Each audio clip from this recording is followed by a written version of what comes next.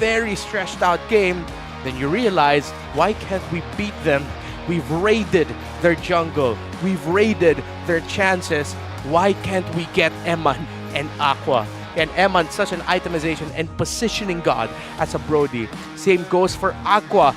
So difficult to take down eventually for APBR and his Mystic Gushes and the space that the Gourd can provide that Nice was looking for in the entire draft and that he got. RSG PH just played to their strength really well. And you see, eventually the hero damage, of course, would just balloon in favor of RSG PH. RSG PH took way more damage, but they were able to clap back with all of the damage that they dished out. All the top earners there, you saw there in the bottom, it was all APBR. That just goes to show how one-sided this game was until RSG said, time for you to find out who we are and time for us to win game number 1. Naisu, Chantel, how are we feeling about that game? I am feeling personally very selfishly great because that is a win for Gourd. Good job. Oh, yeah, right. Of course you're happy.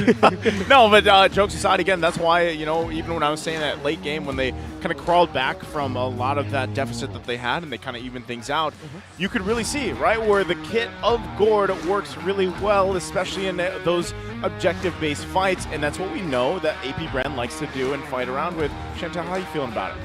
I'm still not over that game number 1 because I cannot forget. Actually, I went to the toilet and while I was blinking, I still remember bits of the clashes because it was really APBR on the lead, but suddenly RSG won the game.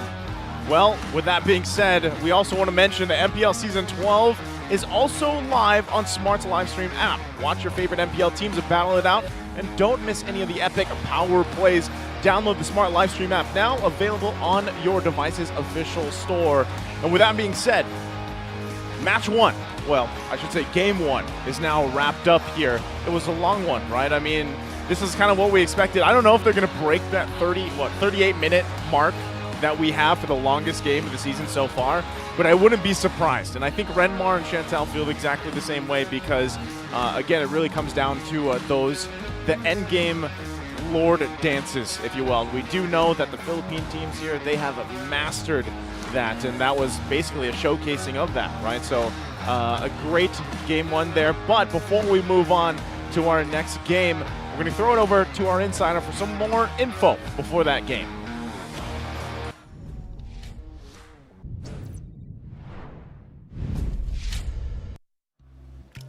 And this time around, maingay na sigawan dahil mainit din na laban ang ating unang nasaksihan sa unang serye, game number 1. At yun na nga pala yung makakasama for the Smart All Access Insider. And this time around, quick pause muna tayo sa mga mainit na sigawan dahil meron tayong mga bisita. Espesyal na mga bisita from our battle trip. And this time around, isa-isa natin silang kikilalanin. Starting it off. Hello everyone, I'm SLS Mix from Mpl-Ph Student Leaders. Next one. Okay lang. And I'm CH Ivan from MLB-PH Community Heroes. Siyempre, last but definitely not the least.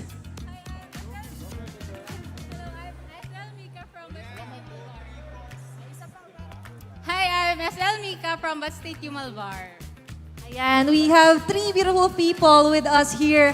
And syempre, parang meron din tayo mga hype man dyan sa likod natin ah. Ayan, kasama natin ang mga Batanggenyong Gamers! Woo! Ayan, dahil syempre mahab-habangin yung mga binyahe. Parang kanina may narinig ako, Hazel something, what's that? Yung mga, ito ba yung battle trips na sinasabi mo? Yeah. Wherein ito yung battle trips and event by MLB-PH Student Leaders and Community Heroes na kung saan nagpapadala kami ng mga players from different provinces here in the Philippines and especially this Luzon na nanonood kami dito live at nakikita namin yung mga players right now. And eto nga, sobrang hype na nakikita natin ngayon right now. At abot kamay nyo. Kanina di ba dito dumadaan yung RSG Philippines? And aside from that, parang napakilala kayo, student leader. Yes, ayan, student leaders. Ang student leaders ay different leaders from different universities and colleges here in the Philippines wherein we promote balance between gaming and studies. Ay, ikaw naman, community leader. What's that? I am the community hero leader of MLB-PH Group Batangas. Pero parang nabanggit nyo kanina, di ba? Community and then student. Pero parang you're a very familiar face na nga lang din. What school naman or what school are you from naman? Ano yung nire-represent nyo? I'm from Bat State Umalbar po. Oh, so may iba't ibang school na pinanggalingan ng ating mga kasama. This time around, from the province of? Batangas. Batangas naman. And which school are you from naman? Yan, Batangas State University, Alangilan Campus. Mga Batanggenyo, di ba? Kaya nakita naman natin yung power and impact nito. And speaking of impact, ano naman yung mga pwede natin sabi impact naman ng battle trips for you guys? Lalo na dumayo pa kayo nung kay haba-haba. Yun, sa dami-dami namin pinagdaanan, pero ang dami namin na experience for the first time. Nakita namin yung mga access and information dito behind the camera. And at the same time, nakita namin yung mga players na mga iniidolo ng mga kids, mga gamers ng different provinces. And lastly, nagkakaroon kami ng gathering between at nakakakilala kami ng other gamers from different provinces. And especially ngayon, mga Batanggenyo, nakikilala na namin yung iba pang mga gamers dito sa Batangas. Saktong-sakto. And parang online magkakakilala rin kayo, right, Mika? Yes, we are one community. And is this the first time na nag-meet kayo in person, Mika? Yes po. First time ko kasi nakita yung... Oh, so it's actually a meet and greet na rin kahit paano. And parang may gusto ko rin i-promote doon. Yes, Bye-bye. I am promoting po yung aming official Facebook page, MLBBPH. Which is? Community Heroes. Please like and follow.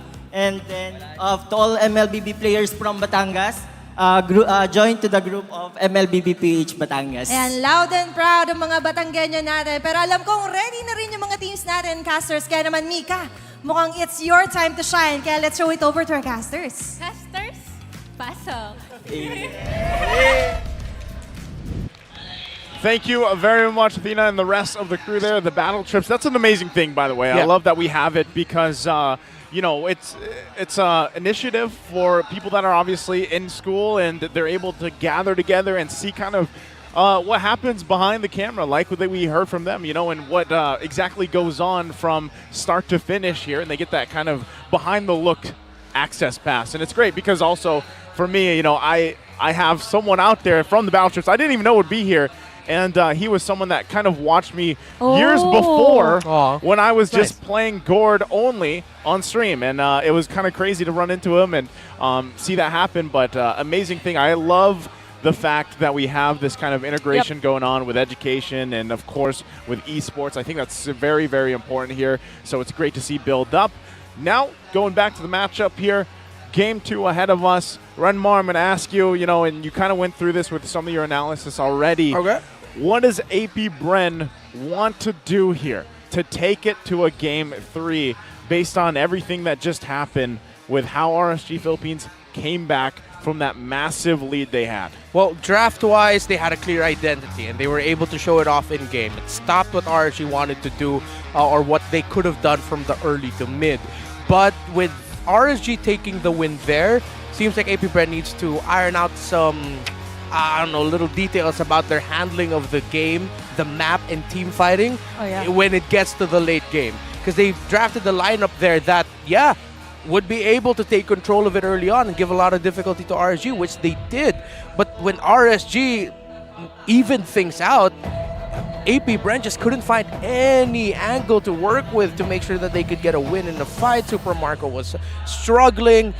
RSG looks like the better team fighting team today right now. AP Bren needs to change that narrative and that idea.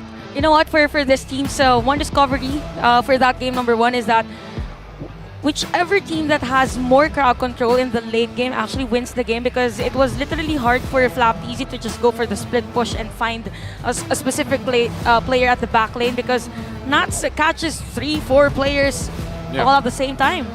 I think it was working for them for a while, and that's At the early game, right? Yeah, that's why they had that lead that they had. But eventually, I think it really, when it came down to the actual team fights and the execution there, the positioning, the micro play, and everything else, RSG Philippines just did it better in that game number 1, right? We'll see how AP Bren kind of adjusts from that. If that's coming down to even the lineup that they had, right? And really, when you have a Benedetta, that's really what you're looking for, is to put pressure on the opposite side of the map, especially when those Lord fights break out or find an angle to look for, right? So we'll see how things change here we get a glimpse of what exactly was drafted the previous game. If you didn't catch it, it was an amazing one. And now, as we round out this first phase, the Edith is taken out. We see the supports that have been taken out as well. Angela's still up for grabs if it is not banned for this next one from RSG. But still that Matilda and the Kadita hot picks right now taken out. I feel like this attempt at a ban Fanny bait out. Because if ever RSG don't ban the Fanny, AP Brand can pick it up. Yeah. However, I don't think they should. There's the Angela. Because if they pick up this Fanny, then RSG is going to go for Baksha on their side and then pressure. If AP Brand pick up Baksha, RSG should really double think or reconsider the idea of them even picking up the Fanny, because AP Brand will pressure their jungle yet again. If I may ask you both, I get confused sometimes. Which is the better jungler? Is it Baksha or Fredrin? I don't know. For right now, they seem very even. It just depends on what your team wants to go for. If you want a little bit more presence, more ganks onto the side lanes, you pick up the Baksha. If you want an absolute headache in terms of team fighting for objectives, you pick up the Frederick. But so yeah, it just depends on which one you want to go for. They're both really good. Both good. AP Bren, though, decides to, you know what, let's just go ahead and take the Terizla first pick. I don't know how often we see this. It caused them a headache. Yeah. They obviously don't want to give it in the hands of Nas, because I feel like they're kind of in this headspace where if we don't take it, it's going to go in this first phase from RSG, right? But the response so far, you get the Joy. Now you have the Valentino locked in here. So the role already of both Joy and Valentina has been revealed. Yeah, as a jungle. I think the XP lane later on for Nats might be a Paquito. It looks good. Alright. Yeah, more on a killer type of XP lane. Fast clear. If not that, they might still rock a... Oh yeah, Yuzhong available. If they show their gold laner here now, it most likely will be a Yuzhong pickup. If it's something like an Irithel, the Yuzhong might not be picked up. Well, it depends for some teams. Sometimes they're good at catching, sometimes they're not. They go ahead and pick up a Kufra. Is this an early pick Kufra, or it is the safer route for them? Safer route. They're up against a Valentina, they're up against a Joy. And they do. Just after you mentioned that they will pick a Fanny. They're going for the Fanny. For CalTC. And you know, for CalTC, he plays Fanny not in an assassin type of way. More like still a utility, because we always see him do the split push, but the rest of the damage will be from Super Marco. Yeah. And then at the late game, everyone will be surprised that he has the damage already, like the finisher of the kills. Yeah. We talked about Franco, the suppress, of course, Kaiju's still there. Might actually be a Minotaur option here for RSG. Because now they're up against a Terizla. It might wreck the flow of the Terizla a little bit better. Because you have a Valentina and Joy with you, you need something tankier, so Minotaur might be better good up front. Oh, there it is. We get a preview real quick. Yeah, locked in there. And I like that you pointed that out, Chantal, because yeah, watching him play this Fanny in the hands of CalTC here, I feel like a lot of times he tries to find an early kill. If he doesn't get it, then he opts for what you explained there. Draft index though for this first phase, how's it looking, Redmar?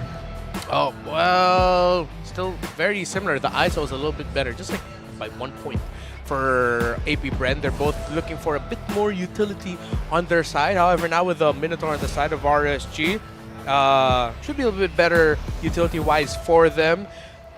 Doesn't really look like AP Bren has enough room in their draft to be able to bring up that stat anymore higher than that. So AP Bren is going to be a true to honest, we will fight you and we will lifesteal you. Oh, no. Yeah, it could have been that. But RSG took it away. Fairness. I think Chantal is happy that doesn't get picked up, because we know how that matchup goes, right? I actually played Paramis as well, so that was the best option for AP Bren, having a Kufra and even a Terizla, so just continuous damage for them. Although, when I think about a possible mage or artillery burst for AP Bren, what if this time they are the ones to get the Lilia? Well, they need to show their EXP laner first. If ever they're going to pick up the Lilia, it's going to be coming off of a 4th pick for Naths on the side of RSG. Or, what about a Louis? Because that would be a debut, right? Like we haven't. But we haven't. Normally, if you have like like a Minotaur enemy on the other side, you usually pick up a Louis, but we haven't seen Louis for quite some time. Yeah. Oh, but they're running out of options. You can't pick. It's so difficult to pick up a Farsight and even an Eve here. Your Kadita's gone. Your Faramis is gone. Yeah, they've pinched AP Brent's mid laner pick, so that's why we're thinking of these a little bit more unique options. If ever, few might just end up going something like, hey, give me a Kagura? Yeah. Give me a... Was Novaria banned? Yeah, Novaria. Yeah, Novaria's Okay. banned first phase. And Okay. I don't know. I don't see Few picking up the gourd here, right? Like, he's just not one of the players that does opt for that. So might go for something else. But you know, given that, yes, you had an epiphany here. They can bring back his old Julian if they want to. Oh. Okay. Knowing AP Response. Brand, they can. I mean, Yeah. it's part of their usual strategy. So carry this time around for RSG. So every time the pickings of the teams are getting slower, it's as if I'm thinking that the coaches are like really thinking hard what's the best option for them. Farsa. Wow. Well, they actually did bring That's the so Farsa tough, out. dude. That's Isn't it so hard tough. against a Joy? Yeah. Against all of that, actually. Against all of them, yeah. And you're giving the Feathered Airstrike too to RSG. Difficult. If they pull that off, kudos and a testament to the skill of Few. Yeah. Because this is such a difficult draft for a Farsa to go up against. I mean, even when Chantel said artillery mage, like everybody probably really thinks of Farsa because literally she's artillery, right? Like that's Yeah. how the Feathered Airstrike works. But it is going to be a little bit difficult here with the lineup that RSG already has, and the last pick for AP Brand was that Irithyll for the gold lane. Explored. We lock that in. We'll see what is going to be thrown in the XP lane here for RSG. Hands of Nas, like we said. Yeah. Yuzhong's still open as well. Yuzhong. Yeah, Perfect Yuzhong for or the Farsa. export. Then now every hero from RSG Yeah. is a counter to the Farsa. Yeah, that's going to be very, very difficult for AP Brent to deal with. No, Oh, it's still the Paquito. Paquito. Okay, so they're going with the idea of fast, clear, invade. Pressure count easy from the get-go. Don't even allow him to farm up. Same with the concept with the Benedetta earlier for Flop TZ. Yeah. So they saw the threat having someone at the XP lane that clears the minion wave really fast. Okay, draft index here. Things have fallen into place. And I think you make a great point, especially with that Paquito last pick, right? They want to put the pressure on the Fanny. They don't want to let Kyle TZ just kind of unleash. And even then, like Chantel mentioned, you know, managing some of the pressure that he's also going to be able to put cross-map and have to deal with that. Yeah. The thing that AP Bren has going for them really well is that they know they're up against a lineup that doesn't have really good poking wave clear. Yeah. The wave clear of RSG has to get pretty close to the minions, so that might put them at risk of getting caught out here. AP Bren has a little bit more safer wave clear compared to RSG. And if ever things go completely not well for AP Bren, at least they have a relatively difficult lineup to siege against because they have that Farsa. The thing with this, too, as we get a glimpse of these lineups, is both can start out really strong if they do get that momentum, of course. But specifically for AP Bren, we'll see if they can emulate what they did in the previous game. We load up into Land of Dawn for game number 2. Match point right now for RSG. I haven't seen Kyle TZ use this Fanny for quite some time, and I know that RSG is familiar with the possible playstyle for this hero because Iran is a Fanny user himself. And a lot of books already and dealt damage at the top lane. And this is going to be one long game again as expected from both teams. They are great teams, and they're from the Philippines. Yeah. And, That's three. pride. That's right. It is. We love the pride here for the Philippines now. Yeah, man, we got to be proud. M5's going to be coming here. That's right. That's what they're fighting for. Any quickly emblems sticking out here, Redmar? 3 tenacities on the side of RSG. It's on the Valentine of the Carry and the Minotaur. So a little bit tankier is their lineup. It's actually pull yourself together for the Kufra, so he really just wants to get setup after setup. Interesting. Maybe one reason as to why they picked Farsa, because Farsa can go to places instantly. Yeah. So a surprise burst play or surprise gank for AP Bren. Yeah. At the same time, it's sort of, in a way, kind of a stretch, but in a way it matches the map presence of Paquito on the other side. All right. Because at least you have a Farsa with her wide range to be able to just look out for the Paquito. Hey, look at Aqua. Little trivia here. Aqua's KDA, it's just too big. Too big. He is the highest KDA in Mpl-Ph history with nearly 6. But it's a 5.99 among players with at least 200 games played. So there's That's little. high. Whoa. 200's a lot. That is big too. That is massive. A lot, I mean. Massive KDA, and as we see, you know, Aqua very pivotal in a lot of the success that RSG has found over the years, over the seasons. You're gonna battle it out for this turtle. Flap-TZ with a penalty zone, but Irad will secure that turtle objective. Backs away, and Flap-TZ will just use it. Oh, wow! Kyle-TZ just saw Nats in front of him and went for the cutthroat, but a nice kill for APBR, and same goes with RSG on a turtle pick. Yeah. What I missed out there is if it was either Nats that saw Kyle-TZ or did Kyle-TZ see Nats? Like, why is Nats even there? What was he doing there? He's just doing Nav's things. That's what he's doing, right? But yeah, turtle being secured for RSG there is a great start in terms of objectives, right? Because they lost pretty much all of them in the previous game. So they want to be able to control some of that. Oh! Top play though. We have the TZ brothers again. A preview of their show at the top lane, but here comes the real entertainment with Knots Entertainment and a penalty zone from Aqua. That is going to be a kill for RSG. Scrappy. I like, whoa. Okay. Oh, Kyle-TZ is just all over the place. Another kill for him. Just when I said that he is a different type of a Fanny user, he is now an authentic assassin Fanny. Yep. He switches it up, right? But that's kind of what we expect, though. He locks in the Fanny. If he can get these early kills, great. If he doesn't, there's usually a plan B that can roll around with.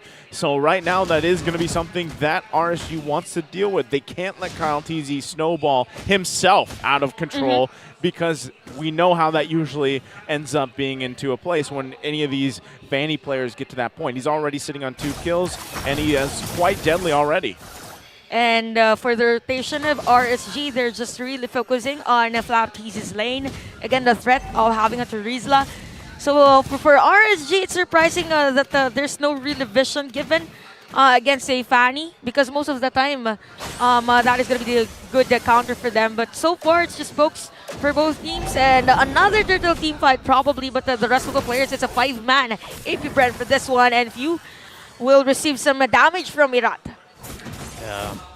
Can they even get close to it? Might be really difficult. Light has his ult, but don't think they will. Oh, they will just give it to APBR, and because of that, there is going to be play against Irad. Surprisingly, Irad was there just when APBR secured the turtle. Okay.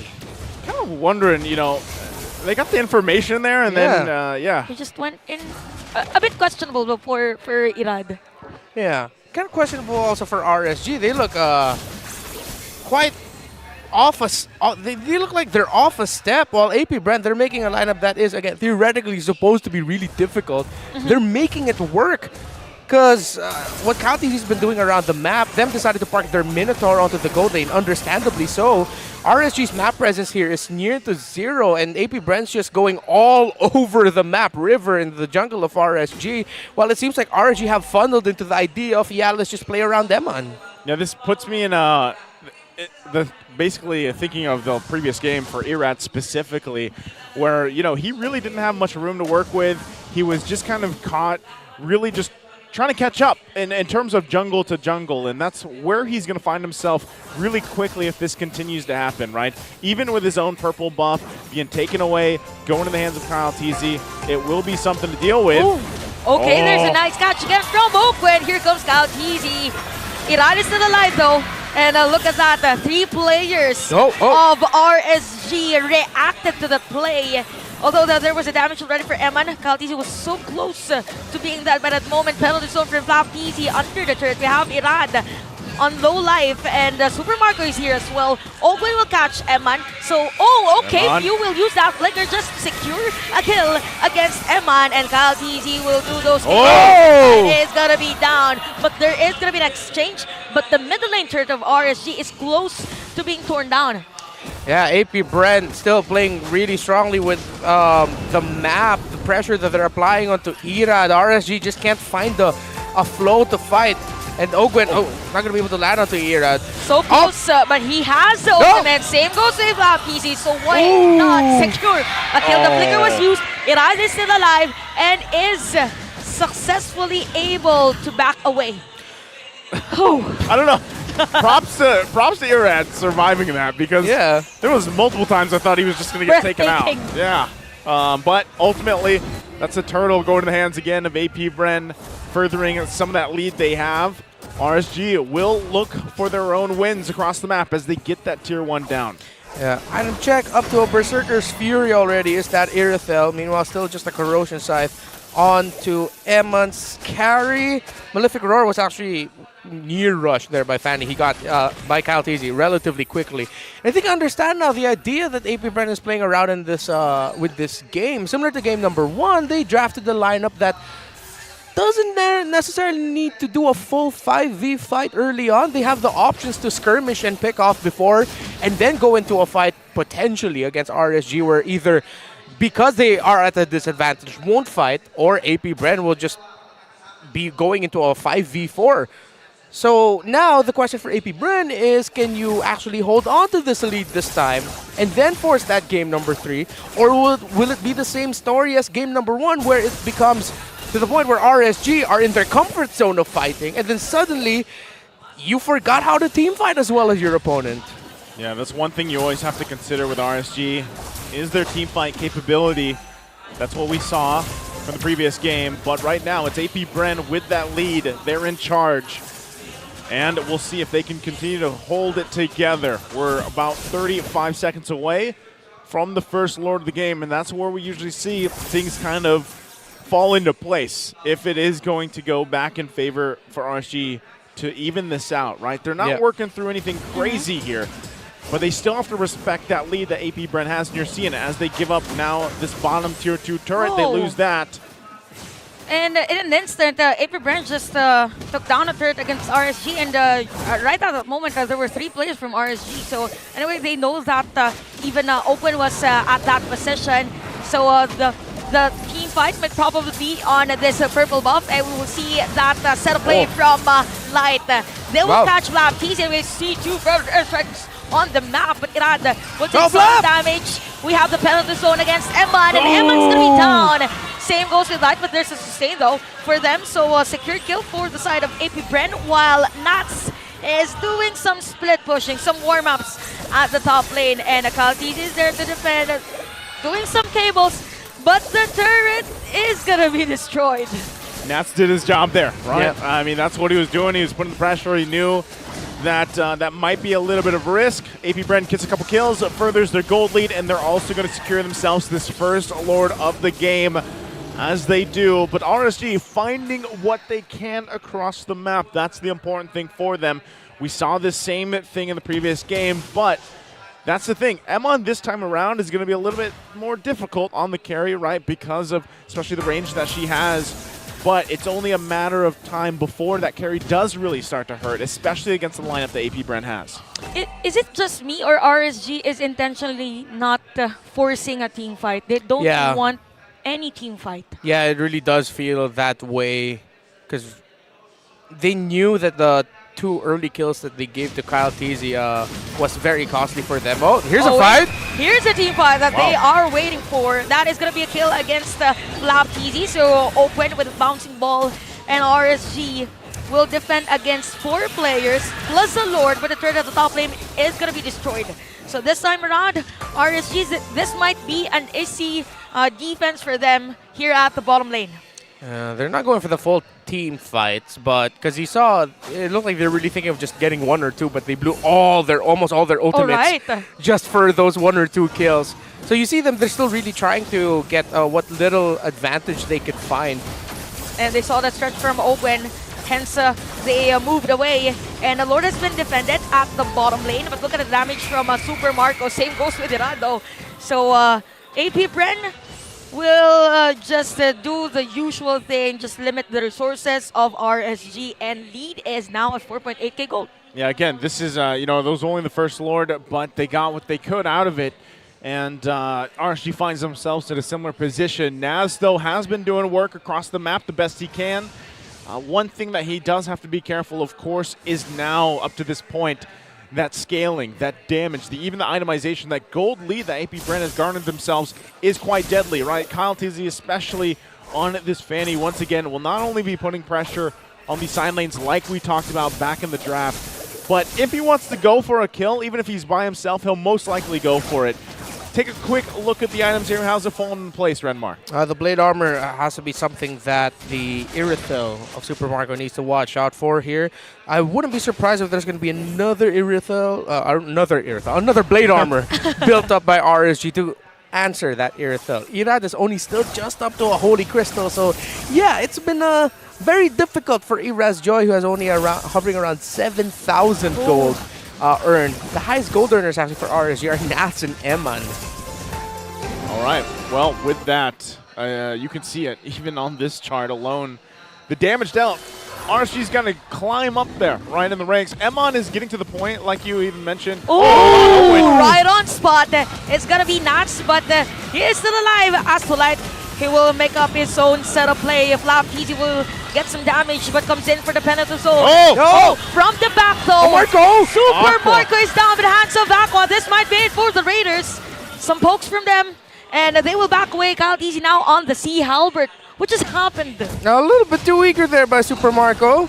Although it did look really good, you still have to worry about the burst at your opponents that you dove into. You essentially dove into 3.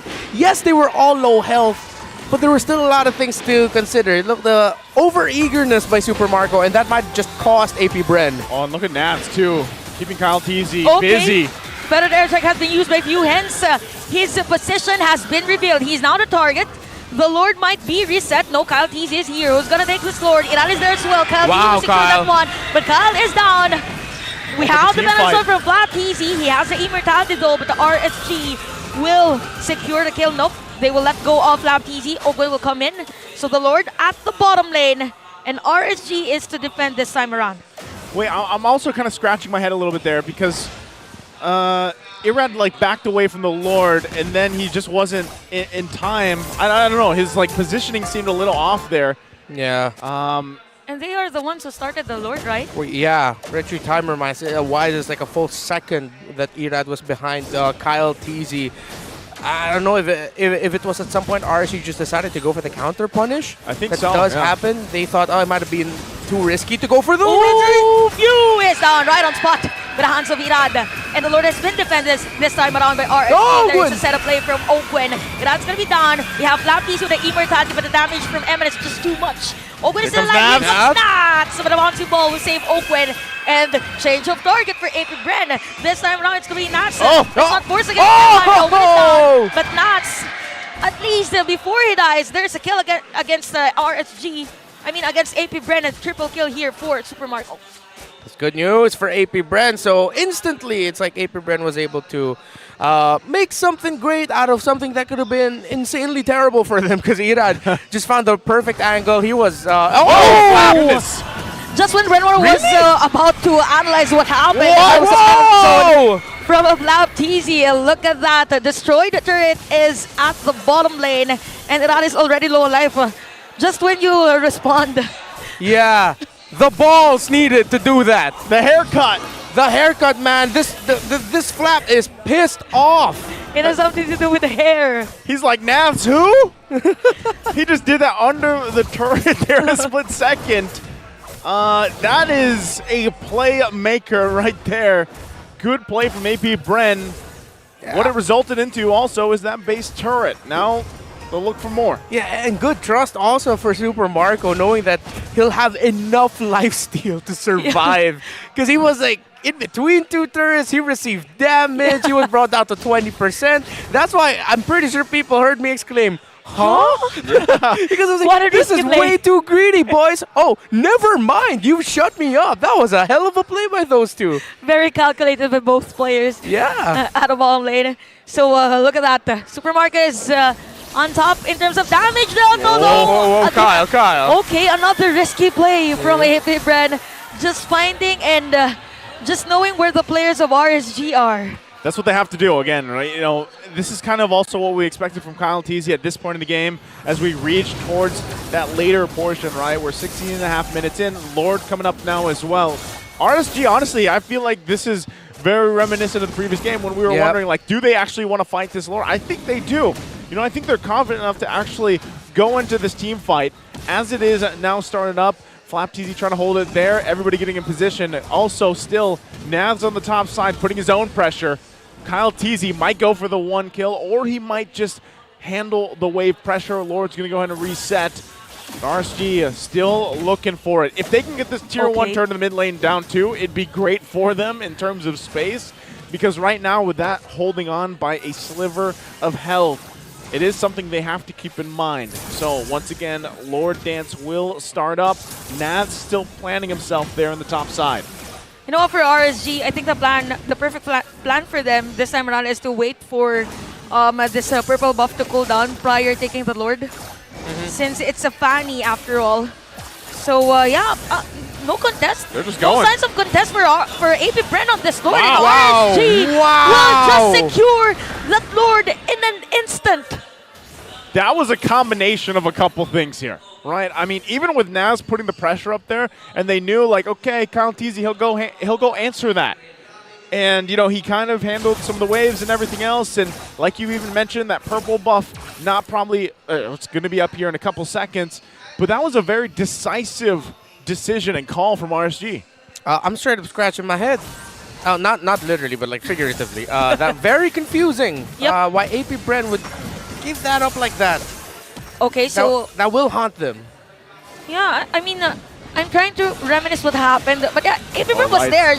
Oh, what a nice set of play there. Plus this spirit up from Light, but Light is gonna be down. Evan has the damage though. But the thing here is, yes, RSG has the Lord, and Nats is here at the bottom lane. He has the immortality, but Eman will secure that turret in the middle lane. So RSG, I think they will still push through on the pressure that they're giving against AP Bren, although Light isn't available for the next team fight. Okay, so now ultimately, the Lord that AP Bren gave up just amounted to a whole load of, well, nothing. A tier 1, that was literally gone anyway. That was like 2 hits away. Yeah. Huh. Head scratchers, back and forth, and Erad's stealing the orange buff away from AP Bren. This is, I'm going to say it again, this is like deja vu. It's very reminiscent of the previous game. Yeah, this is a game. This is like This is a game. when Light did set up for RSG, I think it was too soon because it could have been a better option for them if they waited for the Lord prior setup play for a proper team fight. Yeah. I don't know. Oh, okay. In my head, it's very crazy. But if AP Bren were thinking like this, and this is my suggestion, maybe AP Bren were like, give them the Lord. With where the Lord might march, they're going to pressure the purple buff anyway. Let's just try to get them there and make sure that they don't do anything with the Lord. If AP Bren were thinking that far ahead and actually predicted that perfectly, then wow. Very now. calculated for them. Yeah, and you can see them at this point. You shift in this moment for RSG when the Lord, the Lord's not up and there's none of those waves pushing in. Really, your job is like, all right, is purple buff up for AP Bren? Let's maybe make a play there. If we can't, then just go ahead, keep warming up the best you can, and then wait for the next Lord fight because that's kind of what is happening here. Even for AP Bren, they've got to secure the buff, at least the purple. If they give up, if somehow the orange is taken, then so be it. But you can even see, right, the team wants to plant themselves in a position across the map to allow Kyle TZ to get both buffs, especially before this Lord comes up in about 10 seconds here. Because this one will be a very important Lord take. And I don't think, what we saw before from AP Bren, like, you know what, just give up the Lord there. If that's what the plan was, they probably won't do it this time. So expect both of these teams really playing around the conceal, looking for their own angle here from the roamers. 21 minutes already. These two, they just, maybe they just really like each other, you know? Want to maximize the time in the game they have with each They like other. playing against each other. Yeah. Oh, Win in Nature for Super Marco and an Antique Harass there for Ogwen, so gotta watch out for that. For the Win in Nature, they'll mostly be just to answer what could what the Minotaur and what the Paquito could dish out here. Not is waiting though for Kyle TZ at the purple Yeah, buff. great positioning here. He could catch them off guard. I wonder if he knows there's two members of Bren there. Oh, yeah, they see each other. They know. Okay. They know. They're going. So the movement of RSG is to focus on Wow. getting first the purple buff. A lot of control there for RSG. Now, this is the perfect time Yeah. for them this time around to start and secure the Lord. So the struggle here for AP Bren is how will they reset this one if RSG starts this. So even with that, they're still going to plant Navs up there, putting pressure. Actually, no, he's just going to clear the lanes. But given the fact that you don't have a purple buff on this Fanny, you could still make it work for you, right? Like, you could still actually win this Lord fight if you get there and then the team fight. But it's half health on. They're going to break down. Okay, so who's gonna take the Lord? We have the penalty zone for Flout TC, but the spot. We have Kyle TC on that retribution. Oh, Gwen just rocked his immortality. Now he's down. But on the lane, we have Nats. Dude, Nats. The minion wave. Finding the players of AP Bren. Super Mario didn't damage against them. Wow. Luca Dirad taking some damage for the turret, but Irad will secure a kill against Flout. Oh, no. Kyle TC, he likes this. He wants this. But no, RSG was ready to defend their players or their teammates. They have the minion wave. Yes, tough. AP Bren has the Lord. Is this endable though? Is it? It might be difficult too. They have enough minion wave here. It might be risky for them to try and continue it right now. And RGPH, yeah, it looks like they're going to be backing off. Dude, Nats completely negated few out of that fight. Oh, wait. The minion wave at the bottom lane. So, okay, Nats is forced to back away just to defend this one. And we have 4 players of RSG against 2 players going. of AP Bren. This might be a sweep for them, but Kyle TC will force. One more minion. Oh, we have the minion wave. They don't AP have Bren has it. the minion wave. They don't have it. They are needing in terms of that minion wave, and AP Bren defends their base. What is up with these two, man? Oh, non-stop entertainment. They might still end it, though. Oh, look at Few. Few. Okay, Few. Oh! A kill screen for Iran. We have Flout TC on the penalty zone. But, okay, a hug from Ogwen. The That's base. it. And RSG wins against AP Bren with a sweep. And this winning moment is brought to you by our official sponsor, FWD Life Insurance. What a game, what a series here. The Raiders coming out strong with a sweep. Even at that last moment, I got confused because even the minion waves are helping both AP Bren Yeah. Navs is still and playing, by the way. RSG. He's still playing. He's still playing. He's like, he's not done yet. It's not done yet. The job's not done. Anyway, what a nice performance by RSG. Again, a calm and collected. In terms of how they won again, having AP Bren dealing continuous pressure against them is just splendid. Wow. I am I'm out of it. Look at Navs. Nice haircut. Nice Nice haircut, haircut. bro. Nice haircut, my guy. AP Yep. Bren, after just getting a win against TNC Pro Team, take a bow after a loss. Very similar stories between that game 1 and that game 2. I don't know, man. I felt like I was watching the same game for a second Yeah. there, and like, yes, different heroes and whatnot, but with the way things kind of unfolded, especially the fact that AP Bren had that lead and they transitioned really well, and we were like, what does RSG Philippines have to do? Well, there was the answer. They did exactly what they did in game 1. And this time I think they even handled it better because they weren't dealing with what, a 10,000 gold deficit that they had. So props to RSG, great job there. Now before more, October Starlight is now available because it's October 1 today. All right. With it's only 300 diamonds. Layla's exclusive Twilight Waltz skin will be yours. Check out the dazzling debut of Layla's anniversary exclusive painted skin, Midnight Waltz. The Starlight Lucky Chest will also be available for a limited time, so get it now. Wow. There's a whole lot for you guys. I didn't even realize it was October, by the way. But Oh, yeah, it is. that's great. Also, that game, that one you just witnessed, the sweep, is brought to you by the official sponsor of MPL Season 12, Infinix Mobile. Bring you an ultra-fast gameplay with the Infinix Note series. Man, I'm surprised. I know you are too. I am surprised. I did not expect a sweep, to be honest. I think now it's very clear what APBR needs to work on. They need to work on that mid to late game team fighting. And Yeah. that's weird to say Weird about to say. APBR. Because they're good at it. Yeah. And- That's one thing they're known for. That's why they won the IESF World Championship representing the Philippines with Team C-Ball. To see them now have difficulty with this, blowing that lead. But then eventually, it was just RSG PH reached that power spike and then APBR hit their power dump. Because eventually, remember, we were talking about the Farsa, and then the Farsa eventually felt like, hey, why can't I play? Few just could not play, It was man. a hard time for a few. I think during that last Lord team fight, it was just 2-1-1. Or 2 Lords prior the last. Yeah. It was just 2-1-1 KDA for Few. And it's Few, and it's very unusual for him to be at that KDA. And yeah, for Bren, it's as if they are relying too much on the clearing of minion wave for some moments. And during that time, it was Kyle Teasy, and Kyle Teasy was really needed on those most crucial team fights.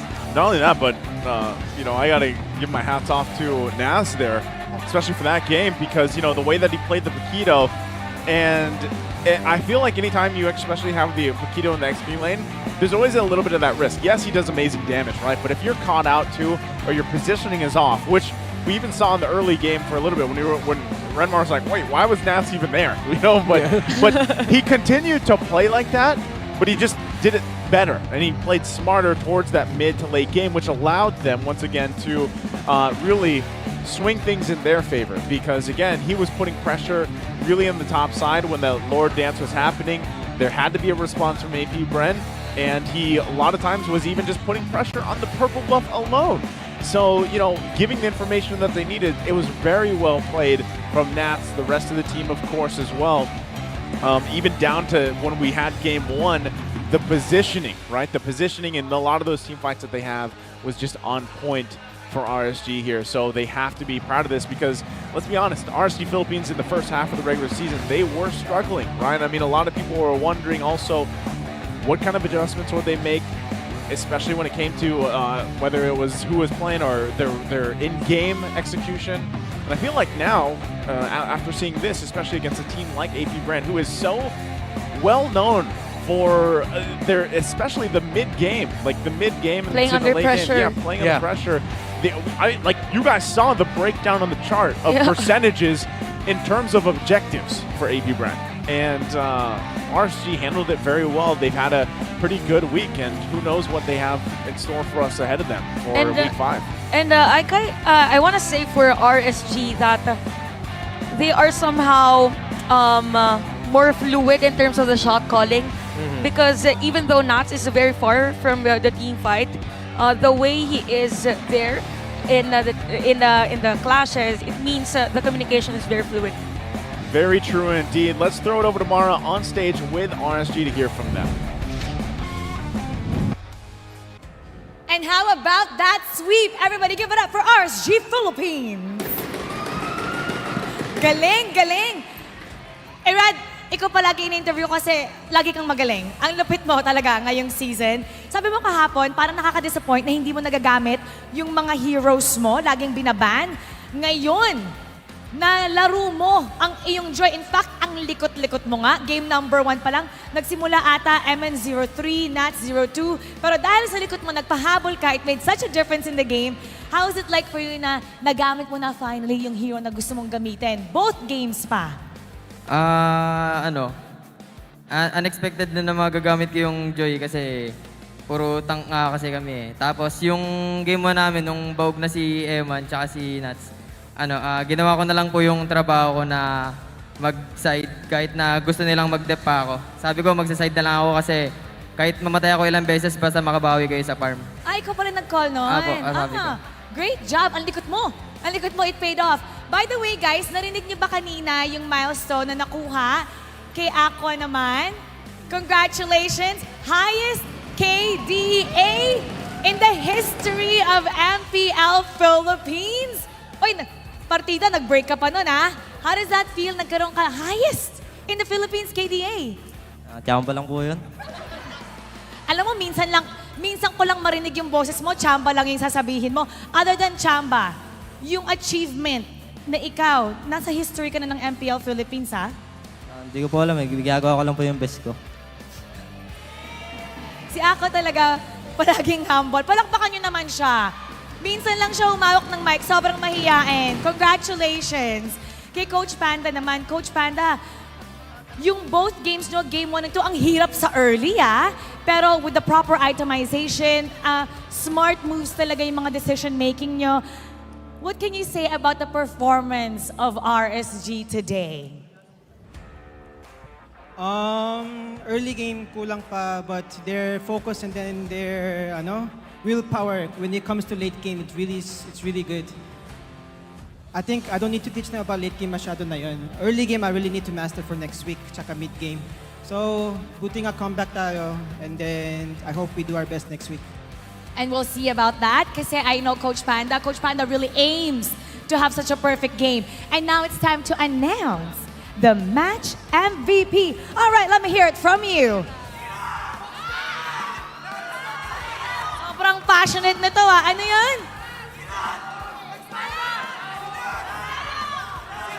Si Nats? Okay, magtambol ka dyan. Nice, okay. And now let's take a look at the screen for the match MVP. Ang dami sumisigaw ng Nats, tama ba? Nats! Nats Entertainment! Nats, dito ka. Congrats. Whoa. Nats, alam mo ba dun sa pre-show namin dun sa panel, it's the battle of world-class explainer. Nats versus Flap TZ. Anong pakiramdam na ikaw ang nanalo at nagwagi at nag-dominate sa laban ngayon? Masaya. Siyempre. Siyempre masaya. Masaya kasi top 2 na kami ngayon sa regular season Sobrang saya sa akin, yun lang. Top 2 sabi ko. Top 2. Ano pa ang ipapakita ni Nats sa mga susunod na laban? Abangan nyo pa yung mga papakita naming game na mas maganda kaysa ngayon. Yun lang. May mga sumisigaw ng panalo sa'yo kanina. Tinanong ko, sino yung match MVP? Nats! Okay, anong gusto mo sabihin sa mga bumaboto sa'yo? Pati yun, yung may tambol sa harap, Hindi ko alam kung deserve ko pa yung game to MVP. Feel ko si Aqua Pero salamat sa mga sumuporta lahat sa inyo dyan. Thank you sa lahat. Yun lang.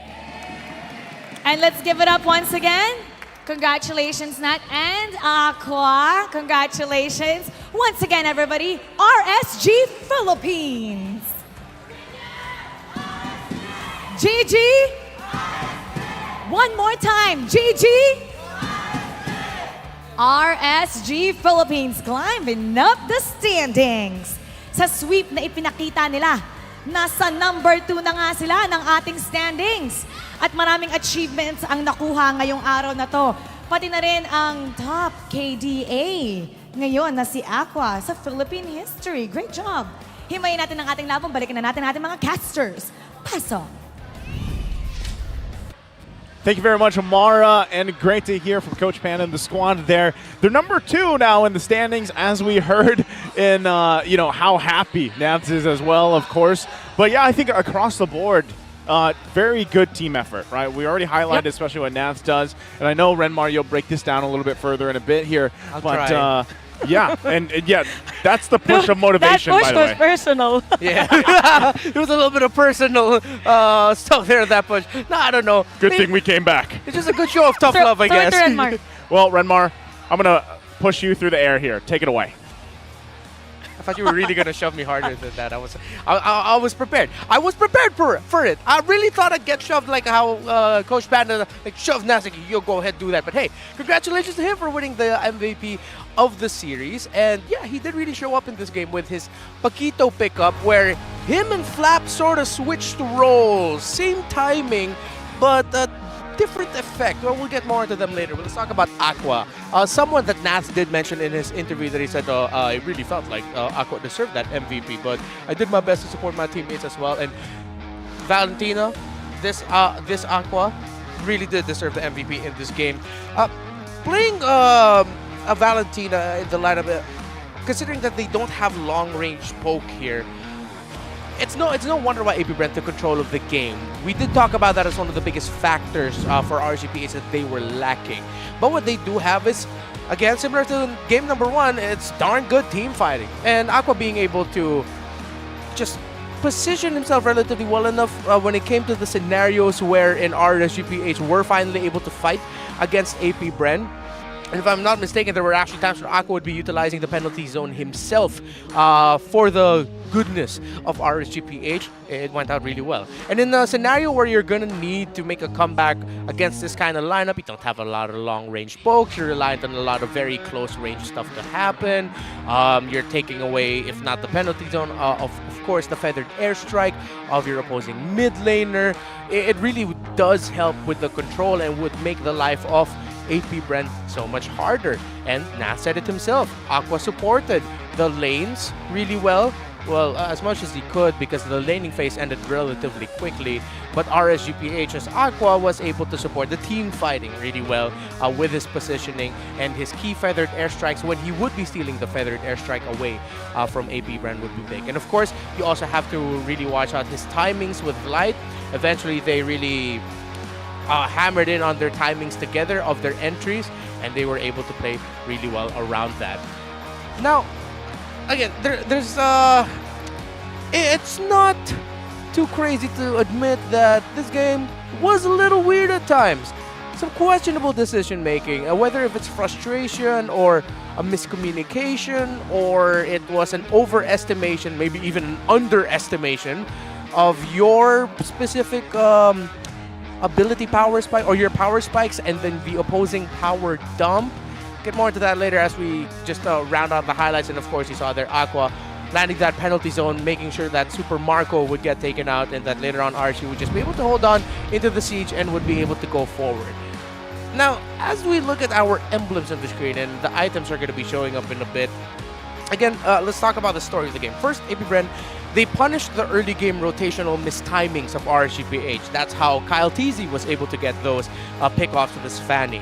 RSG PH, again, with a lack of long-range pokes, and because of them getting punished early on, they haven't hit their respective power spikes to pressure the Farsa of few. And then, of course, Flap TZ on his Terizla.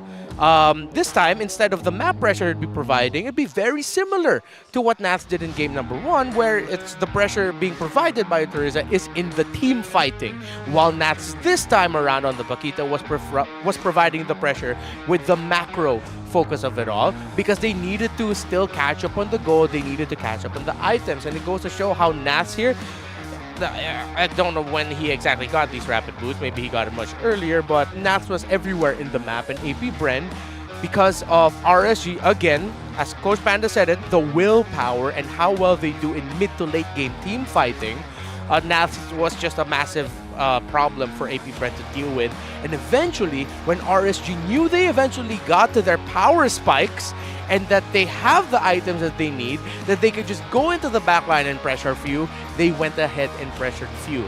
Two major sequences where Few got taken out early. By Naths in the Lord fight, and then by Irad in the defense. If Few survived there, he would have gotten taken down. But again, with the join of Paquito, eventually we did hit the portion of the game where we expected that a Farsa will have so much problems against this lineup.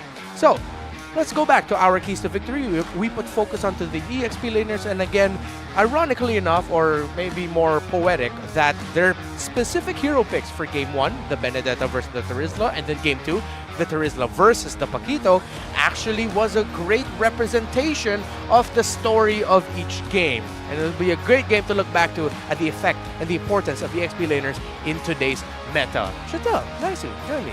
Come on. Thank you for the breakdown. Hey, I miss you guys. We missed you too, and good thing Chantel didn't push you off the stage. So you could have. I would have been okay with it. That would have been so funny, man. Let's try now. Hey, that's no, what. I'm good. The moment has passed. That's what bears do. Yeah. Right? If you're not bumping shoulders here, I don't know what. So, I don't know what you're doing. But anyway, that game is now concluded. Great start there again for RSG in the second half of the season. Now, next ahead of us is MNNE VS and TNC.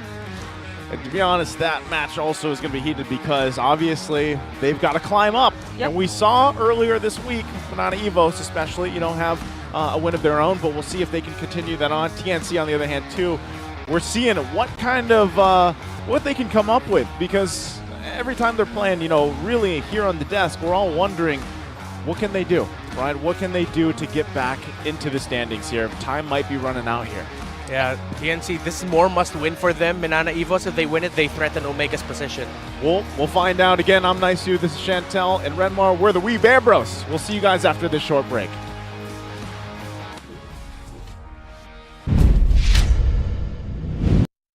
The 12th season of MPL Philippines is brought to you by the following sponsors. Smart, the official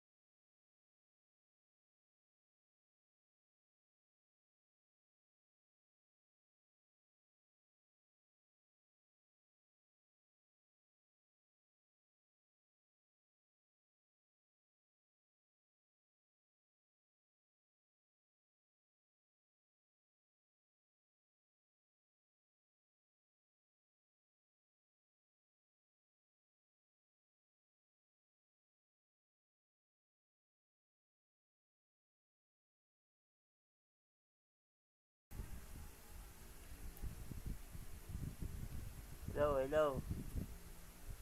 Hello, guys.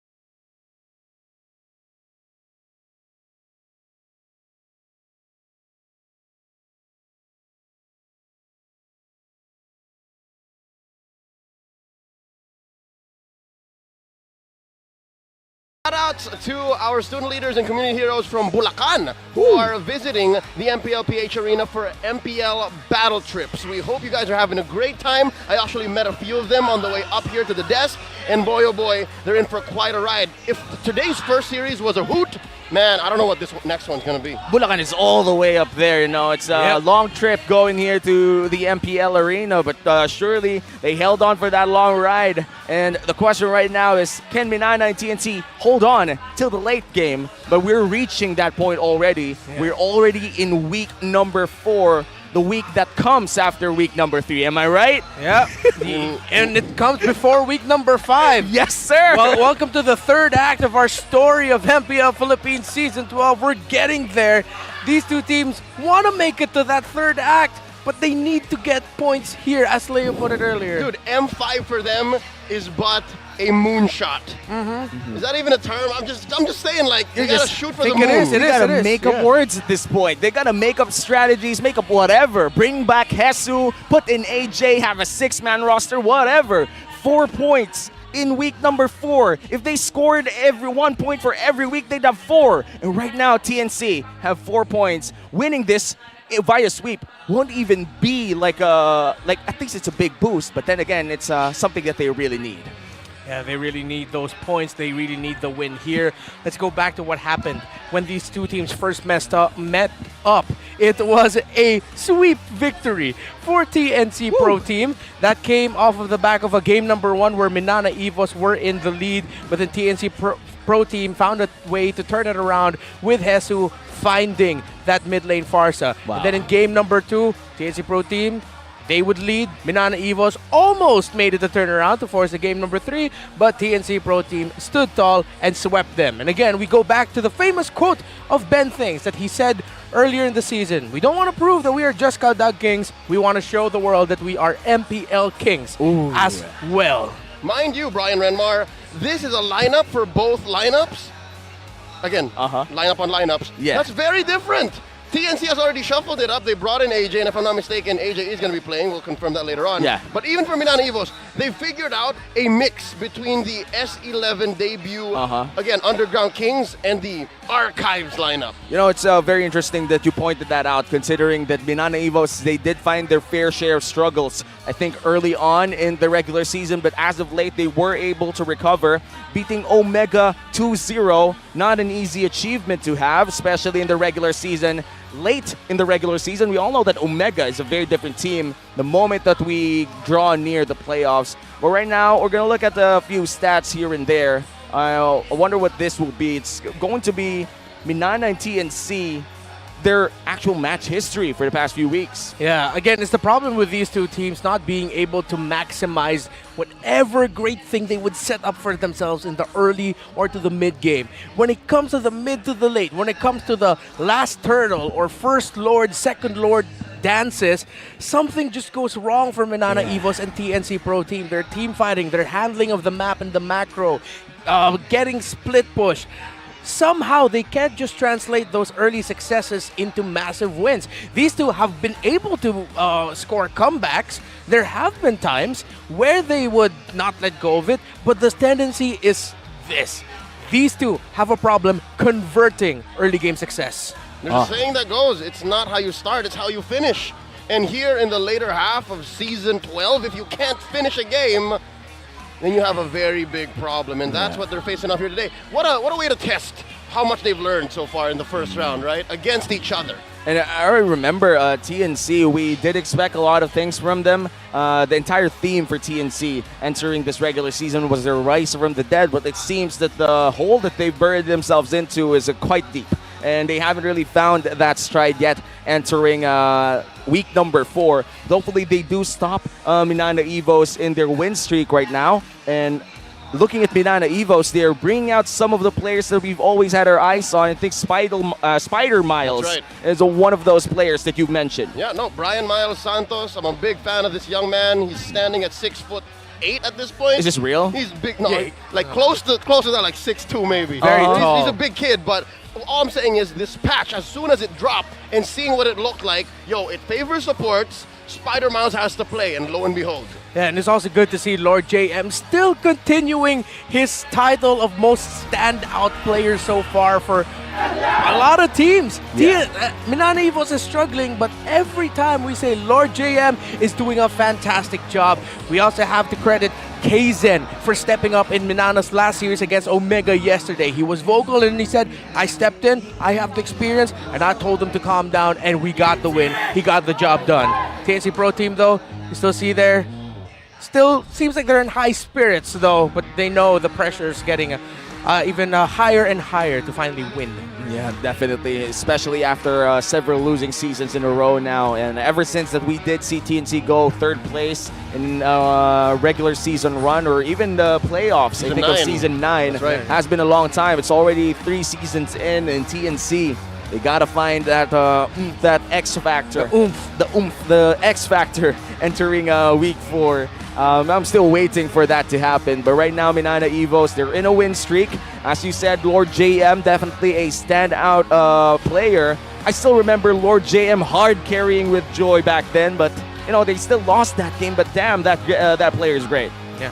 Yeah. Well, now we're gonna, of course, welcome our teams for match number 2. MNNE VS versus TNC. It's about to begin. Players, your time to shine.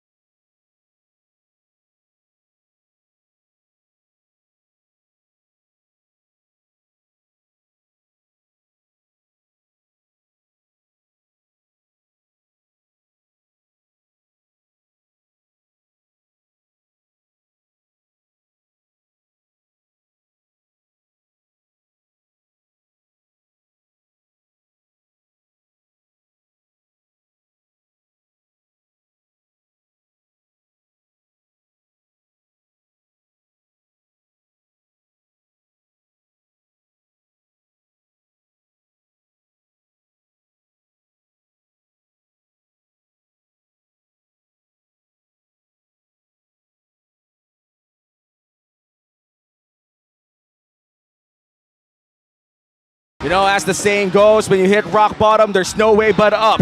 Right now, we're welcoming MNNE EVOS, still hot from their win against Omega. They found that sweet spot, hashtag the perfect mix, and this is it.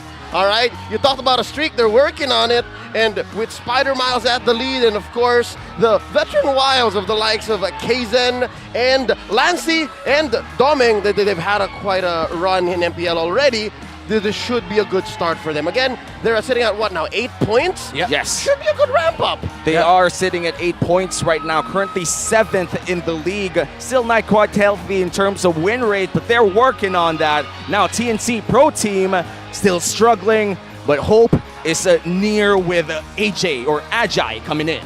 Ben Thinks and King Kong have been great. Ajay looks like one of the final pieces they needed. Credits to Hesu, of course, for giving it his all so far. But TNC mentioned Hesu, it seems like you might go another route, and they went the Ajay route. And against AP Bren, he was phenomenal. It wasn't the perfect start. It's so difficult to find a perfect start for someone making their debut in the MPL midway through the season, but he looked hella dependable. And I'm looking out for Ajay and how he will go up against Lord JM.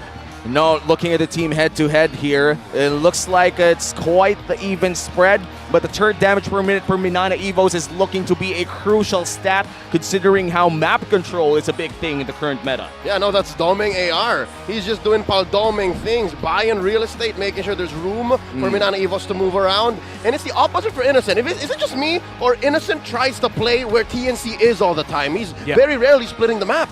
Yeah, he's almost always together with Ben Things. One of the pieces I'm looking out for here from TNC in terms of being a little bit more synchronized in terms of their movements is, again, I feel like I've been saying this for now 2 weeks. Goyo really needs to be more synchronized with Ben Things, and more specifically Ajay as well. Before, Hesu was shining for TNC Pro Team, but then it got to the point where his timing seemed to be a bit off, and he couldn't link up that well with Ben Things and Goyo. Now, Ajay has showed that he can, so now Goyo this time has to make sure he syncs up really well. I agree. I've seen a lot of discussions in our MLBB groups, and trust me when I say that we read those. We read the analysts at home, and they always say that Goyo has to step up. What's the keys to victory for this match, Renmar? Thank you, Nice Womi. Keys to victory, quite simple. First off, let's start off with Kaizen in MNNE EVOS. You have to utilize his hero pool. He's known to play those assassins. He got a name, or made the name for himself, when he started playing more in MPL Philippines Season 10 with assassin heroes, Lings, Lancelots, Hayabusas. I'm not gonna completely turn off the idea that we will see those, but he has shown to be incredibly dependable as well with more tanky fighter heroes. Yesterday in the sweep win versus Omega, he played the guy, he played the Martis, and he played it really well. So you know he can play assassins, he can play fighters. Make the most out of that. Who knows, maybe a surprising assassins pick up against a team that also has a very dependable Ling in the hands of King Kong. You might be able to surprise TNC Pro Team. For TNC Pro Team, hey, we were just talking about this. Support your playmakers' initiations. There are times, yes, where Ben Things seems to start a fight a little bit too early. But there are times where it looks like TNC Pro Team are questioning their own Kapitan, their own roamer. If he sets, if he says go, then go. Support his initiation. And not just him, Ajay as well. Remember, ex-billionaires now are hell of a great options in playmaking. You have to support them and go with them. Now find creative ways to finish the game. We touched on potential creative picks in the jungle with a little bit more split push, but don't be afraid to somehow go out of the box. MNNE EVOS has a history of doing that. TNC Pro Team has a history of doing that. That's why they reached the heights they did, and that's why those are our keys to victory, brought to you by Infinix. Moment. Man, I remember the words coming in from Coach Bando when you were telling us about the shot calling things. Like, I think it was Coach Bando who said that the good shot call is whatever it is, everyone follows it. Yeah. That's what a good shot call is. And that's one of our keys to victory that we have to see in both teams as well. If Ben Things or whoever comes in, all of the other teammates should be there to back him up. And if I do something stupid here, you guys would back me up, right? Yeah. Of course, 100%. Thank you. 100%. Totally. And if you guys do anything else, we'd carry the boat together. And It's our boat. It's our boat. Our boat. It's our boat. And going back to this match, it's going to be quite interesting to see, of course, our player head-to-head. It's our gold laners, Paldoming versus Innocent. This is what I'm saying, right? You see the difference? 50-something to 60-something%. Where Innocent is where the play happens. And that's what's scary. Doming AR has that scary side to him where it's elusive, it's deceptive. I might be elsewhere, but it's what needs to happen for the team. Yeah, Claude is struggling in this meta, but Domeng doesn't make it look like so. Yeah. Not to say that he's been having perfect Claude games, but definitely that's a factor TNC Pro Team is watching out for. But in terms of the hero pools, very similar between these two. Yeah, I gotta agree. These marksmen prefer those marksmen that could go for, I would say, AOE ults or maybe AOE abilities such as the Melissa as well. I still remember last season Doming having tons of highlights on that Melissa pickup. Sadly, we haven't been seeing a lot of Melissa so far inside this meta. Another AOE marksman that I would call is Iksha, who's rising in popularity right now in the current meta. I'm quite sure that both of these marksmen would love to play her out. Yeah, Iksha is slowly becoming a priority. Even seeing bans in the second phase, Iksha's hot right now. Yep, I agree. Iksha's hot. In the meta. In the meta. Let's enter the drafting phase of game number 1.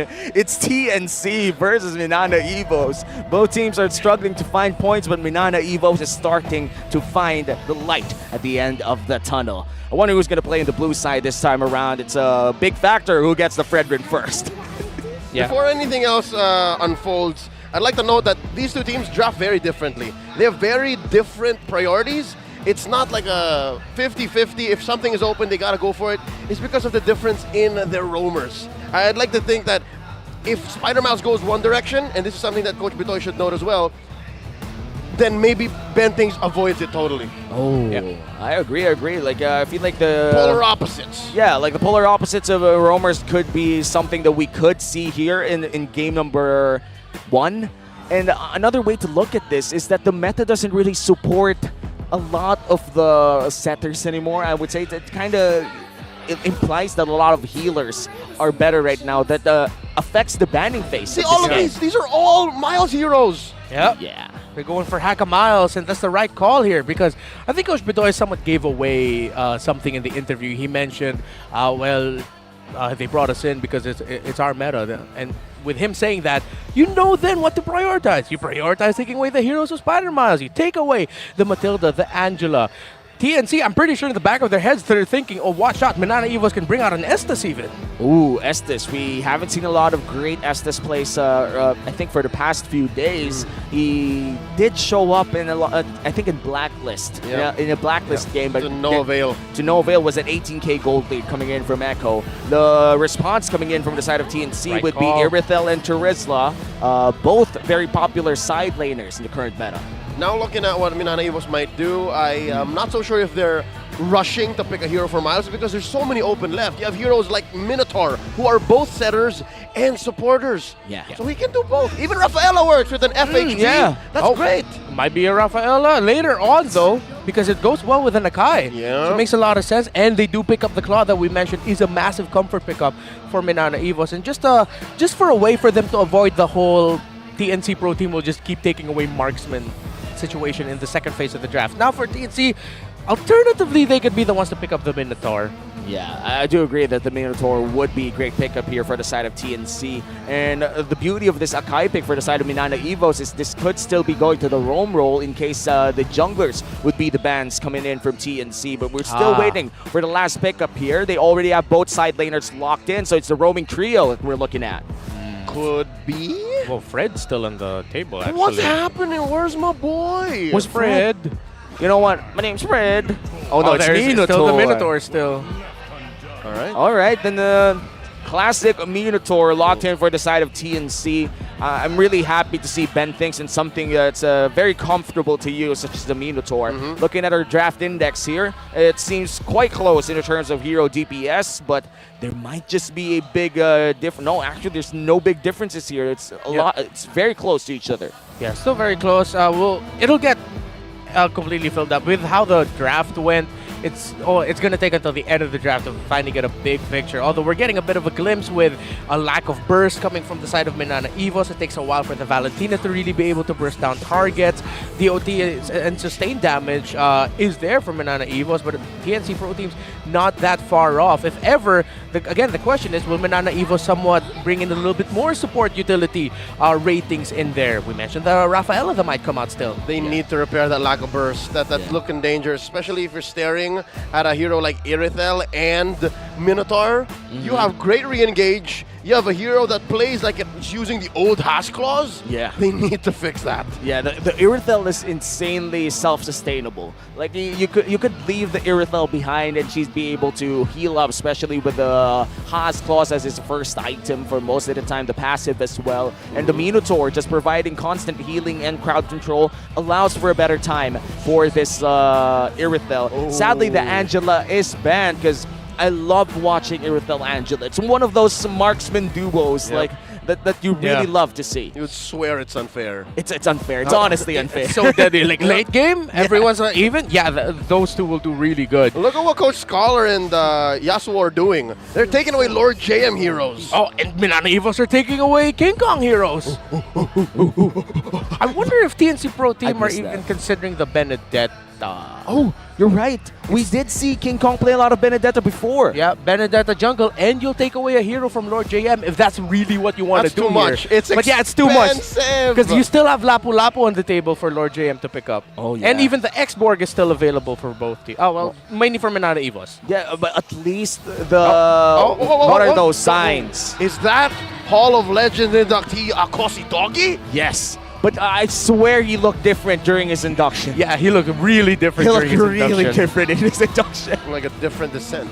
Yeah. Yeah, I agree. You know, I was the guy who gave him the check during that time. He was a lot taller and even less tattoos, but looks like Navaria would be the fourth pick here for the side of TNC, which confirms that they're going to have some artillery mages out there. The Rafaela locked in for Spider Miles. Let's go.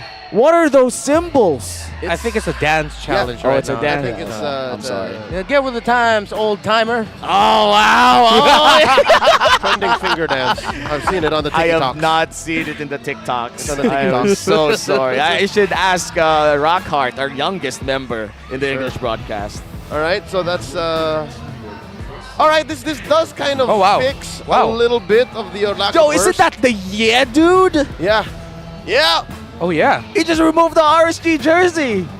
I think in his downtime when RG's not playing, he's for TNC. You know what? Homie's pulling doubles. Good on him. Good on him. Double support, though. Wait a minute. That's like 3 roamers on the side of MNNE EVOS.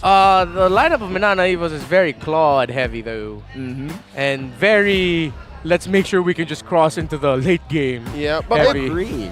They have a solid duo in the Akai and the Grok. Yeah. Those are two of the best heroes you can use to buy time. Yeah. And not just buy time, but also just distract the hell out of TNC here. I'm sure Martis would have a good time passing through everything, but the amount of crowd control in the side of MNNE EVOS is what bothers me. Like, honestly, it's so hard to penetrate that lineup. Yeah. Oh, man, their team fighting rating is so high. They're early to mid. TNC Pro Team seemed like they wanted to go for a balanced approach. And honestly, in theory, their lineup should work really well. But we've felt it. Crowd control is king currently. It's not that far off, but just thinking about it, the heavy spin will really mess up a lot of things for the team fighting of TNC Pro Team. Not just the team fighting, but also the formations too. In I think in sieges and everywhere. Then it's the power of the Akai right now, one of the best junglers that you could pick up.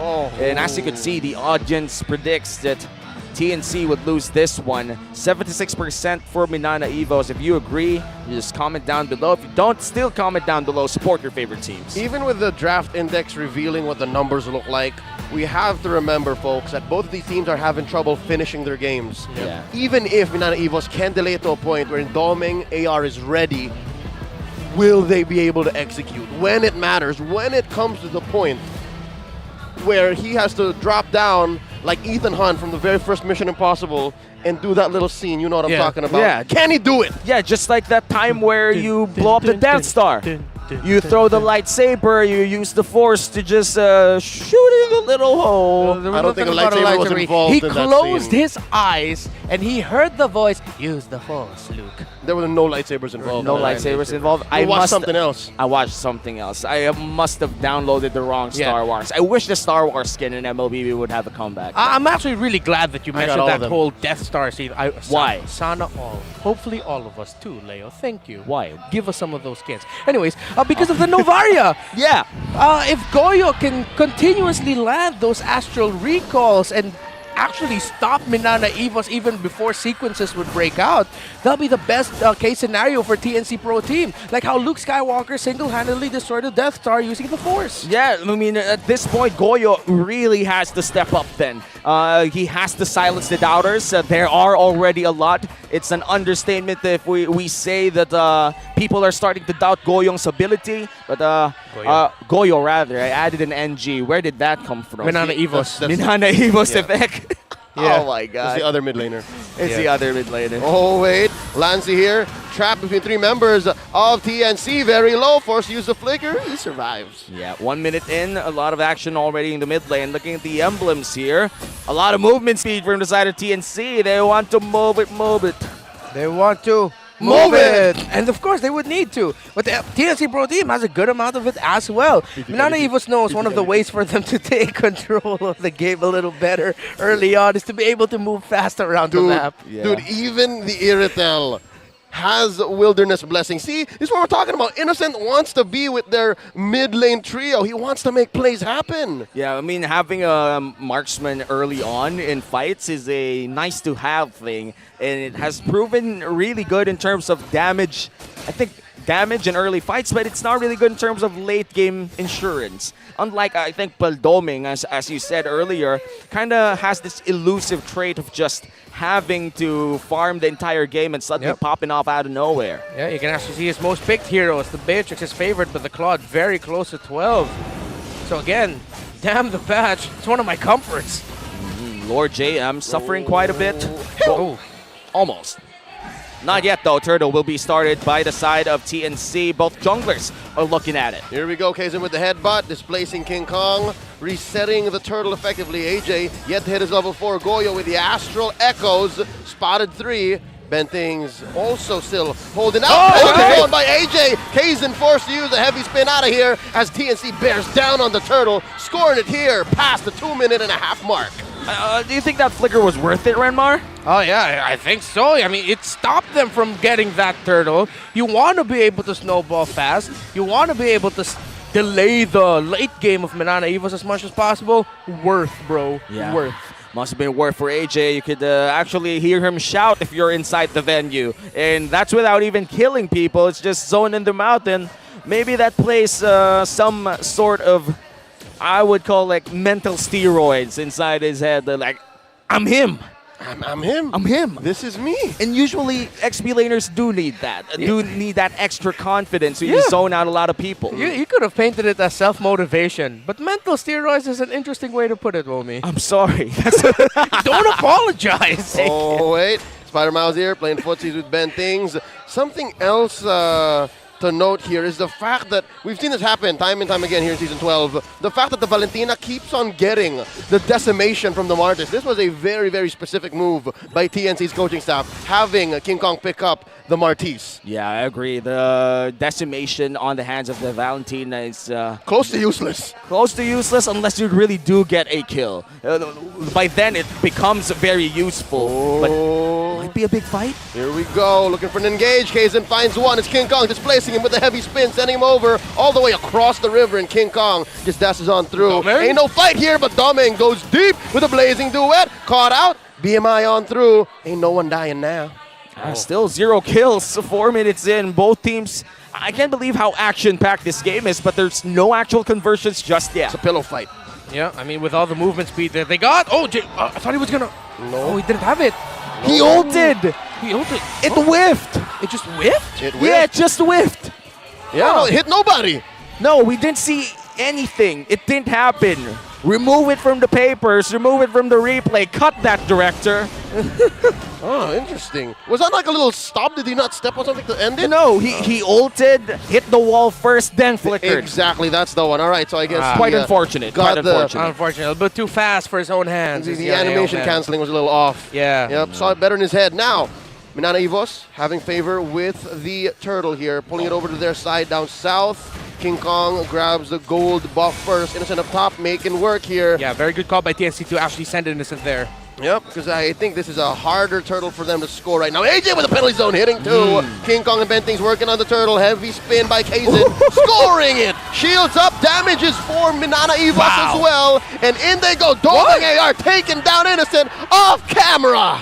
That is so weird exchange and a really good one for MNNE VS too. You can see Doggy going wild. Yo, even in the studio, even in the arena, things getting hot. Whoa, that was okay. I turned around there. That was Doggy and the Yi guy from RGPH doing double duties for TNC Pro Team.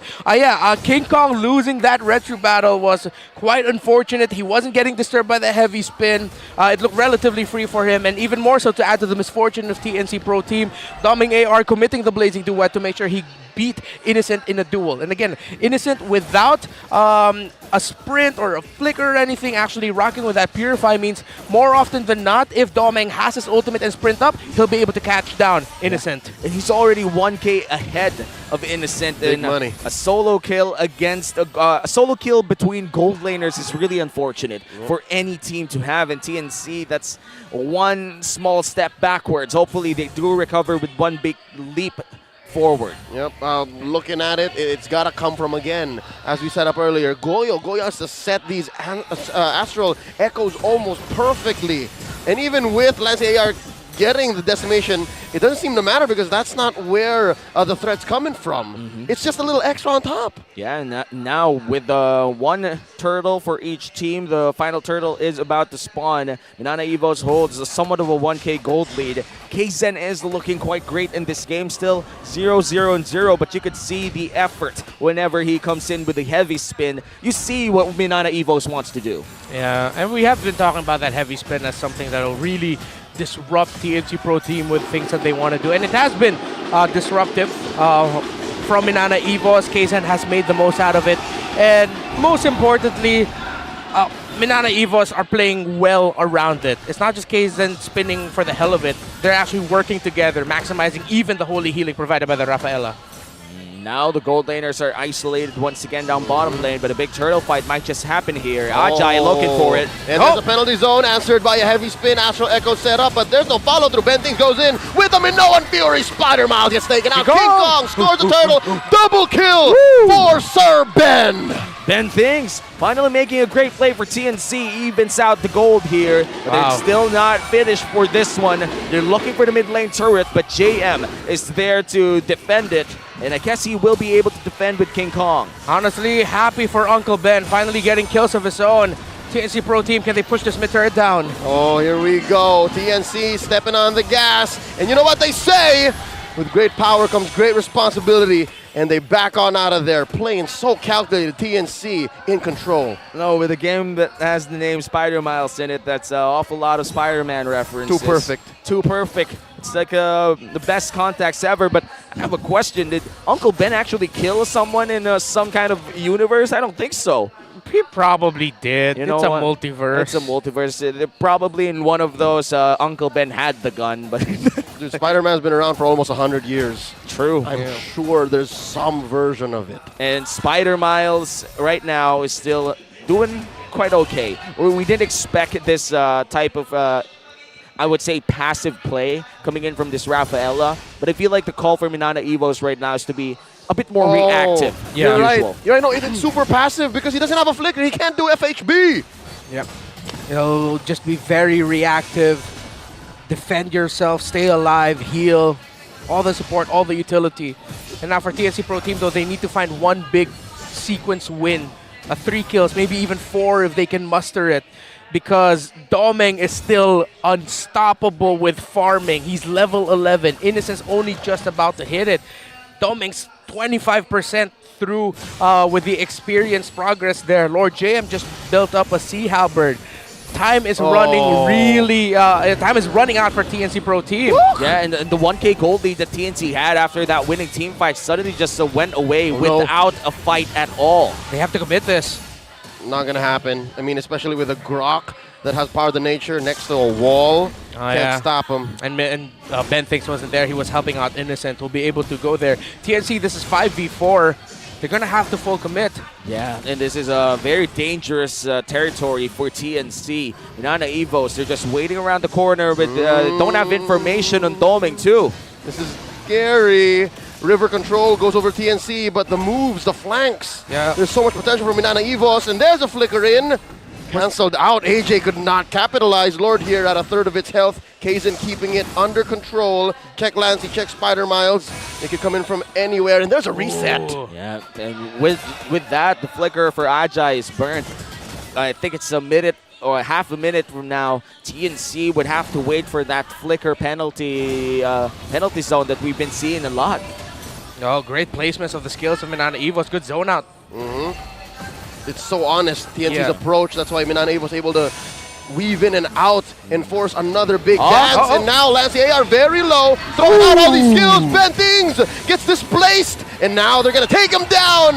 Quick to pull like a matador. The Spider Mouse takes him. Lord JM very low. King Kong looking for decimation. Bang! The answer is yes, 1 for 1. And it's Lord JM for Ben Things. It's quite crucial for TNC to find at least one, and they do find Lord JM, but nobody can still take down this Lord. Yeah, that Purify came in big for Spider Miles in that sequence.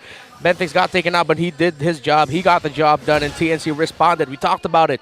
You make sure that you synchronize with your roamers initiations, their playmakers initiations, and they did just that. Goyo actually holding on to the Echo. In my head, I was thinking, why aren't you using it? But he used it at the perfect time then. Here we go, AJ with another penalty zone, just wailing away. Kaizen, he wants the Lord, but he understands there's way too many members of TNC here, and they miss out. King Kong scores it. Will they go for the turn? Bentings goes down one more time. Lancey AR scores a kill. Doming. He smells blood, looking for a BMI in. No, no, no, he says. And they back out unless Lancey, he smells it. Looking for a decimation kill. Oh, they back off. They're way too low. TNC winning the exchange. 1 for Lord. TNC, they'll be able to use this one as Benthics would be respawning 10 seconds from now. And still MNNE Evos holds the gold lead, but with this Lord push, TNC could hopefully turn things around. Yeah, as you put it though, Leo, TNC Pro Team, they're very honest in their approach. MNNE Evos, they're going outside the box. They're splitting. They have a Grok and Claude splitting towers and splitting lanes. That's how out of the box they're going right now. Okay, that hurts. I felt that. AJ comes in with the penalty zone. Oh, here we go. He's coming in, spent the flicker. Oh, but to no avail. Yeah, MNNE Evos has a slight gold lead. Good items on their heads as well on their hands. TNC Pro Team, what can they do else with this? Here we go. They got a Lord coming through. Goyo hiding in that bush. Kaizen gets spotted. Heavy spin. Displacing him. Just cuts on right through. MNNE Evos playing defensively right now. Yep, no inhibitor turrets down just yet, but TNC, they were able to score 2 turrets for that Lord push. And again, that was a Luminous Lord that melted quite quickly right in front of MNNE Evos. It's the power of the Claude. Having that percentage damage really is a big asset for MNNE Evos. All right. Things have slowed down somewhat. Lancey with a Divine Glyph, but TNC actually no, they don't want to slow down. They want to continue it. They want to be aggressive and keep getting the information, which is the right call. Finally, they got to bring that tower down bottom, and you can see here just how much work MNNE Evos has been putting across the map. It's finally even in towers, but MNNE Evos got their lead because, again, Doming and Lord JM just keep opening up the map. But now TNC Pro Team, they have a harsh reality ahead of them. This Claude was relatively left undisturbed and has all the items he needs. And so far, we've been seeing that the last few team fights looked like it could actually be a turnaround by MNNE Evos, a counter punish, even though TNC would be the ones to start it out. Yeah, Doming AR right now, definitely the damage dealer for the side of MNNE Evos. And he had a very, very good early game, considering how weak the damage is coming in from the Blazing Duet in the early. Now in the late game, the nerfs, you won't feel it that much anymore. Doming, you could see the comfort in his pickup here, but this is quite dangerous if Benthic snuffs him out. Spotted, goes for the Art of Thievery to check the bush. That's how you do it. That's how you do it safely. And Goyo throws out here an Astral Echoes. So they're just check in how far they can go. This is what you call in a boxing match a check. Yeah, these two are very objective-minded. Yeah. Only 6 kills, 3 on each side. But it's the objective game here. TNC going as 5, MNNE VS splitting the map. Someone's got to give. It's at that point now, what we're talking about with these two teams. Those late-game conversions. Yeah, Luminous Lord started here by MNNE VS, but Kaizen will be tanking quite a bit of damage. Penalty zone quite early there, but they will go for the brunt of the damage for Kaizen, but not quite sure if he's the right target if you're TNC. Overcommitted already. Quite a few greens spent in by the Phoenix as Lord gets pulled out of its pit. Down with 2/3 right now, and Lord J puts up a ball. Bentings with the Minoan Fury. 3 gets knocked up. In comes Goyo. He's gone. He gets blasted by Goyo. Point blank. 1 down for MNNE VS as TNC looks to score their second Lord. Oh, look at that. Innocent standing in front of MNNE VS. He's zoning them out. Oh, and finally TNC gets a clear win by securing the Luminous Lord. Doming tried to go for the shocking play, gets shocked instead. Oh, dude, Goyo saw that coming. Goyo understood. I'm not so sure if the Astral Echo was instrumental there, but, oh, dude, Doming didn't see that coming. Yeah, it looked like it was just everything that Innocent and Goyo threw at him. Like, the moment they saw a blazing duetting Claude right in front of them, they're like, okay, basic attack skills, let's just burn him down, and he got bursted down. Yep, less than a second too. Now TNC knocking at the doors of MNNE VS. They've been hungry for a win. They've been hungry for a point, and this could be it. This could be their time. AJ coming in. Penalty zone answered by heavy spin. Get on out of here. And he gets evicted from inside MNNE VS's base as the Tigers melt down this Luminous Lord. Just like that, the siege might just be over for TNC. The other waves will be really far off of the base of MNNE VS, so MNNE VS to successfully defend their base. Wow, it feels like I'm watching TNC Pro Team at their peak when they were contending in Season 9. The objective mindset, the discipline. This is the TNC Pro Team that teams even heading into MPL Philippines Season 12 were wary of.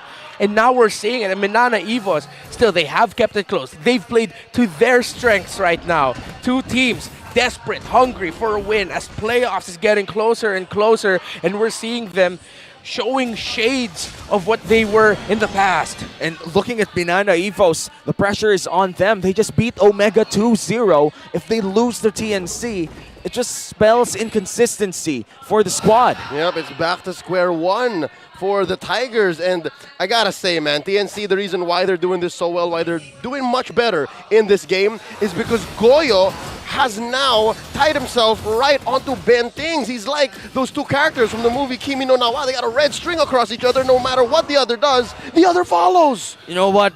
I don't think the story goes like that, but close enough. Close enough. Watashi wa Goyo. Watashi wa Goyo, dati ba yo? Great movie, 2016. I love Naruto. Check it out. TNC, they might go for the poke here. Doesn't really land with the Astral Echo, but TNC, they're waiting for the next big objective, which should be the Evolved Lord 30 seconds from now. Trying to say is Goyo knows now. Goyo follows through his initiations, not just with Bentings, but even Ajay. And Ajay is doing crazy things right now. 0-0-4. That doesn't tell the whole story. Yeah, he's not just a guy, he's Ajay. Doming already I like that.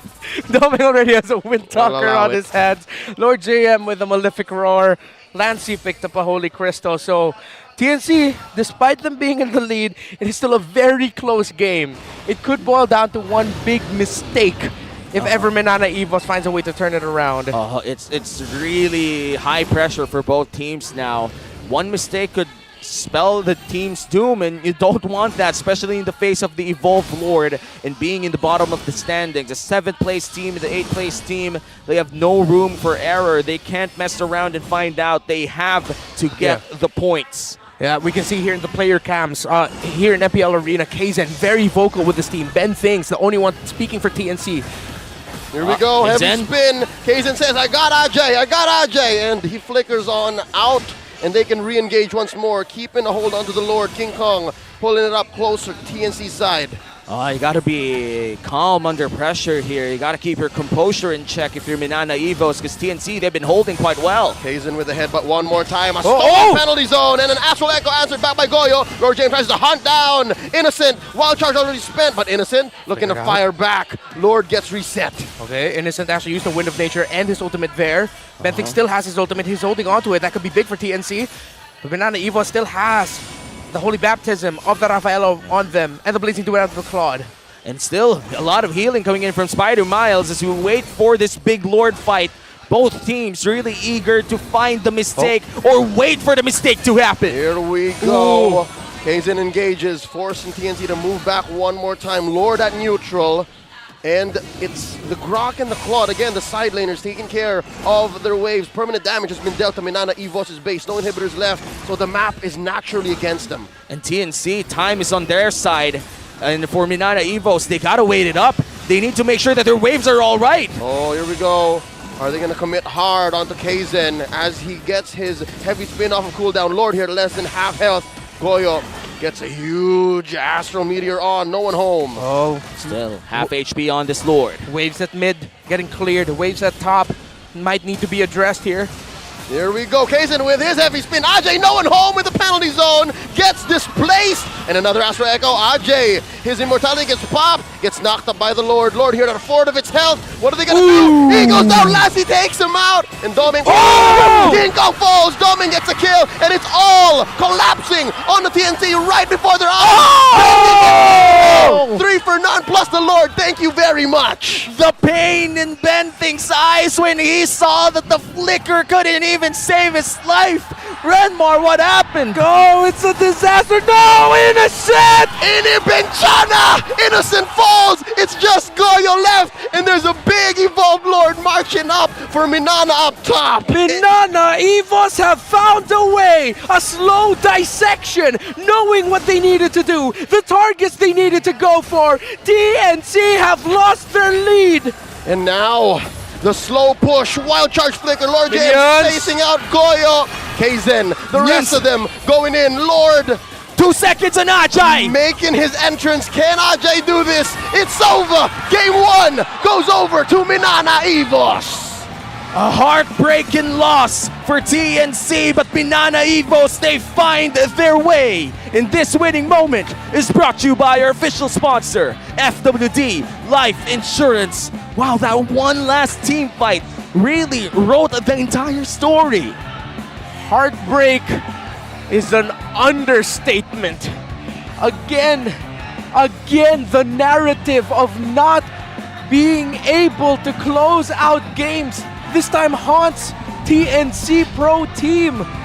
It was just a slow dissection. Doming found the right angle. TNC clumped up together. Ajay went in, but the penalty zone was perfectly avoided by the members of MNNE Evos. The heavy spin, the ultimate we discussed in the draft that could mess up the chances of TNC Pro Team is what messed up that team fight for TNC. That decimation coming in from the Valentina, securing the kill on Ajay, definitely was the big surprise coming in from MNNE Evos. Again, it's glazing on top. The fact that MNNE Evos perfected their re-engage. They held on to the ults that mattered. Even if TNC had the Minoan Fury, it all just came crumbling down. Again, this is what they call in the business a coin flip to victory. Yeah, and I don't know, man. MNNE Evos, it looks like they've improved a lot. And with everything that's happening right now, we could all take a breather, and you could just like, follow, and subscribe to the official accounts of MDL Philippines.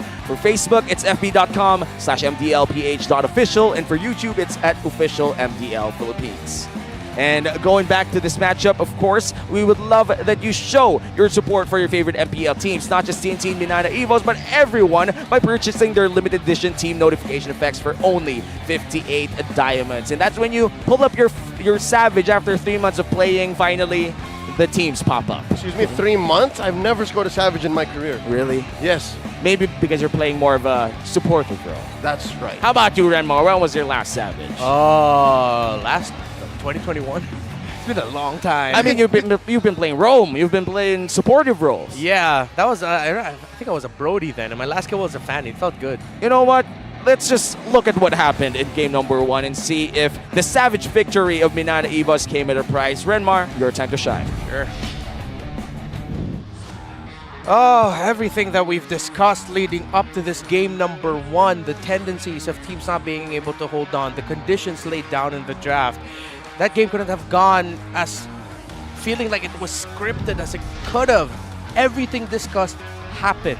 These two teams know their conditions, knew what they needed to do. And we have to go back to that one key to victory, where you have to think outside of the box. You have to be creative in finding ways to finish this game. And Domeng showing again why we mentioned the Claude earlier as a pickup for him. Despite his struggles in the current meta game, he just always finds gold. MNNE EVOS knows they're up against a team that will rotate and play around the setup of Ben Things. And that's expected. You shouldn't play any differently. MNNE EVOS leveraged it. Domeng kept finding gold, and he kept finding ways to not be as obvious with his entry in a team fight. There was one entry where TNC read it perfectly, and you'll see it later on. But because you have an opposing gold laner that spent majority of the game splitting the map, not even fighting you, of course you're gonna be surprised when suddenly you're wondering, where is this guy coming from? Where do we expect him to go from? And that's been the strength of Domeng. He's been like a sleeper hit, with every time he'd pop off and make a name for himself as one of the top marksmen to respect in the game. He is unpredictable, and when he has his hands on his signature hero, one of his signature heroes, that unpredictability becomes a massive factor. TNC Pro Team tried to match that unpredictability, of course, with good discipline. They read into Domeng's entry here really well. They knew it was coming, and they stayed disciplined for majority of the game to make sure that they could answer it. But because of Domeng's positioning here, because of MNNE EVOS seeing and reading the situation that they were clumped up, that Lancy would be able to decimate the Terizla and be able to bring down the Martis really low, MNNE EVOS were sent back. And for all of their discipline, for all of their fundamentals, sometimes the difference maker between you winning and your opponent losing is actually just not getting caught off guard by one star-making play from a gold laner that's been highly touted as one of the most slippery to go up against. That's who Domeng is in MPL Philippines. Remember the name. And remember, in the beginning of the game, we were talking about how Goyo needed to step up. We have to give him his flowers here. The man stepped up.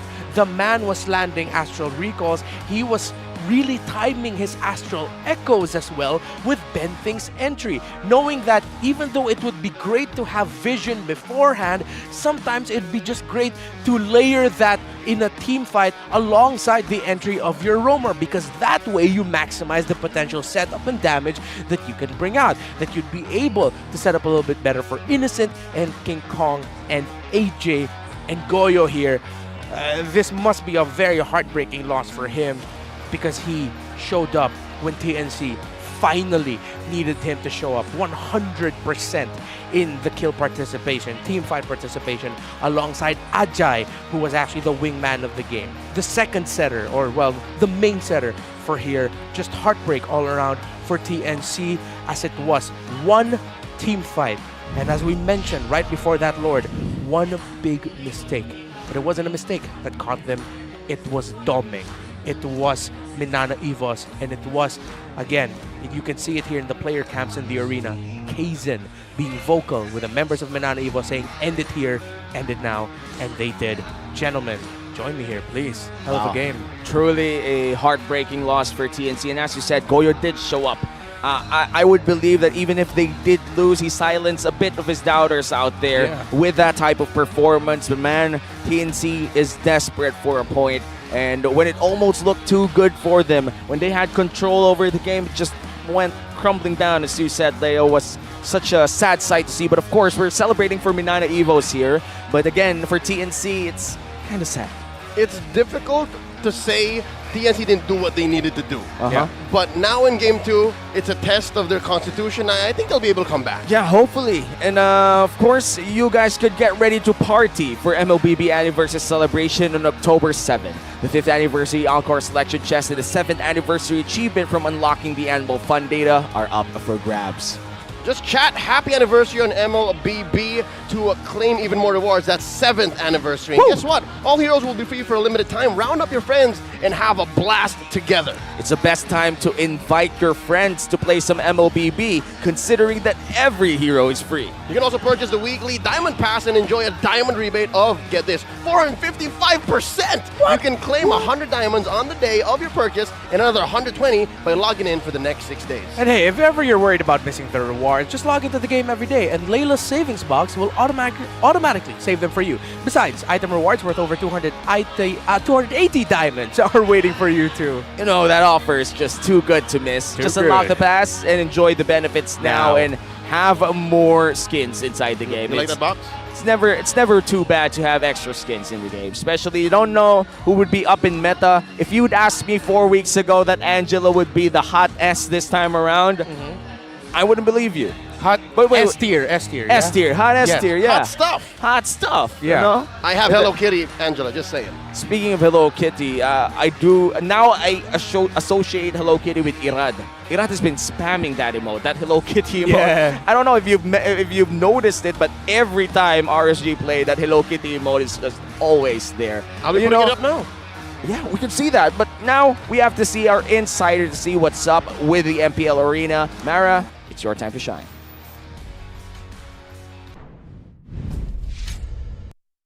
Here in MPL Philippines, we don't just play games. In fact, we have a lot of programs for our community. Kanina lang, nagkaroon kami ng M5 Esports Journalism Workshop. And to tell us more about that, kasama ko dito ang ating Regional PR Manager for Moonton, Keith. And to my right, nandito na si Mario, ang ating head ng Lifestyle and Esports section ng Spin.ph. Kamusta na kayo? Okay naman. Sobrang excited also. Keith, kwento mo naman sa amin kung anong ganap kanina. What's the program and the workshop about? Okay, so this morning, we mounted the M5 Esports Journalism Workshop in partnership with MPL Philippines Press Corps. So yung MPL Philippines Press Corps, binubuo sila ng pinakamalalaki at pinaka-credible na news organization sa bansa tulad ng ABS-CBN News, GMA, Spin, Manila Bulletin, and others. So, nagbumuo kami ng workshop para i-train yung mga student journalists from different universities para maturuan sila kung paano magsulat ng balita, lalo na paano mag-cover ng esports events tulad ng MPL Philippines. Nasaan yung mga students? Nandito sila sa Nandito sa likod! Oy! Mag-ingay! O ano yung mga nangyari? Ano yung mga nangyari sa workshop kanina, Mario? Okay, Mara. So, kanina, I talked about the art of features writing. So I explained to the students na the core of a features story is curiosity. So, for example, diniscuss ko na kung walang curiosity, hindi natin malalaman na si Doggy, binato pala ng nanay niya ng PlayStation sa mukha. Ay, hindi ko alam yun Binato siya sa mukha? Oo. Kinuwento ni Doggy sa akin. Ano ba yung mga chika? Sige. Like what? So, and also si Rene J. Rene J is my very first feature story in esports. Dati si Rene J nagbubuhat ng baboy sa pangapalengke. Hindi ko rin alam yun Hindi mo alam yun? Hindi ko alam yun. So kumikita si Rene J ng 150 pesos a day dati. Tapos 50 binibigay niya sa papa niya. Yung 100 pinang-load niya para makapaglaro siya ng Mobile Legends. I did not know that. Dapat pala ikaw yung Chika Minute with Mario. Hindi, kaya dapat, I was emphasizing earlier na your feature should be fed by curiosity, inspired by curiosity. So that's what I really emphasize to the students. Ang galing naman, talagang malaking bagay talaga yung mga sinusulat ng ating mga writers and it gives us inside scoop of what's happening in the league. So, kamusta naman? Did everybody have fun kanina? Kwento niyo yung mga reaction ng mga students. Well, sobrang fun ng workshop itself kasi merong mga activities also na pinrepare yung lectures natin. Oh, like what? Para masubukan talaga yung mga natutunan nila on the day. Tulad nung sports writing mismo, they were tasked to write about the first match series and then i-evaluate yun actually ng mga writers o yung mga lecturers from different youth organizations. And yung pinakamagaling na estudyante actually, makakatanggap sila ng mga prizes from our partners tulad ng Secret Lab Chair, rewards also from Smart Communications Inc. and also Razor Gold. Oh, sino sa tingin nyo makakakuha ng prize? Mag-ingay! Sino? Sa tingin mo mananalo ka? Hindi po. Ah, hindi. Sino mananalo? Ikaw? Depende. Nako, kaya alam nyo, ang dami talaga mga programa na ginagawa ng ating MPL Philippines. Kaya tutok lang dito. You know, magsisimula na ang ating game number 2. So how about let's all do it together? Okay? Ibato natin sa ating casters. Alright, 3, 2, 1. Casters, pasok! Thank you so much, Mara, and the rest of the people in that interview as well. A lot of esports journalists and journalists to be in that one frame. I love the dude that answered Mara. It was so honest. Mara asked him, hey, do you think you'll win? No. He just straight up said Fast. no. So fast. He is And ultra fast. He's so self-aware. yeah, I'm happy for him. He's going to places. We're just not sure where. But he will be going places. Self-awareness is very important, folks. Yes. And hopefully- Superpower. Yeah. It's a superpower. So, and for now, though, TNC has to be self-aware with everything that happened in game number 1. And it was a really sad sight to see. I'd like to double down on that. I think it's one thing to know you have a problem and another to just be completely lost. I think here, specifically in Game 2 against MNNE VS TNC, knows what the problem is. So at least they have that to go on. Imagine what if you're in the middle of a season and you're like, dude, what's wrong with us? Yeah. Imagine if you're that team. At least I can say for sure now, that's not TNC. At least they can pinpoint at least what's wrong and they can address it. Yeah, and they're trying to fix it. We did see it in game number 1, but I think MNNE VS has had better killer instinct, better opportunities, and I would say better goal laner that game. I mean, I don't want to put Innocent down, but he was outperformed by Domeng in game 1. Yeah, when you see stats comparisons and head-to-head like that, like those after the game that we just saw, the glaring issue or the glaring difference really is just the gold laner, the damage into the late game, the closer. And again, we mentioned it, Domeng just single-handedly closed it. However, we do have to acknowledge the fact that, I mean, he was rocking a Claude in that game. A little bit more easier for a Claude to sort of go out of the formation.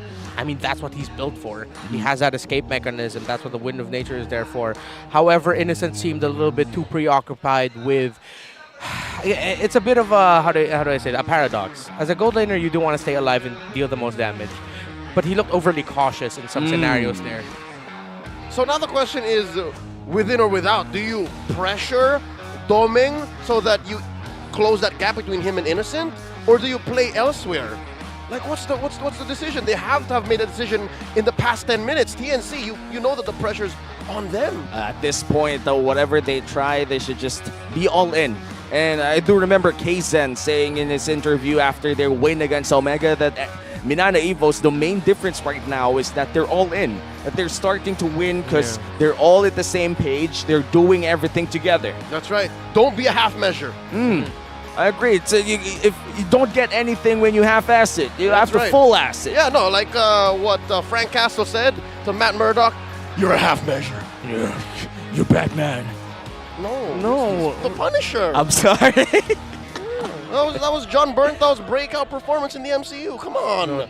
Come on, man. You don't mess with John Bernthal. Sorry. No. Oh, he's the Punisher. That's him. Okay. Oh my goodness. They were on the rooftop and then he has Daredevil chained up against the chimp. Come on. Do you just know memes for the sake of the memes without knowing the context? Theodore. I have been found out. I have been exposed, and hopefully TNC exposes their trump card because we're about to enter the drafting phase of game number 2. Matilda and Angela once again out in this game, and you could say the same for Lancelot, the most banned hero so far in the league, paired with the Fanny and the Lilia, a fairly fast banning phase for game number 2.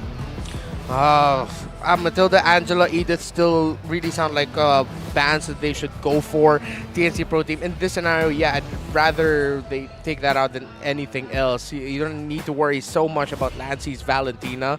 If you want to respect it, you give it a hard time in game. Because the Valentina, again, would still be a great option for you to pick up, if ever. Yeah, if they ban the Valentina here, you leave open the Edith. You leave open the... I can't believe it, man. Kaja hasn't been seeing much play. Kaja is still our #1 banned hero, and given what's happened in Week 4, those stats might change. Wait, Kaja is still I thought Lancelot was #1. No, Lancelot is bubbling towards. Lancelot was broken into top 5 last week. Oh, yeah. Now Edith, as you mentioned, will be taken out. One of the most powerful roam and XP lane pickups as of late. First pick here would be Valentina once again. There it is. We saw this in Game 1, and they're doing the same thing. Dude, Lancey's so good on the Valentina. He doesn't care if he has decimation. He will still play the way he does. Yeah, and TNC Pro Team, again, they just need to give him difficulty in-game if they could. I wonder if this time now they're going to be thinking about changing their picks up in the mid lane. The Novaria is fantastic, don't get me wrong, but if they want to give more difficulty to Lancey, they might even consider picking up a Gord. Yeah, but they're going to go for a very, very different route here. We know that the Gord melts the front lines, but what does Kadita do in this case? Oh, well, it's just having that ability to crowd control and mess up the opposing team's team fighting. Similar to what Heavy Spin does. That's the strength of the Kadita we've talked about for the longest time. It's a tempo breaker in team fights. I gotta say, though, that this is the perfect hero to silence the Goyo downers.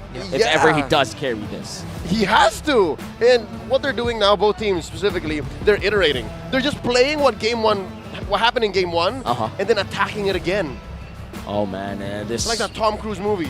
What? Like Mission Impossible? Which one? No, Edge of Tomorrow. Edge of Tomorrow. I never saw that. He was with Emily Blunt. Emily Blunt? Yeah, it's like when There's he an dies. actress with the surname... Joy! How was Joy not banned out? How did we not notice she wasn't banned out? Maybe because of all these assassin bans, that it was kind of forced onto him to just go in for the Joy. And looking at the DPS, though, it's quite even. It's very all-in. TNC drafted Kadita and Joy, meaning that they want to be able to snowball quicker. But they're up against the Nakai. And it's quite difficult for a Joy to be able to win retry battles against the Akai. Unless what TNC are going to be going for here is counter-engagements, counter-punishing rather. Going back into the draft index, we're going to the second phase again where MNNE EVOS still waiting for a little bit more burst damage, but heck, they didn't need it. They play around so well even without it. That's right. They proved in Game 1, hey, even if the numbers skew away from what's safe, we don't need that. We are creative. Yeah, they play around their gold laners so well. Doming is, has a lot of trust towards his teammates. When you do a blazing duet right in front of 5 people, I do believe that you have the highest of trust in your teammates. You know that they'd back you up, but a Khalid ban makes Renmar goes, Go, I know it's an option, but it to me just really doesn't feel like something they needed to worry about. There's a bajillion more XP laners left. I agree. Why would you attack the Grok would be even better against the lineup TNC has. Maybe the Khalid is at risk of getting, like, the moment he'll go down, he's at risk of just eating up a full combo from the Kaditawa. Yeah, maybe it's for the Joy, because a very, very narrow ban, I would say, because the thing with Khalid, I do feel like he's a specialized counter to the Joy, because you could just press your first kill and the Joy would not care about the Joy. And the moment that the Joy goes for the electrifying beats, you go for the quicksand guard. And if we're talking about traditional Pokemon gameplay, ground beats electric. Elementally You know what? speaking, You got me there. I can't fight the logic. I Yes. can't. But I do agree with the Arlott ban. Arlott is Lord JM's bread and butter. Arlott is Lord JM's Thriller if he was Michael Jackson. Yeah. And his Bohemian Rhapsody is Freddie Mercury. That's right. Oh, the marksman pickup here for Innocent is... Sugar, we're going down. He's falling, bro. It's going to be difficult.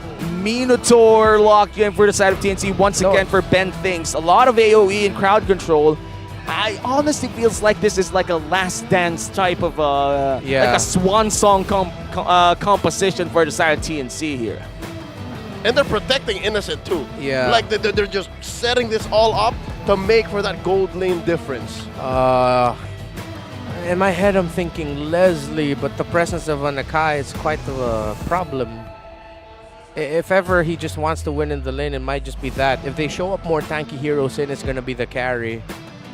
If they go like gold lane Harith here, that's way too much magic damage. I agree. Way too all in. If they go something even crazier, then, well, hopefully I'm ready to explain it. Yeah, hopefully. The Raffaello once again locked in for Spider Miles. And I can't believe this was open the entire time. The Yu Zhong. Yeah. I mean, earlier it was banned. It was banned. Yeah. So now that it was open because of, again, the Khalid ban, And now you just go for it. Yeah, and now they can't Leslie, and now it's difficult to carry.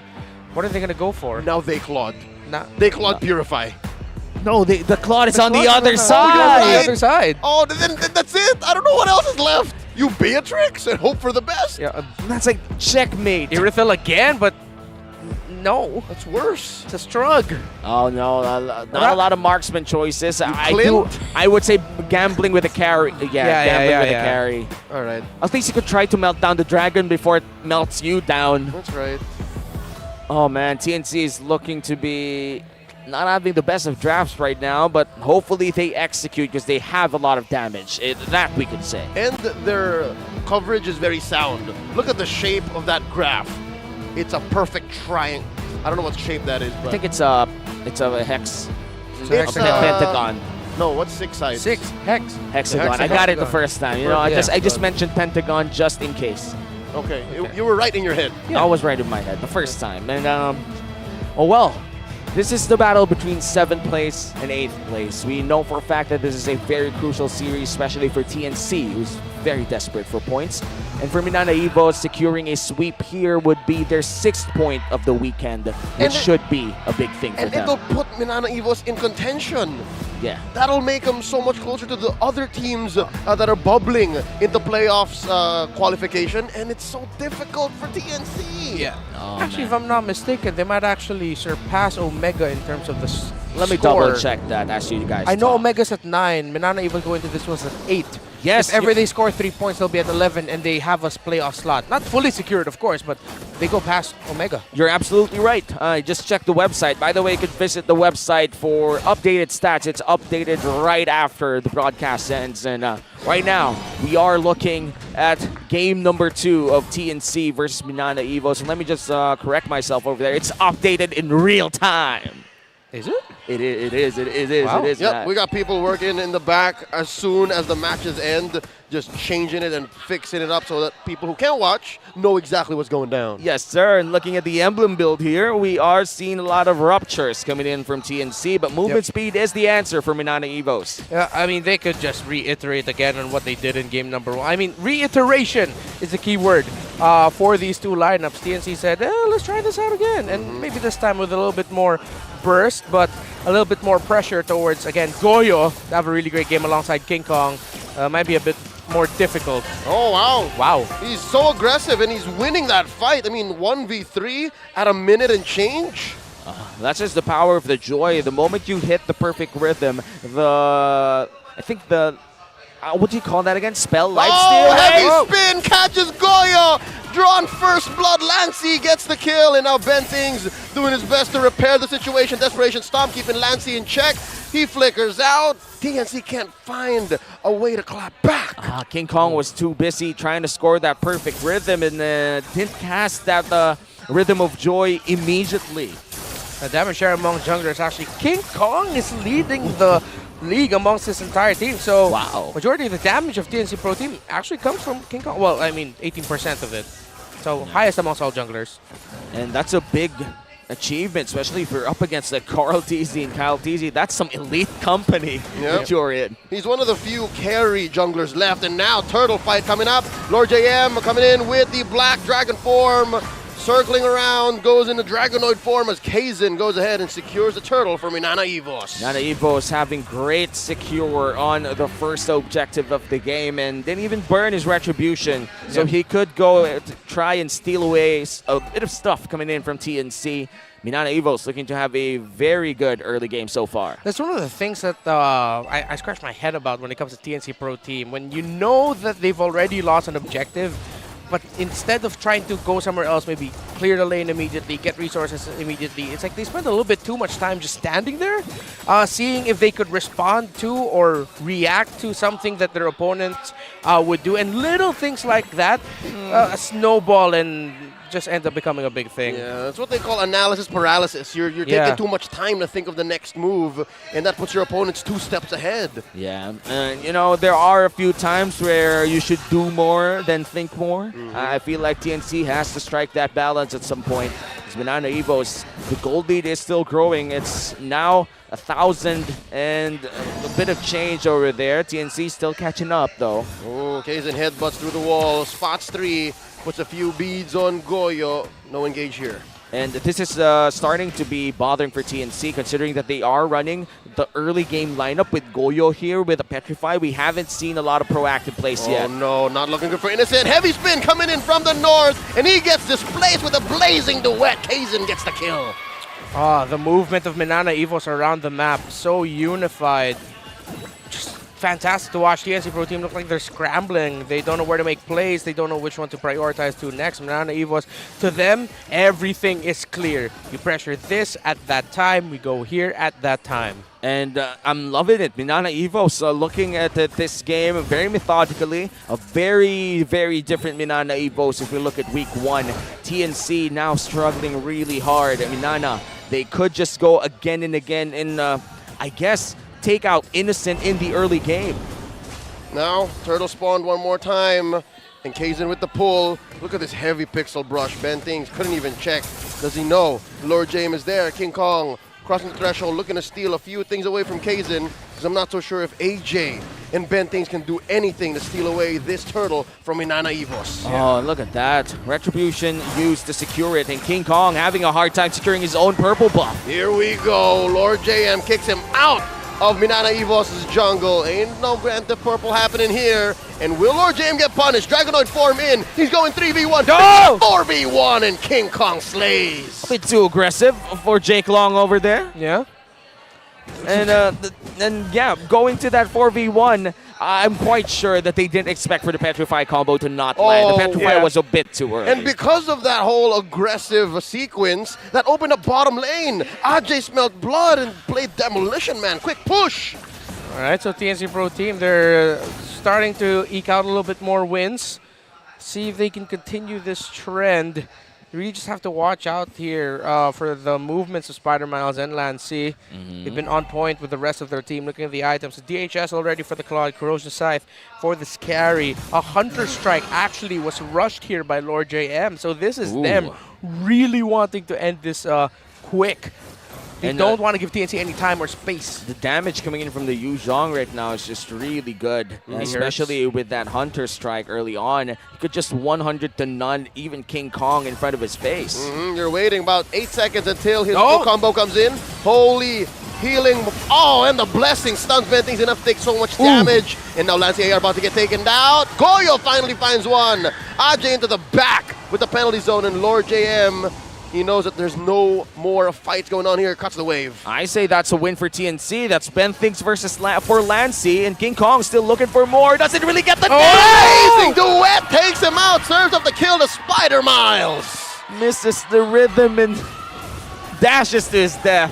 An overestimation there. It might have been lost in the loop that the Petrify was still available in Lord JM, because that entire sequence before that, Lord JM didn't commit the Petrify. Yep, it was the perfect control from MNNE EVOS, and the wrong aggression from TNC allows MNNE EVOS to score the last turtle of the game. That's desperation at this point. Whoa, heavy spin by Kaizen, going right out of his ult.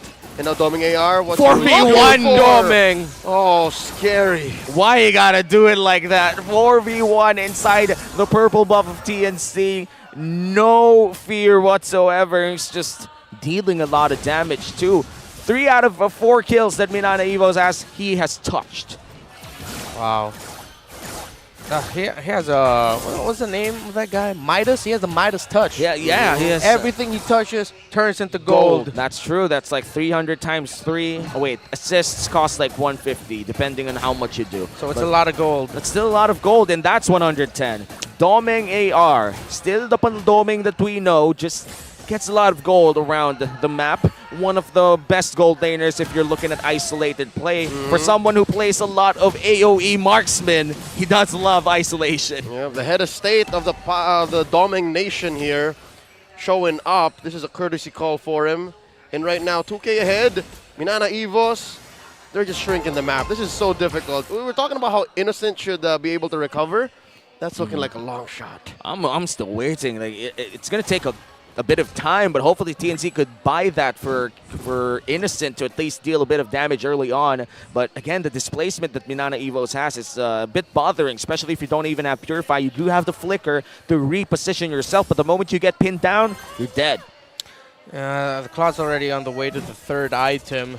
We're getting close to, it's a 1,300 gold lead. Oh, that's a good catch. Lancey walked right into the wrong bush, and now MNNE was looking to repair the situation. Doming AR smells blood, trying to find Goyo, unable to engage, and TNC walks away with a sneaky kill. That's good. TNC finally finds something. 1 kill before the Lord on Lancey. Once again, Lancey looking to be the prime target this time around. That's his second death in a row. Oh, Doming AR walks into that bush. And he doesn't use his Purify, so it looks like TNC, even they were skittish about pulling their ults. And right now, MNNE EVOS would be the ones trying to hold Flicker! Minnow on Fury on Benting, starting it up, popping Spider Miles. King Kong scores a kill. K's and AR trying to punish his jungler on the other side. Now King Kong in. And he dashes on through, dodging even a turret shot. And that allows TNC to be a man up in this Lord fight. King Kong finally online! Doming, though, trying to find a kill. Goyo with the rough waves to escape. And now Lord is reset. Still held on by KZ and Ben Things. It doesn't look good here for the Lord, for TNC Pro Team, but it is still, similar to how we were mentioning it earlier, still closer than MNNE EVOS thinks now this time around. Yeah, there's a shot here for TNC, actually. But look at Doming. Big show of skill as well coming in from King Kong. A lot of us thought that he would be dead at that moment, but he said no. Now, Dragon Form coming in from Lord JM, finds Ben Things, goes all the way to the back line. Looking for a combo. He's holding on to his Petrify, spots Innocent. By this time, doesn't quite yet pull the trigger. Lord here at a third of its health. Lord JMR holding on to the Dragonoid form. Lord gets reset. Now King Kong drawing line straight into the back. And they can't hold him down. The Joy walks away. King Kong still alive. Lord soft reset here at half health. Yeah, half health on the Lord. This is crucial for TNC. Some gold lead for MNNE EVOS means they hurt even further, but the Lord is taken down by Kazin. Perfectly hit with the Retribution and Spider Miles. A declaration of dominance, saying, you know what? Good call. No. Oh, and they keep tossing that figure out. Okay. Thought he was going to do it again. No. That was such a good read by MNNE EVOS, knowing that TNC Pro Team, they were out of their timers, man. Oh! Lord JM, what was that? Second time this game that he got caught off. A punish. I don't think he was aware. He was Goyo gets spotted. Maybe recalling wasn't the good call. Not right there. He walks away. Good pickup coming in from TNC as the Lord pushes down on their base. They could melt it down quite quickly. This is a level 1 Lord, and they do have Innocent for that. But looks like Dome and AR trying to find blood here. A lot of movement speed coming in from King Kong as they defend their lanes. TNC Pro Team, what can they do? At this point, it's all defense. It's all reaction. Unless King Kong finds a really, really good opportunity to try and burst either Doming or Spider Miles and then get on out of there. But it has to be synchronized by TNC. Oh, here we go from the back. Kazin with the heavy spin, pinning down Ajay. Oh, the Holy Baptism wasn't enough to stop him. A penalty zone from Ajay, but no one home to catch it. Nobody goes down. Yeah. Great scrum from TNC. Despite the ultimates being burnt in that fight, they were able to survive on both ends, and this is really good. We are waiting 1.5 minutes for the next big Lord, but King Kong, Doming, hurting each other quite well there. And I'm just excited to see the late game of both gold laners here. Who comes on top? It's like both of them have different jobs anyway, right? Yeah, right now it's so much easier for Doming to just really shine with it, with how mobile he can be, how more often he can move. Innocent's going to be able to shine with the team fight if ever TNC give him enough space. But that's why you see Benthing's really sticking to Innocent as closely as he can because he knows he needs to conserve those knockups that Minoan Fury for whenever Domeng enters because he's the biggest threat alongside Lord JM to the survival of Innocent. Yeah, and, Innocent really has to survive if TNC wants a piece, but look at the damage coming in from Lancy. Just a bit too much to handle, and now Kaizen! Goes in with a headbutt, heavy spin, displacing Innocent, but it's not going to be a good engage as Innocent flickers on out of the way. And look at the emotes coming in from MNNE Evos. They've been spending, using this no emote for the entire game, the entire laning phase, trying to crawl under the skin of TNC. And hopefully it's not working because TNC has to keep their cool if they want to not crumble towards the mid game as we wait for the Luminous Lord. Okay. Look at the play right now by TNC Pro Team. They're looking for a potential pickoff. So now they're putting a little bit more pressure onto the hands of Goyo in terms of, hey, you go into the opposite lane, try to get a pickoff there. But MNNE Evos might be reading into this. It might just be looking for TNC to burn a few spells here and there before they go all in.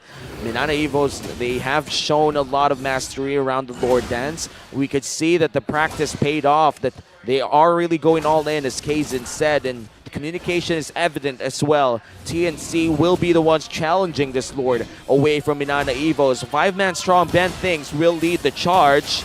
Can he?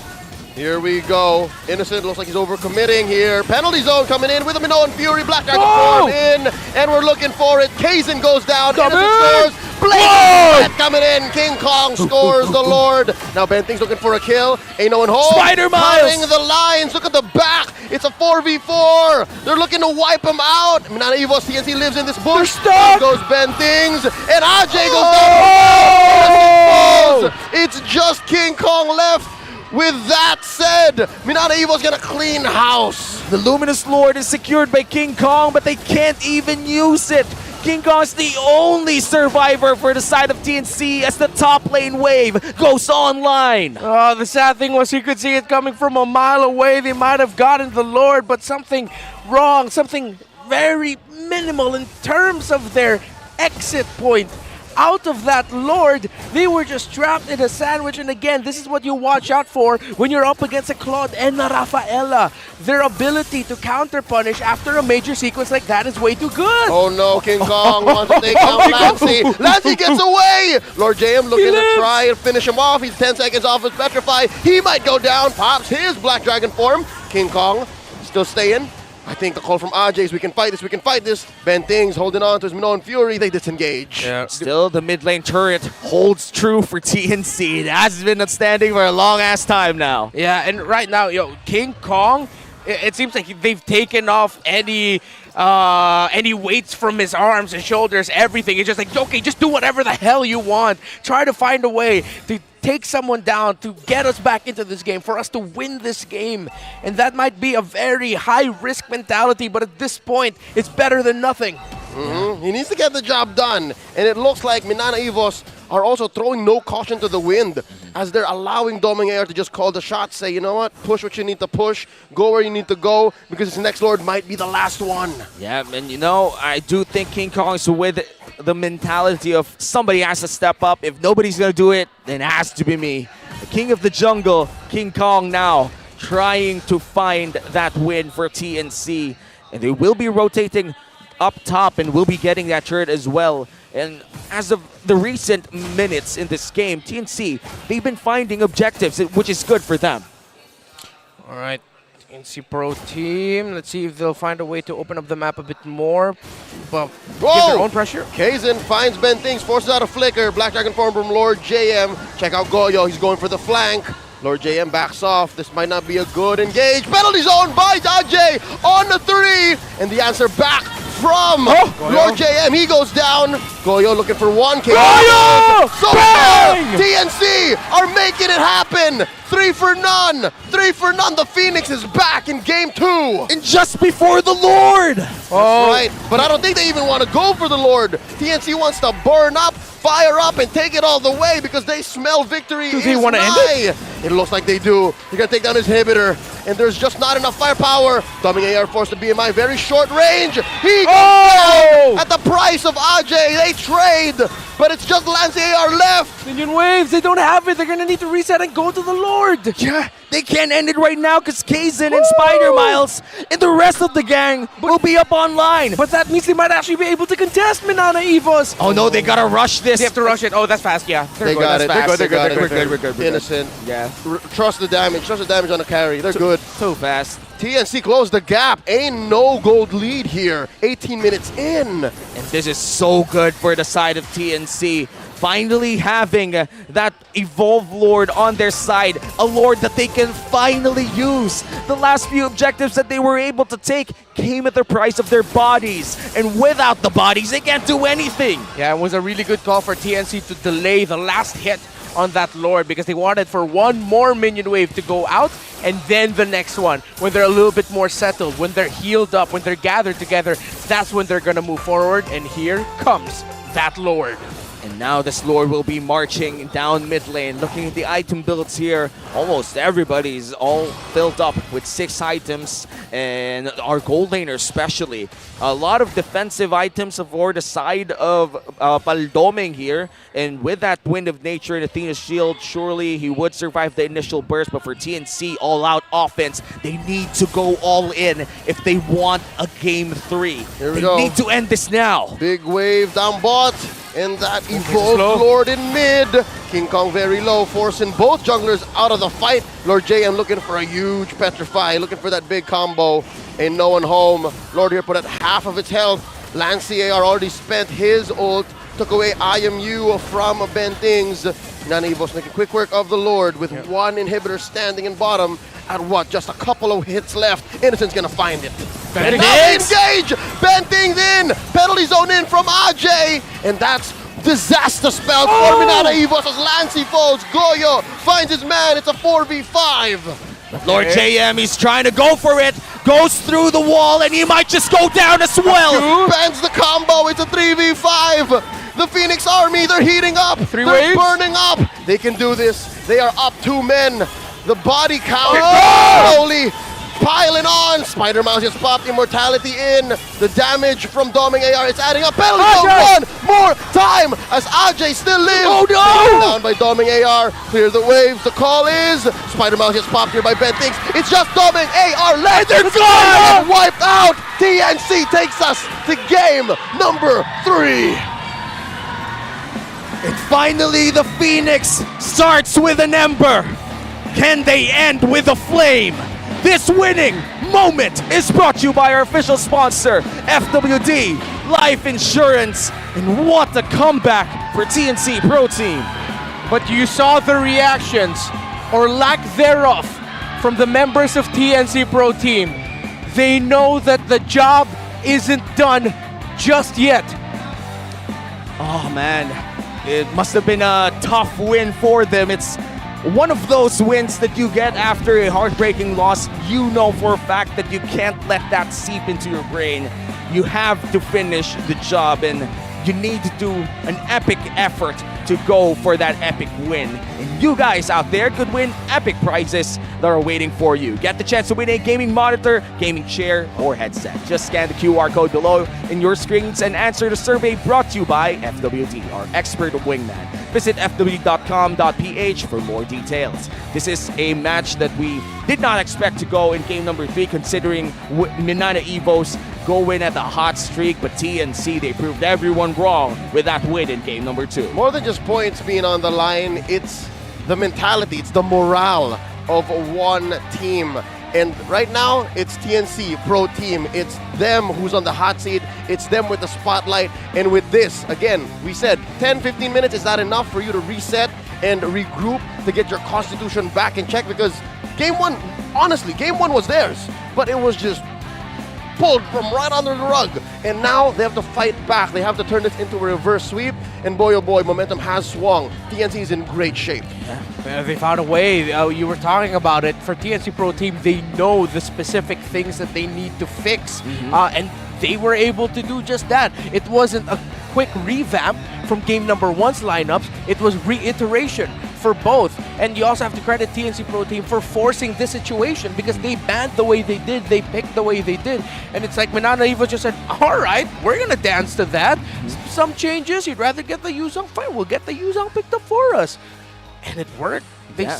They found a way. And really, I gotta commend King Kong for this effort, though.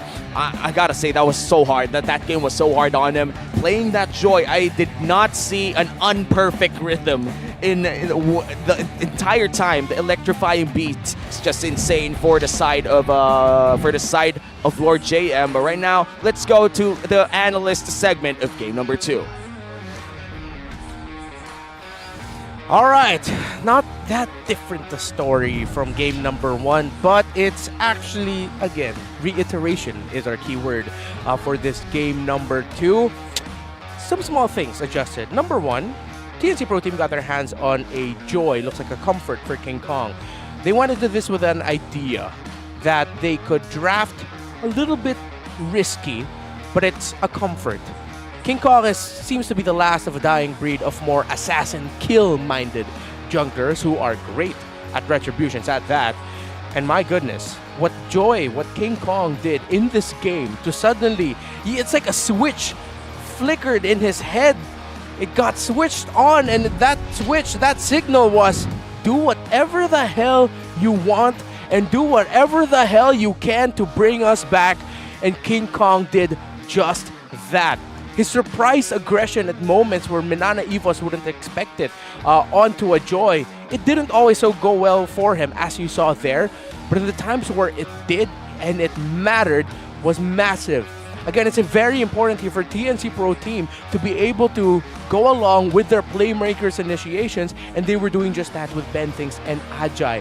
But this time with a little bit more hint of aggressiveness and with a little bit more desire to get kills and to get wins. This time around, even though Domeng still got his hands on that signature Claude, a very well-played Claude at that, TNC Pro Team were a little bit more careful now in terms of their positioning and where they would be. Although they were in the receiving end of a massive counter punish after a team fight, they still decided to go for it. This play for them to go for it. Ajay with the flicker, Goyo with the longest gank that I've ever seen, finally coming up big time. The double Petri to catch them off. And again, you do all this and you draft all this because you have an idea of 2 cores, 2 carries. The carry and the Joy. If the carry is going to have a difficult time, which of course the safest pick at this point after the draft was just the carry, at least you'll have true damage to boot to help you out. But all the pressure in terms of dealing damage just wouldn't be on you. You have King Kong's Joy there as well. Now with 2 main options for dealing damage, having a second carry to go alongside your carry, TNC Pro Team was able to find a way to turn the game around and to get that victory.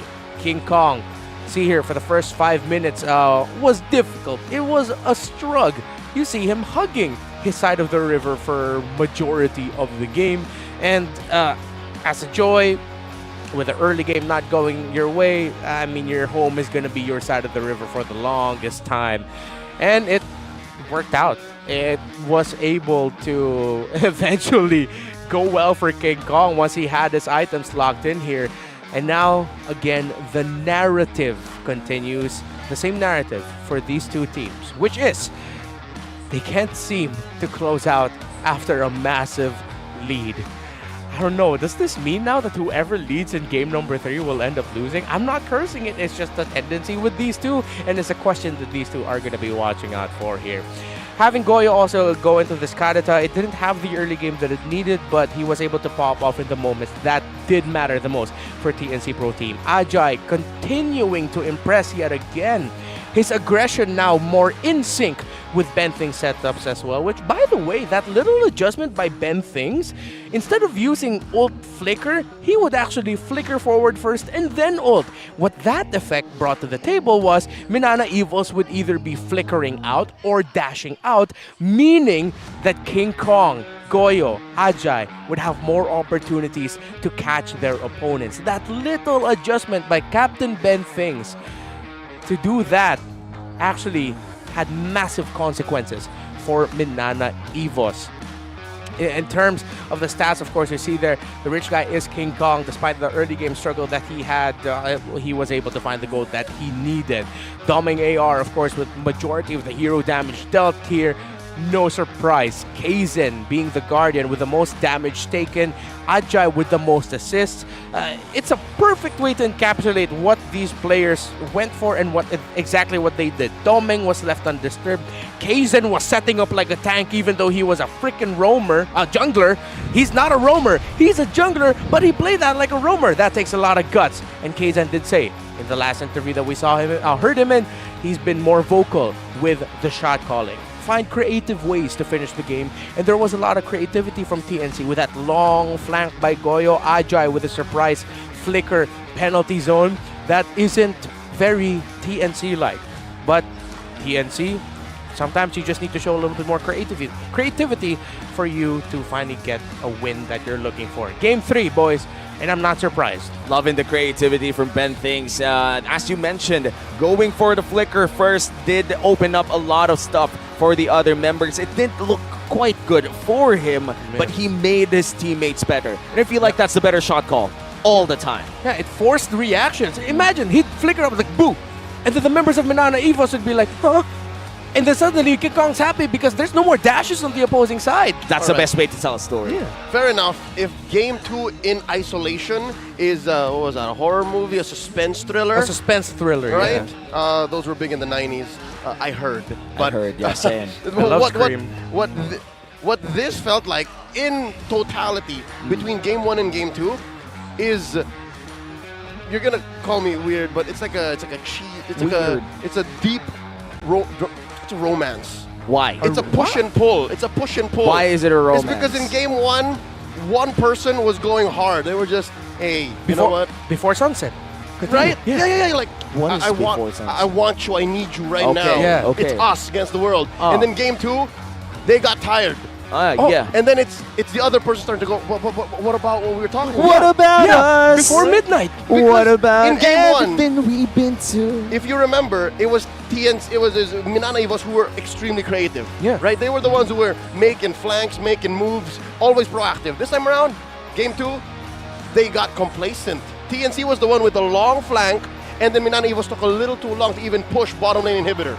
So now, if we're going to be following that romance trilogy of the Before series, Before Sunrise, maybe the secret for game number 3 for these two teams is to really bring out something here and change things. Because you can't just keep doing the same thing and knocking your head against it. You're going to have to bring out even something more new, so that both of you can actually be happy with your performance. Oh man, I did not watch enough romance to have contributions in this movies. I'm sorry. I watch more superhero films like a child. It's okay. No worries, man. I just started Moon Knight and it's looking good. Good Please film. don't spoil me. I love Oscar Isaac. Yeah. He's great. I'm not going to spoil. I'm not going to say anything. He's just a great actor. Thank you. He also played Apocalypse in X-Men. Really? Yeah. I wish you would have like a superhero. You know what? We already have superhero themed skins. My favorite one is the Esmeralda, but sadly you don't have it. You know, I have that. Thanks. This is the second time that you did this. The entire cast that we had. He's always together. telling us the skins that he has, the skins that we don't have. I have don't have Well, any of the hero line. All about the flex. Now that you guys know that Leo has so many skins, you could go to his page and ask skins from him. Maybe he would give you some, but we never know. Don't do that. Going back to this game though, we are already in a very crucial game number 3. The story goes that if they did score 3 points, if I think MNNE VS scores the next game, they'd still be ahead of Omega because they're going to be +2, which means they're going to be on 10 points. Meanwhile, Omega is still going to be at 9 points. It's going to depend on their next series, Blacklist versus Omega, if they're going to overtake MNNE VS once again. For TNC, regardless of what happens, they'd still be 8th place. Yeah, TNC now sitting at 5. Yes. Confirmed 5, regardless of the win. They can hit max 6. It's very difficult. So right now, I just like to speak to the Phoenix Army. Yes. At whole, they need your help. They need your support. Your love more now than ever, is because there's what? After week 4, just 2 weeks left in MPL Philippines Season 12. I can't believe it. Man, it's hard to see if you're part of the Phoenix Army next week, we might even see Echo already qualify for the playoffs if they win all 3 matches that they have next week.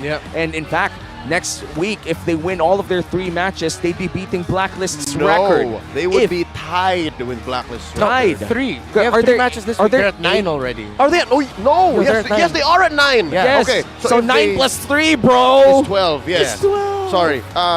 My brain did not register the win last night is because I can't believe they're going that hard. I can't believe they're going that fast. They went too hard, you know, and still not yet confirmed, though. Next week would be very spicy for both Agents and Orcas. That's right. Especially, it's one of those records that I would say that the VY's Blacklist era did hold on to for quite a while. 11-0, the only team to reach that streak. Echo is 3 wins away to tie that. I mean, 2 wins to tie. 3 to breaking. Yeah, but you know, that's a conversation for tomorrow, because right now it's a big game for TNC. Now let's enter the draft for game number 3. Ah, man. What can we expect here? Something different. If it's a side switch, that's one. It can't be more of the same. It has to be something different. Shock and awe. You gotta think outside the box. Get out of your comfort zone. Burn the box, fold it up. If you've never gone skydiving, do it. You know, just try everything. Here's a good start. Here's a good start. It's a good start. And looking at the good start, we are going to see blue side TNC this time around. MNNE VS would be dabbling around the red side. Hopefully, we do see another marksman away from the Claude. I do think that if TNC went out of their comfort zone in Game 2, it's high time for Doming to try out something new. Maybe bring out the Iksha, something very similar in terms of AoE damage as a marksman. That's right. As it is currently, MNNE VS with Coach Bitoy at the lead. He's going for Operation Haka King Kong. So he's playing the character that Adrian Brody played from Peter Jackson's King Kong. I did not watch that too, my guy. That's the modern King Kong. I didn't even watch that. Sorry, dude. I've been only specifically watching tearjerkers and superhero films. Tearjerkers that are not romances. Yeah, like I'm talking the Green Book. Something of you know what? I've only watched the Green Book recently. Okay, and just superhero films and the Green Book. The Man Called Otto. Okay, that one is great. I gotta watch. I love me some Tommy Hanks. I love me Tommy Hanks. I love tearjerkers, my guy, and I feel like this series is a tearjerker in itself, considering that TNC's hopes for the playoffs is getting really dim. You know, That's this right. is the part of the hero's journey where it's in the down bottom lane, where it's the conflict. He is in the deepest depths, and he has to dig himself out. And one pivotal hero, one main character for TNC has always been Ben Things. And here's an interesting plot twist. How about it? They steal away the Claude, put it in first pick. No one's done this. No one does this in this metagame. What's going on? First pick Claude just to steal it away. Man, we talked about comfort. We talked about going out of the box, you know, and this is it. Innocent going in for the Claude, stealing it away from Doming, sends a message. Okay. Claude lang alam mo. Which means you only know Claude. Doming, we're on to you. But again, this could be a very reasonable pick. Why? You know, number 1, yes, steal away Doming's comfort pick. Number 2 is it keeps Innocent safe. I agree. Right? Again, he needs the ramp up, and he works very well with his mid trio.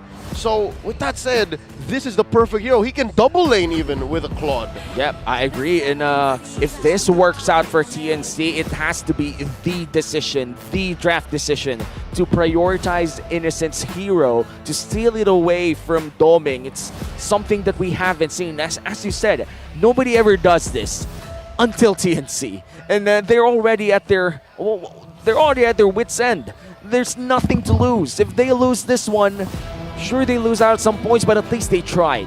I guess a crazy situation demands crazy responses, and this is one. This is one. It's ridiculous. Most people would gasp, would lose it over a first pick Claude. But hey, if this works out, well, TNC was here to say, I told you so. Yeah, and let's just see if it does, because last pick here for the side of MNNE EVOS, they already have their mid laner and XP laner. Now they're going to secure the Baksha in the jungle. This time around, Reptar has pressed the reset button because with that first pick, Claude, he just lost it, man. He just blue screen. Just you think this is worth it?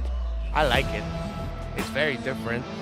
It's something that at the same time you take away a comfort from Doming. So we talked about different, but you're forcing him to play something different, a different play style slightly from MNNE EVOS. Will they be able to continue the macro split pushing, that map presence that's been giving TNC a headache all throughout the series so far?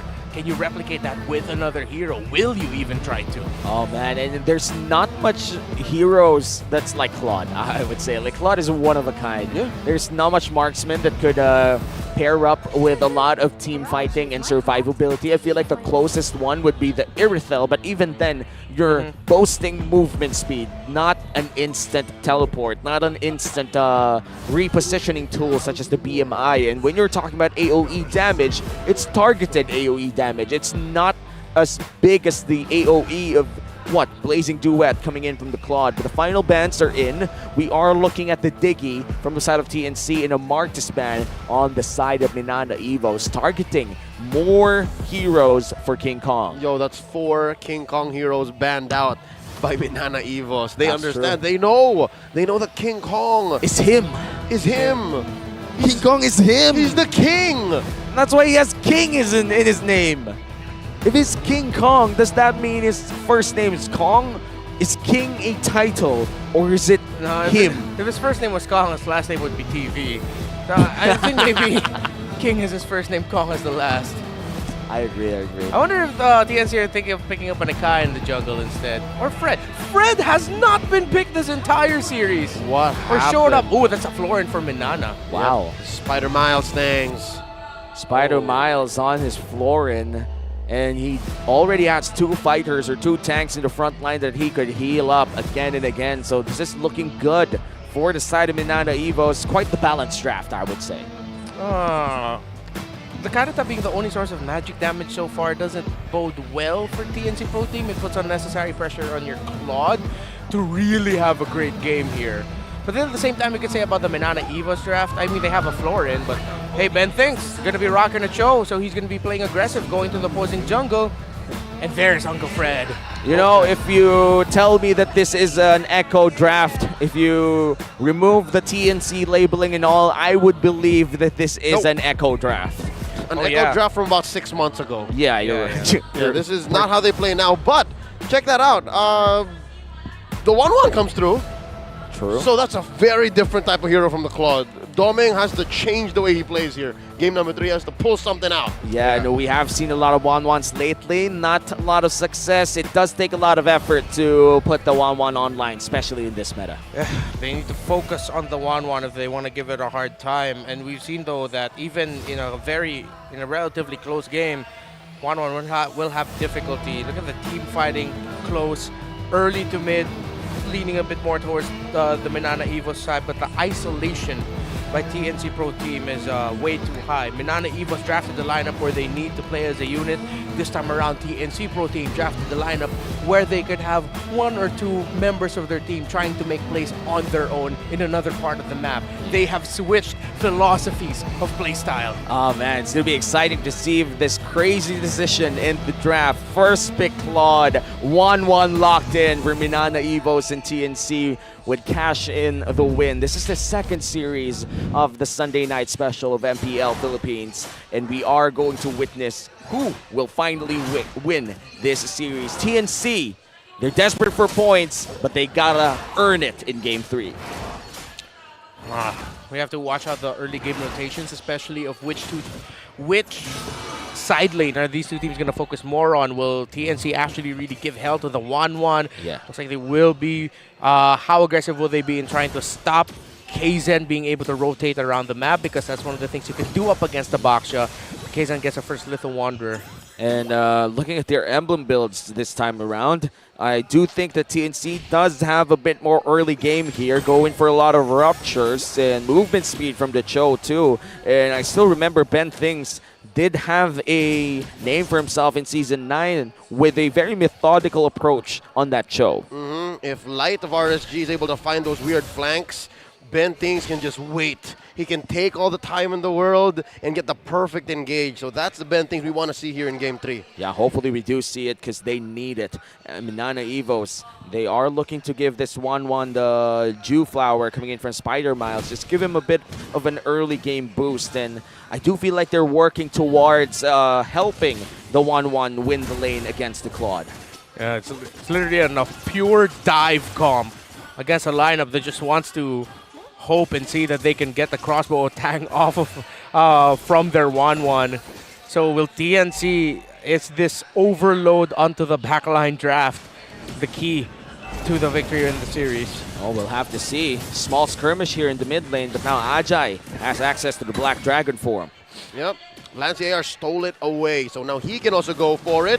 Black Dragon formed by Lancey coming in hard. 4 men from both teams present. Penalty zone by Lord JRMR. Where are we going? King Kong scores a turtle, and that's the first blood drawn. Ajay takes down Kaizen. Good start for the side of TNC. Not only did they get the turtle, but they also got the first blood.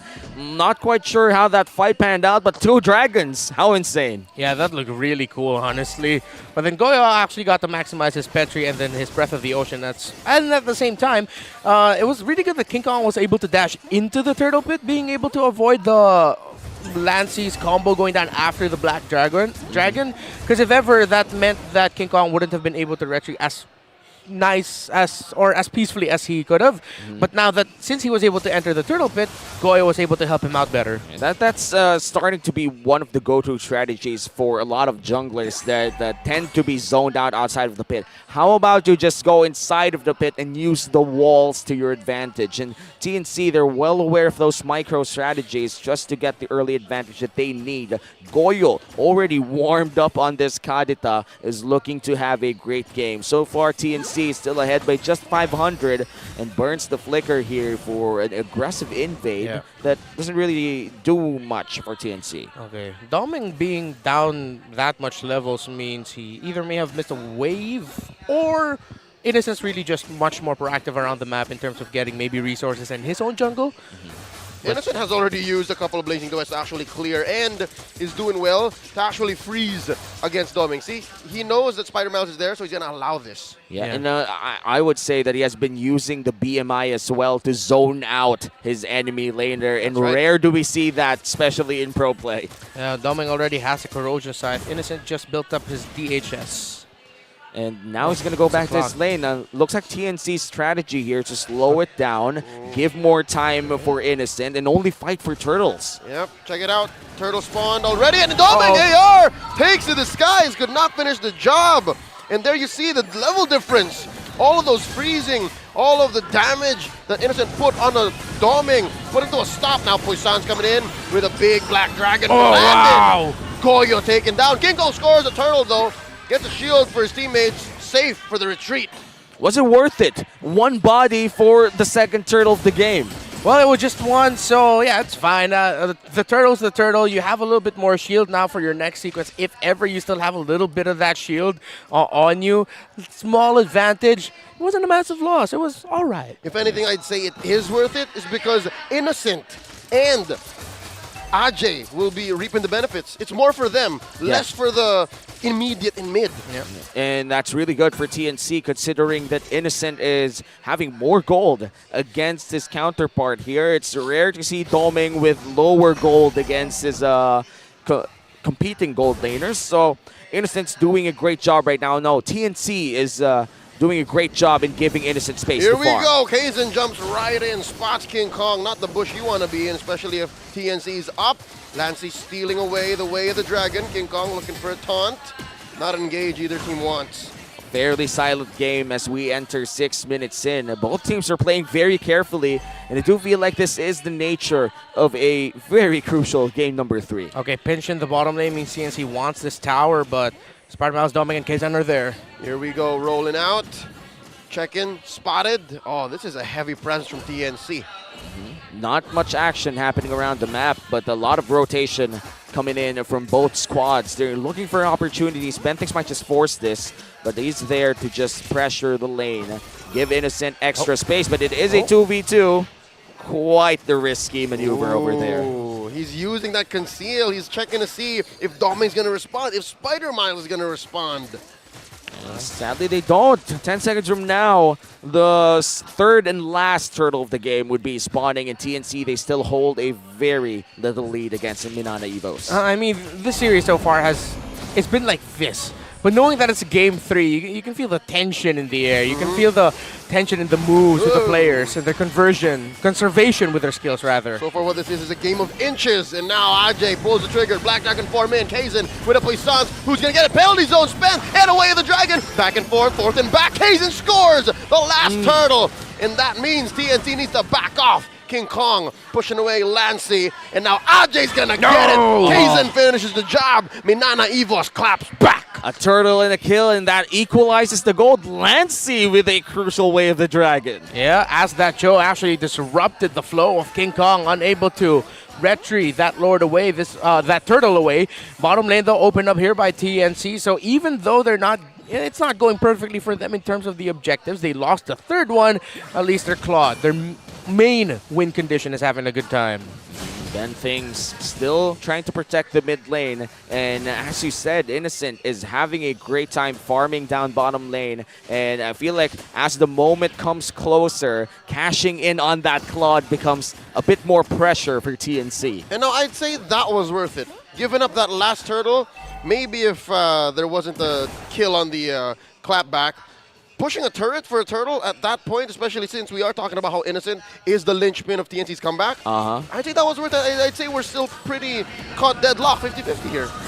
And now TNC going for the big collapse here for Doming, and they cancel it out. Very careful gameplay from both squads here. You could really feel the tension, Renmar. Yeah, we haven't seen a massive combo yet coming out from Koya, but then at the same time, it's because MNNE EVOS aren't giving him the opportunity to do just that. Uh-oh! He gets caught out. Oh! Anticipated penalty zone right at the landing spot. Quite the unfortunate turn of events here for TNC. MNNE EVOS, despite having the Thalassophobia active for the side of the Kadita, it just didn't come in time. Doming looks to take to the skies. Can he go do it against King Kong? Not going to be necessary, because in comes Ajay to the rescue, looking for the full combo. Going up, and there you go. Crossbow tang. Ajay gets punished. Okay, bottom lane though, TNC's doing something. That's right, it's a 2v1. Lord JM, using Body of Smith, the perfect use. He stayed alive. TNC, while the careful gameplay was working out for them, MNNE just started to pull the trigger. And the full-on combo, almost enough. But Innocent finishes the job. Down goes Lord JM. And now with a push, TNC gonna go ahead, pick up the tempo. King Kong looking to salvage the situation. Concealed play by Bentings. Lord here at a tenth of its health. King Kong, can he finish? Retribution as sharp as ever. Down goes Bentings though, as Doming claps back. I'd say that's worth it. Wow, TNC, very small lead, but the objectives, they're on point. Man, King Kong, you saw him just dash past the members of MNNE EVOS, say, I'm here, I'm ready, let's retreat, and he got it. Oh man, that conceal coming in from Bentings came in clutch as well. It gave King Kong a little bit more movement speed. Yeah, you're right. Vision. Just vision as well to just go in that Lord pit, be on prime position to seal it away. And now the first Lord of the game goes to the hands of a Phoenix Army. MNNE EVOS, they lost on the big objective, and TNC, they're back in this game. Yeah, third item, Wind Talker, already built up here by Doming ARs. 1-1. By the way, TNC Pro Team, again, with their shift in philosophy in their drafting, they're playing a little bit more now how like MNNE EVOS played game number 1 and 2. And now MNNE EVOS is playing a lot more like how TNC played in the last 2 games. So now they've both gotten out of their comfort zones, but it's still relatively familiar because they're just playing like each other now. Oh, Kaizen spots up Bentings. Man, I'm loving Wilderness Blessing. You see how fast the choke can actually reposition here? Yeah, and it's really good if you love playing those pickup compositions as well. And funny enough, the Baksha isn't even running Wilderness Blessing, but he's just naturally fast. Penalty zone by Lord JM, no one home. Whoa, Goyo! Go in! Goyo don't find nobody, does use the ult, and now Ajay still has his Petrify. Close call. Yeah, and that was almost a great combo coming in from Goyo. If he had more items, that could have been a different story, but Doming in trouble! Goes in, Innocent, blazing duet, Doming, still holding on. Oh, they back out. Ooh, the heal coming out from that Florin, absolutely clutch. Thinking about, MNNE VS want to turn. Right in the middle of everybody. CC's coming in from Spider Miles. Bentings, not the perfect angle. Close call. Lancy, though, still has the way of the dragon. He's going to wait for that to time out. 50 seconds before the Luminous Lord, and Doming looks to be the prime target here from the side of TNC. A risky position coming in from Goyo, but it has to be taken. That risk has to be taken if you're playing Kadita. Now, still just have to watch out for the late entries of the Kadita and the Claw. Does MNNE VS. However, they have been positioning themselves very well that TNC need to watch out more for the crossbow of Tang. Yeah, at this point, it deals a lot of damage. We are already 12 minutes in, which means this 1-1 probably already has access to at least 2 items. No, crossed out 3 items and the Legion Sword. Yep. That's already a lot of damage. And just as we're talking, a Malefic Roar locked in as well. So this crossbow of Tang will hit like a truck. In TNC, they have to be careful around it. All right, all the more. I think I agree when y'all say they got to find Doming. It's Doming or bust here for TNC. And that's why they have to overload the heals coming in from Spider Miles. Lord already spawned here, and it's TNC first to the scene, and King Kong looking for the pull. Yeah, it's Doming or bust yan. That's true. They have to find that Doming, or it will be quite bad for the side of TNC, but King Kong looks to be the focus here for MNNE VS. Half HP on the Lord. Lancy with some poke damage. Ajay going in. And he's going to commit the full-on combo. No, not necessary. As Goyo takes down the Lord for free. Watch down bottom lane. Goes up into the skies. Goes. Ajay goes. MNNE VS, a worthy trade. 2 for none, but wait, this whole time, Innocent was working on it. Inhibitor taking down bottom. Bentings pays the price. Flicker burnt though for the side of Ajay. 5-man strong for the side of MNNE VS. 1 inhibitor down already, but it is still a 2v5. And mid lane looks to be the project for the Evo squad. Innocent tried to split. You see that bottom lane wide open. So many things was going on, but Goyo again clutch. Full-on combo from the Kadita. King Kong wasn't in range. KZ, I believe, was either crowd control or out of range as well, or just wasn't within the limits of that retry. We're gonna see it in our replay. You have to watch out for Goyo here. You see the Lord go down. KZ was kicked away. King Kong was kicked. Both junglers were kicked by the Cho and the Valentina Cho. And you see Innocent pushing down there down bottom. Yeah. That's why Goyo was able to get that Lord. Also, there was a little bit of hesitation from Ajay. I think it was maybe because of the kick. He wasn't so sure that there would be follow-through. That's why he held on to the Petrify a little longer than he should have. Now we are entering this phase where, again, one team fight could decide this. Looking at the items, looks like our gold laners are already well and prepared to just carry this game for their teams. And that's been anyone's game for the past few minutes too. No major gold leads has been seen in this entire game. I feel like the highest gold lead that we've seen was 1.5. Throughout the series, it's just been way so close, too close, and now Goyo actually just built up the Holy Crystal. I was surprised there that Goyo was only just about to hit 7,000 gold when the items went up, when Lancy was close to 1,500 or even 2,000 gold ahead of him. Well, we are looking at double roam setup. Yep, it's a double roam setup for TNC. That's why it's taking a little longer. So the utility is worth more. Yeah, it's worth more than the actual pound-for-pound items. And Innocent will be receiving more gold in that case as well. So this is really good if you're TNC. You want to give Innocent the space that he needs. But again, that one team fight, we're still waiting for that one winning team fight for both squads, because that would be the thing that would tip it over to their squads. And we haven't seen that. all of the battles are always split into two, and MNNE EVOS, they're playing to the tune of TNC, but they're playing it well. Oh, Lord JM spotted here. Put down a half health. Spider Miles with a heal. And, yep, I think they're both going to be playing for this Lord. They both want to dance. And who doesn't? This is the meta right now. Back in PH. Longer Lord dances because of the sustain. A lot of pressure for controlling the waves as MNNE EVOS secures the position here around Lord. One surprise show of aggression might be the X factor here. One team deciding, let's just throw everything in the wind and try our best. Lancey here bursting down Innocent, spins his ult and everything. Way the dragon to no avail. Now Bentings finds him. Bentings about to get bursted down. Kaizen rolling in, pops a Poison, storming AR, slays Ben. Now Innocent might go down, dodges. One hit, could have been. Dodge. Now Ajay, looking to punish Kaizen, going into deep. King Kong 2v1. Doming and Lord JM. Oh, that's not enough. King Kong goes. And that's 2 men down.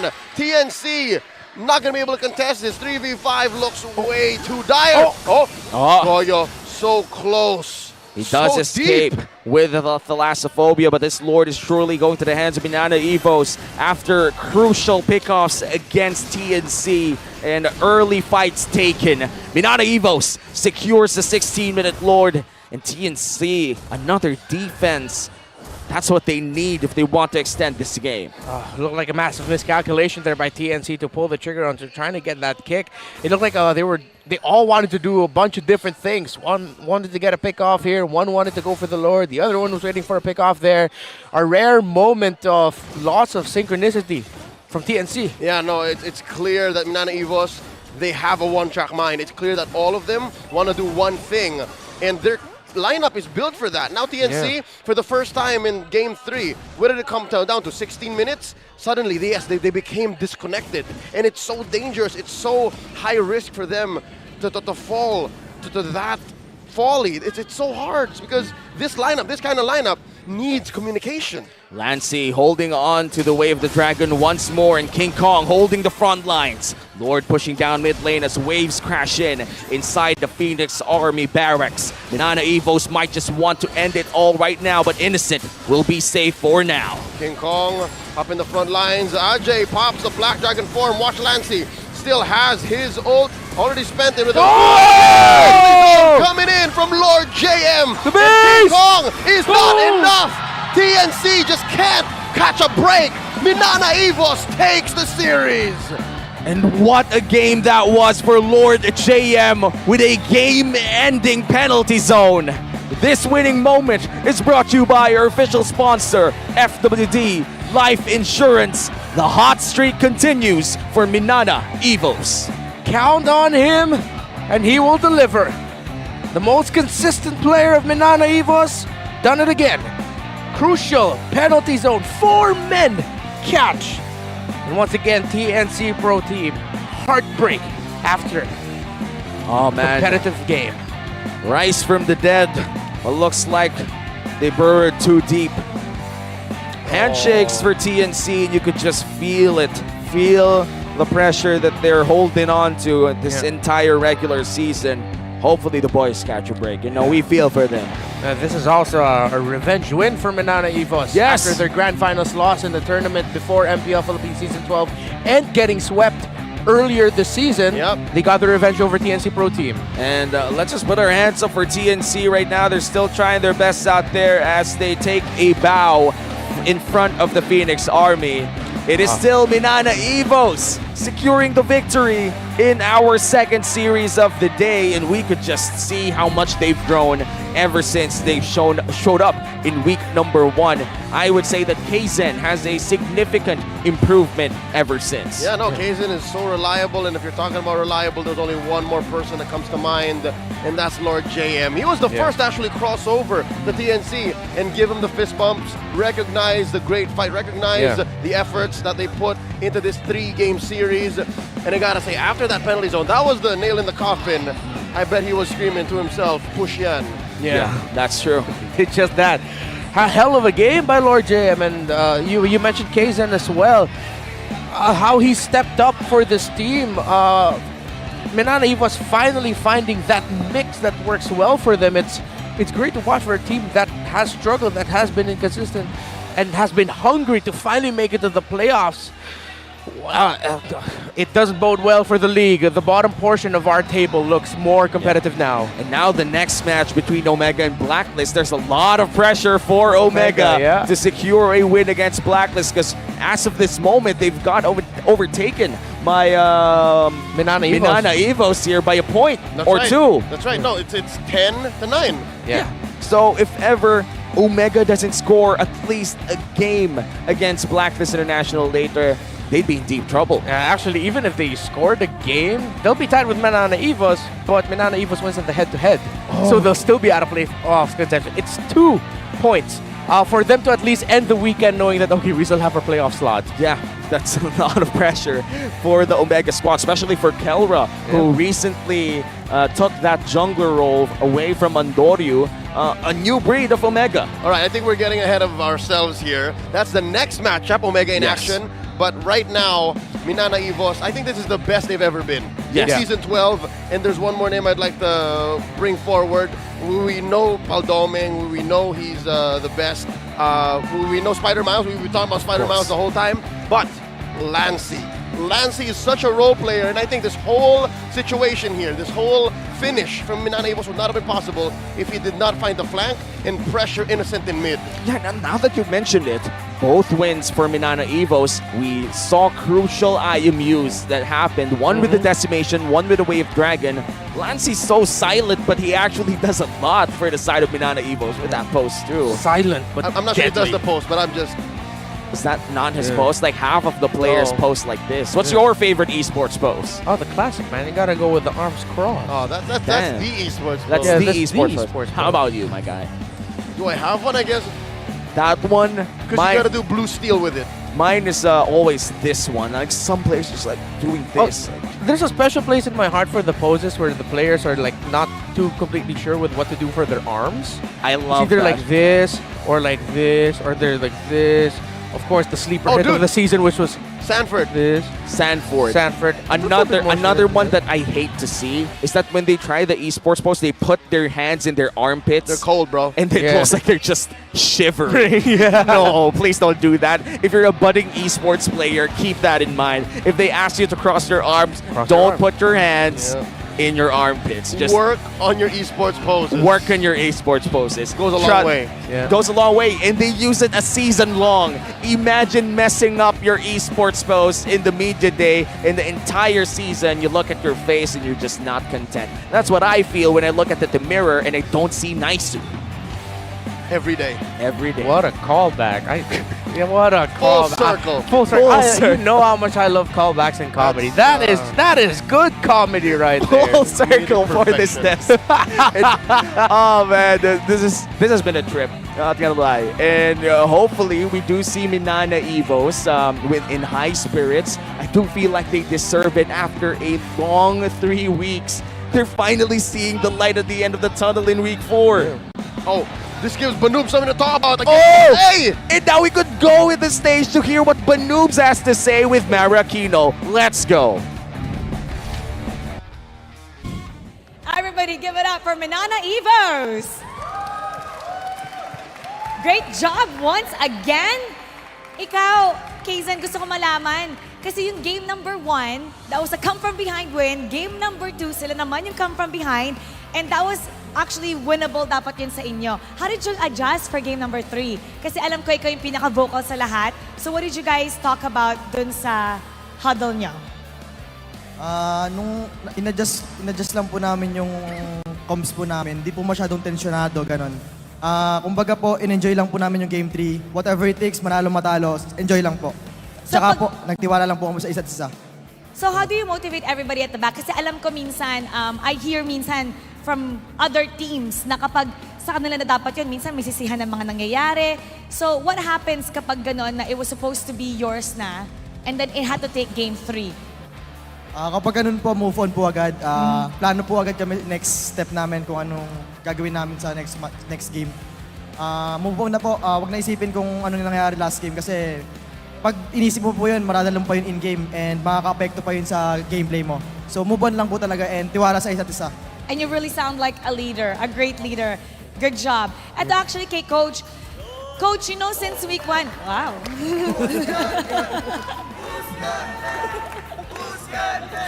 Coach, since week 1, talagang you guys were looking for the perfect match, mix and match of the 5 that you were gonna use. How long did it take for you to come up and the decision behind coming up with this lineup?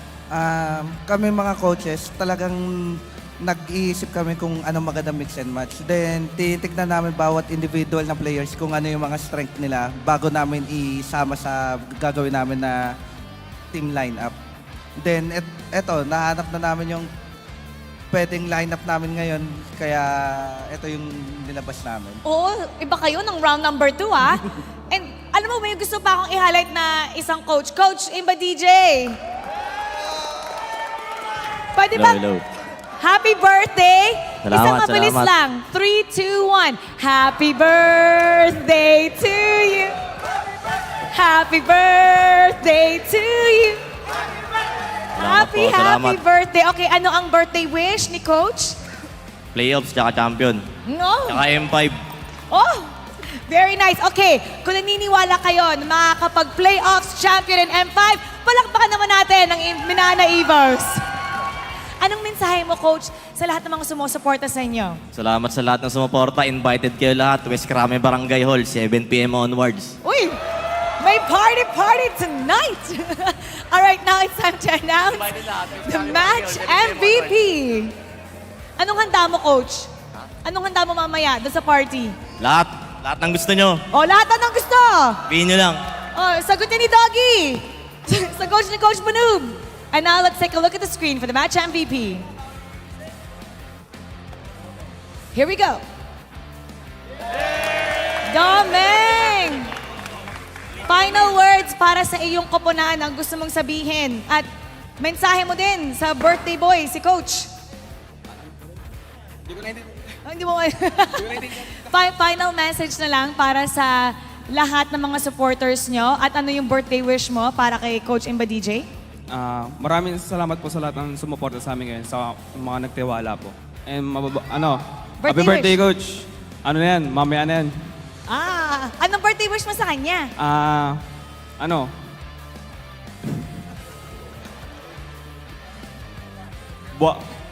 Magtira ka naman ng babae. Okay, ibang usapan na yan. Biglang naging usapan dito. Alright, invited kayo lahat sa birthday celebration niya mamaya. Rewind na lang kayo para mahanap nyo kung ano yung barangay. Once again, everybody, give it up for MNNE VS. Laugh trip ka. You may now take your bow. And take your walk of victory. They're one step closer, going all the way up in hopes of making it to the playoffs. And hindi pa tapos ang laban. You never know. They could make it to M5. Himayin natin ang ating laban. Balikan na natin ang ating mga casters. Pasok. Thanks, Mara. Going back in that interview, I refused to talk about it. That was that was fun. I wish Banoobs talked, though. Save for the part where Imba DJ just straight up invited everyone in the arena to his hometown. That's where he grew up, West Crame. He doxed himself hard. Yeah, That's West right. Crame Barangay Hall, 7 p.m. onwards. And you can order anything, and it's on him or Doggy. I'm not sure. I'm not sure. But you know, what I'm not sure about is what happened in Game 3. So, Renmar, please analyze that one. What's yan? All right, it boiled down to the fight. So similarly to what happened in Game 1 in Game 2, it just got down to who's gonna team fight better, who's gonna eke one out over the other. And unfortunately for TNC Pro Team, it was MNNE VS. He made this 1-1 work though, Meng AR. No wonder he also got Series MVP as well. I mean, you saw the impact he brought into Game number 1. Game number 2, he was a thorn in the side. Game number 3, he made this 1-1 work, and he gave the NC Pro Team hell. Now, compared to the other 1-1 game we saw last time, which was Echo versus Blacklist, this is a relatively easier 1-1 game. However, it is still difficult because you're overloaded with dive and there's so many things going after you. However, when you get to the latter portions of our game, past the turtles into the lords, you have to be a little bit craftier into the team fighting. Your position, you can't just keep throwing bodies willy-nilly. You're gonna have to find some weirder angles. You can't just go all in onto one target. It's way too obvious. The Valentina of MNNE VS will have the damage. The counter pointers would be so high in favor of MNNE VS. So that's why, as naturally as the game went on, it was a little bit easier now for Domeng to find much clearer targets to hit with those marks, land those marks, or expose those weaknesses so that he could get a good crossbow of Tang. And I like how MNNE VS fought in this series and how Domeng really conserved that crossbow of Tang. One of the braver 1-1 performances I've seen, where sometimes he'd even hold on to the last possible moment to use it even though he'd be low, but then once it's up, he's free and he's able to actually make it incredibly effective. We have to talk about here though how TNC Pro Team controlled this game. This will be haunting TNC Pro Team for a while. The call, everyone was split up. They didn't know what they wanted to go for, or they all wanted to go for different things. While MNNE VS said, we'll just go for the Lord, we'll focus on it, and we'll go for the win. Again, it was a shift in philosophy for these two teams. TNC Pro Team drafted a little bit more MNNE VS. MNNE VS drafted a little bit more TNC Pro Team, and it translated to the play styles. And in terms of the emblems, again, nothing too crazy different. Although, just a note, again, the importance of movement speed for your roamer, sometimes for your XP laner, if you are willing to give up a little bit more of defense or health. Usually it's firmness, but movement speed is great too, especially since you're a Yu Zhong. And with the double Petri combo of TNC, unfortunately, we didn't get to see made the most out of. There were a lot, it seems like there were a lot of communication between Ben Things and Goyo and AJ, but usually when you see the Goyo, the Kadita and then the Yu Zhong together with double Petri, you'd see them moving more together as a unit, and that's one thing that was lacking on the side of TNC. But at the same time, TNC played with the double Petri, not just for one target. Sometimes they'd actually split it, so they'd have at least two options to petrify, maybe something, a burst or a pick-off before the team fight would even start, or something for a little bit later on. Heartbreaking loss for TNC Pro Team, and MNNE VS just found that one really good fight. Gentlemen. And it's all that they needed to secure that win, and a lot of great plays as well, especially in the hands of Lord JM in that final moment. Still, a lot of penalty zone highlights for this week, and we still have a few series left for tonight. Yep, we have AP Bren earlier versus RSG, and then this one, and why does it always just boil up and suddenly we have another highlight matchup coming up? It's Blacklist versus Omega. This is what you were looking forward to. Yeah, I was looking forward to this. Yeah. Then I do remember Season 7, this was the rivalry. Now in Season 12, things has changed. New faces, different roles, whatever. This is looking to be the match to watch tonight. Yeah. I'm here for it. A lot of changes, but two things remain. Oheb and Kelra still having some hidden words. Man, I wish it was in the gold lane, but you know, times are different. They've both grown, and I'm so proud of both of them. Yeah. And this time, VY's ain't here. The Renzio showstopper is not here. Everything's different. Ryzen's not here. Ryzen's not here too. So there's a lot of things. And MPL Philippines will be back after a short break. We've been your casters.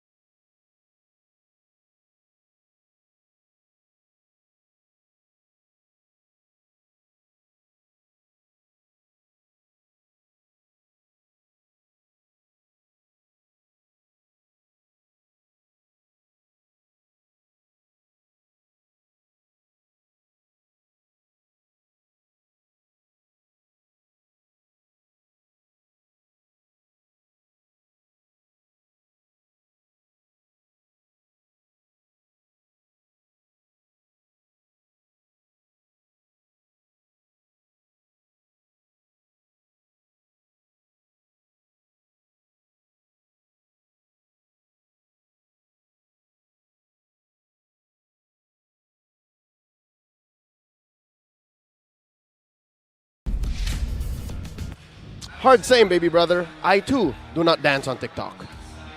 Neither do I. And I do. should say, I do. this guy's an expert. I mean, you shouldn't call me an expert. You are an expert. Fair enough. You've been trying to get me to dance on TikTok for, I don't know, seasons now. Just two seasons. It feels Ever since like- we got here in the MPL arena. That's basically it. But it's not happening. Sorry. That's right. It's not happening. Oheb did also mention and let loose a few breadcrumbs. Maybe he will also be switching lanes. But if in case that does happen, what if, gentlemen, what if? Where do we see Oheb jumping over to? Oh, I don't know, but imagine if like they curveballed each other and they both ended up in the jungle somehow. I want to see it. Just to complete the storyline. Just somehow. Both of them. Yeah. Like Calro would play jungle, then Oheb ended up playing jungle. I don't know if there's a world or a multiverse that happens, but who knows? Do you agree? Is this jungle too? I want to see it. Or is this just me, or I see Oheb in mid? If ever he were to shuffle. I mean, it's possible, but considering that Haji can play jungle, right? He used to be a jungler. He used to be a jungler, so that there would be some sort of dynamic there. But if Oheb would go into the mid lane, he has a bunch of teachers. He has very good teachers in the BLACKLIST International The side. best of the best. Now looking at how the teams did their huddle, I'm loving the energy in both Smart Omega and BLACKLIST International's dugout. Can I just say, BLACKLIST always brings their whole entourage. So even now, even as we've talked about the whole Oheb versus Kel situation, we really don't know until we know. It might be Dorky that plays. It could be, but you know, and given all these speculations that we're having here, I'm going back to it. They got to make it work because they're running out of time here for this regular season. All right. We'll see exactly which lineup comes through as we welcome them on stage.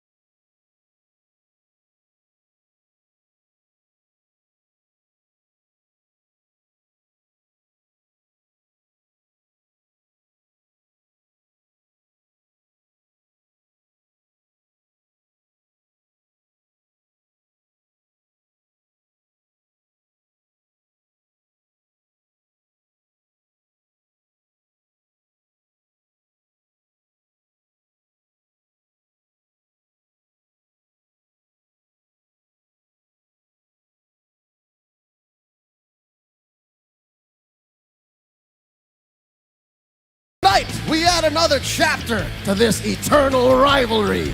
The Barangay versus the Agents to cap off week number 4.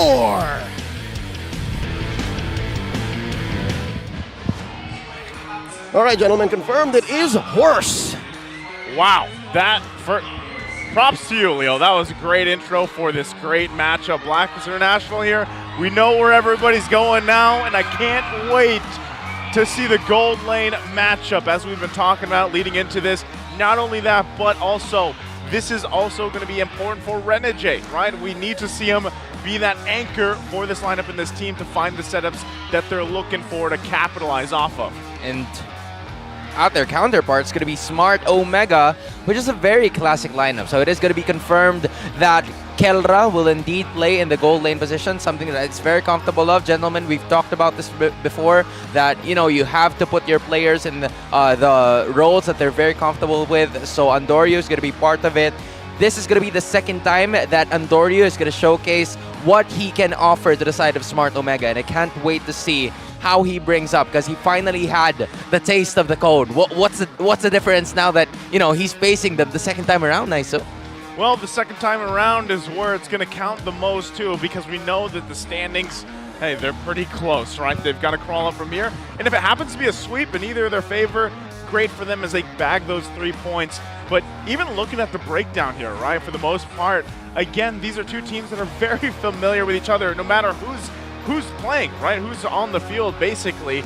But even looking at the breakdown here, let's take us through it, Sans. Honestly, it's like a more, I mean, it's like a more, you know, yeah, you got that right. That's the Onyx jungler. Yeah, yeah, it's Hans, but I'm Hans. Going back to what I was saying, it's the first blood ratio that's on the lead for the side of BLACKLIST International. They also have the Lord Control. So in terms of like objectives and having early game snowball, that's the factor that the side of the agents will really lean upon. But if we're going to be talking about Smart Omega, there's a tower secured. So in terms of late game insurance, that's where the Omega timers will always come in, like 18 minutes. But there are some situations where they don't need to go 18 minutes and they just go through 18 minutes below. And that's what I'm saying. I think based on the stats that we've seen, even throughout the graph, there's nothing wrong that Omega's doing. It's just they can't figure out exactly how to win when they need to win. Now with that said, let's go to our keys to victory brought to us by Infinix.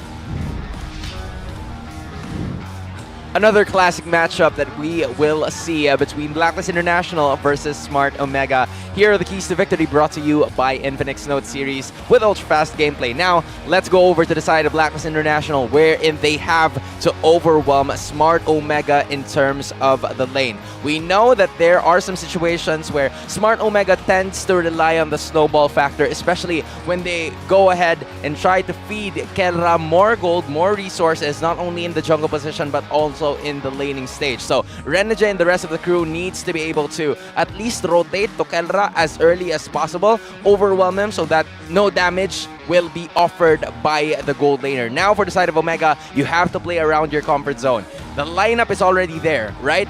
Both Kelra and Nandoryu will be playing. It's the comfortable roles that they have chosen, especially during the start of the season. Now, we have to see the comfort not only in the Omega timers, but we have to see the initiation, the aggressiveness, the synergy, and the teamwork that they have in terms of the team fights that they are about to execute, because that is where they kind of struggle the most in terms of the games that we're seeing. And for both of the teams, they have to be mindful of the supports rotation.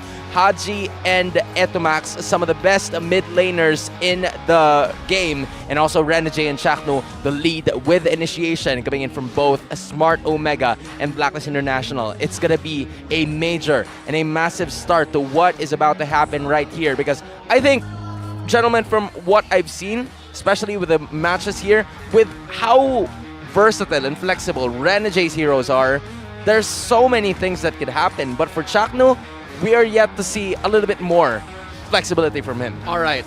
Now that you opened up with that, I'm going to lead us into the hot seat. Hans, Joseph, I hope you're ready, because I got to ask. Okay, you'll go first. No offense to the barangay and any MPL fans that have been following us for quite a while, but personally, have you felt like the Chak Mamba's truly been back all season long? All season long so far up to this point? Yeah. I wouldn't say fully. Right? I would say maybe is it not just 75%? I'd say 60. I think there's more that the Mamba can bring out. Yeah. Again, week after week, we've seen Renegade go through a renaissance, the Hitman. Oh, there's so much headlines that talk about how Renegade has bought back BLACKLIST acclaim even without VYs. But what about the Mamba?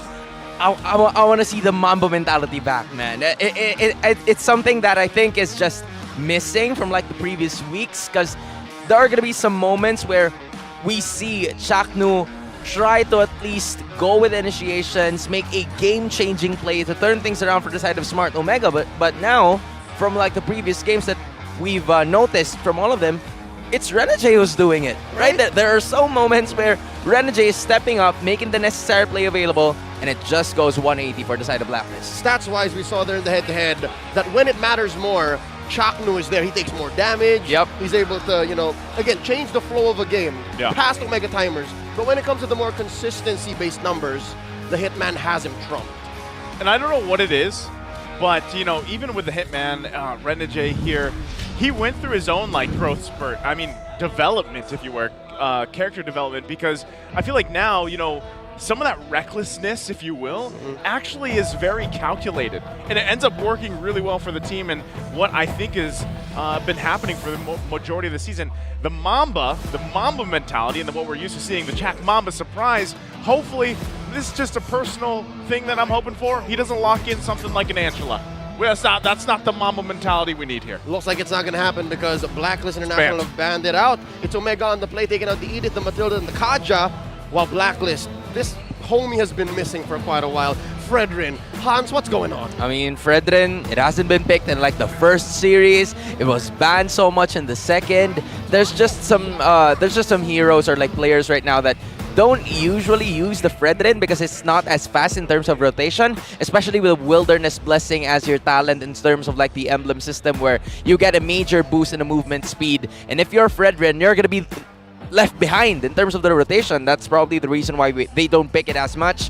And another thing that you have to take notice here is the Baksha usually gets picked up first. Jungle is always the priority if you're on the blue side. So it gives more opportunity for the side of Blacklist International to pick both the Novaria and the Terizla for vision and initiation in terms of team fight, because that is what Terizla is doing, or that is what Terizla's role is right now. He's the initiator, the start of the riot. Whoa. These two teams are just snap picking. You see that? How quick Coach Stronger just responded like, yeah, you know what? Grok Val, go ahead for it. And now it's MTB who's kind of stalling.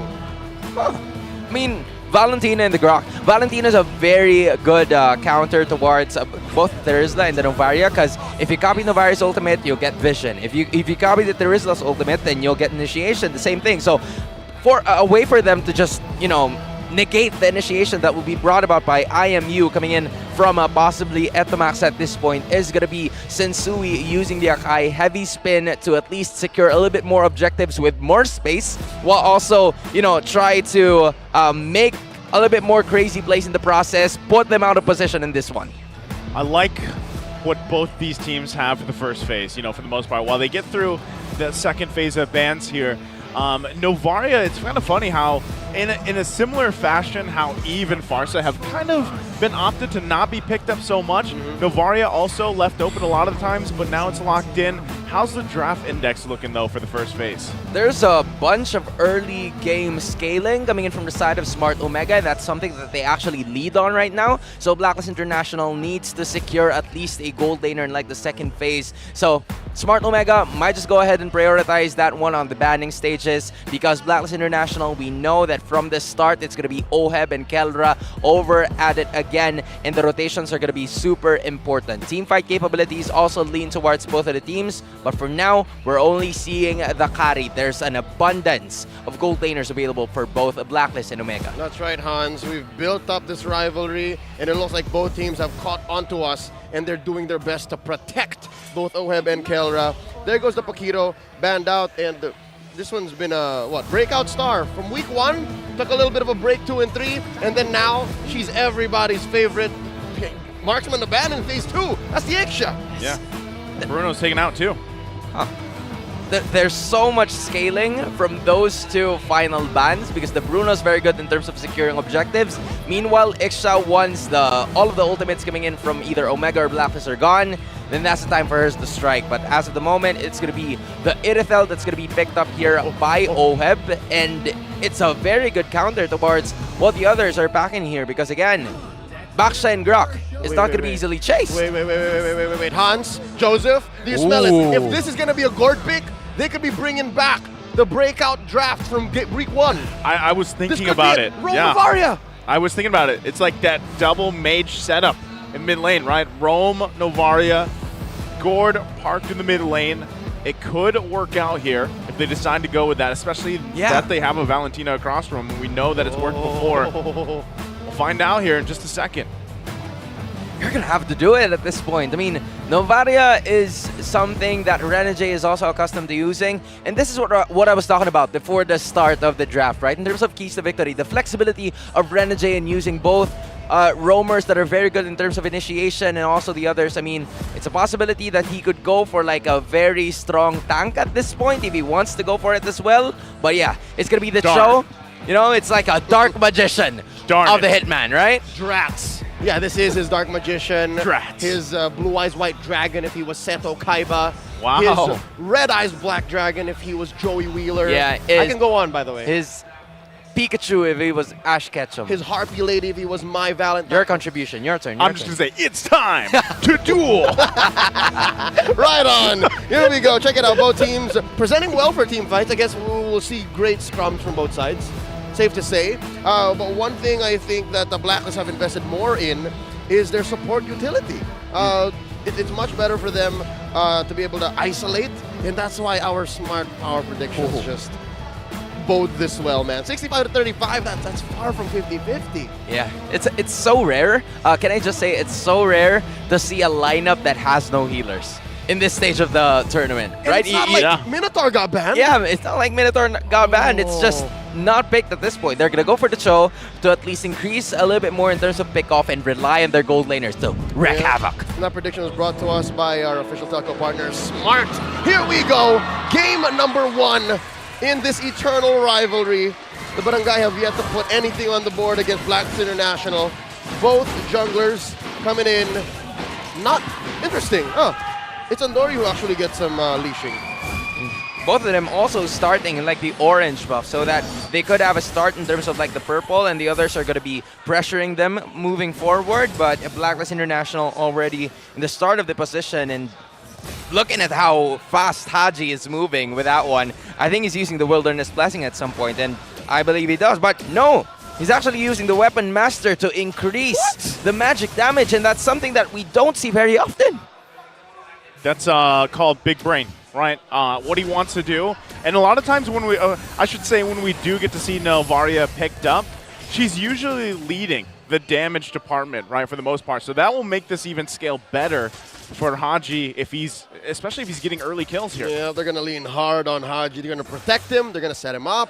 And he in turn will do the same, even get some vision before the fight begins. About 30 seconds before the first turtle spawns, and Blacks International making rounds around here despite Omega being the one with a lot of Wilderness Blessing. There are so many other opportunities for them. It's going to be burned out, and the initiations coming in from both Omega and Blacklist are not yet evident at this point, which is why they're no longer going to go ahead and initiate in terms of like a pick-off that is possible. They're going to wait for both Chaknu and Renegade to be able to get their level 4s first, as the turtle is about to spawn in a few seconds.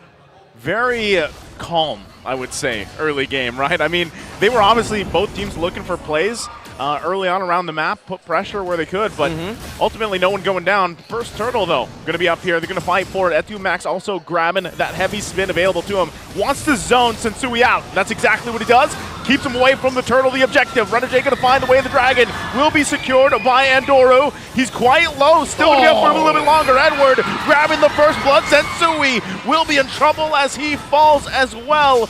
A trade for bodies. The objective going. Edward still going to be up. Ryota goes it down. Could not take out Edward. All right, we talked about how Haji is going to be very instrumental, very pivotal, impactful even. I don't expect that to happen at 2 minutes. Yeah, but you don't count Etomax out at that point, because again, that was a great heavy spin to put Sensui away from that fight. However, Edward was on the other side. He was making sure that the pressure was felt here by both the jungler and even the XP laner coming in from Smart Omega, which is why now Edward is at a very hot start, 2-0-0, especially with the tank. That is the hotness. That was the Mamba mentality, man. Exactly. That was it. I thought you were going to say the saying.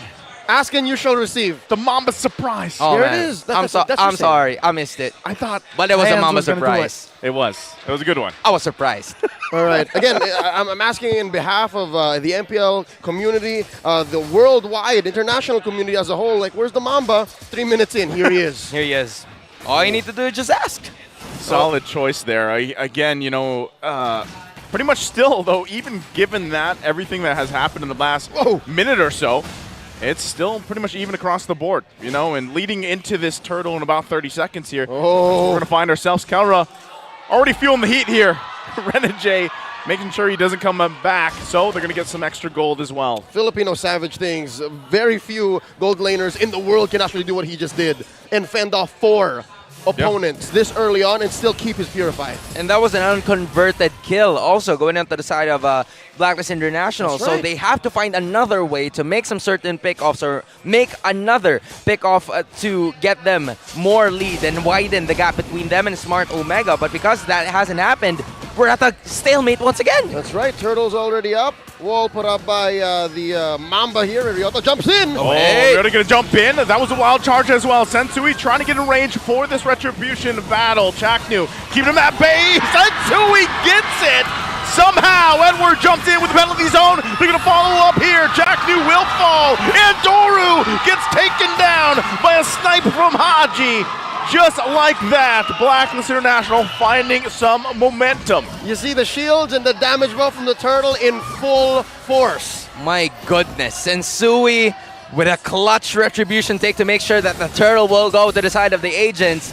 And with all of the fights during like the first 5 to 10 seconds within that turtle clash, Edward hasn't even used the penalty zone just yet.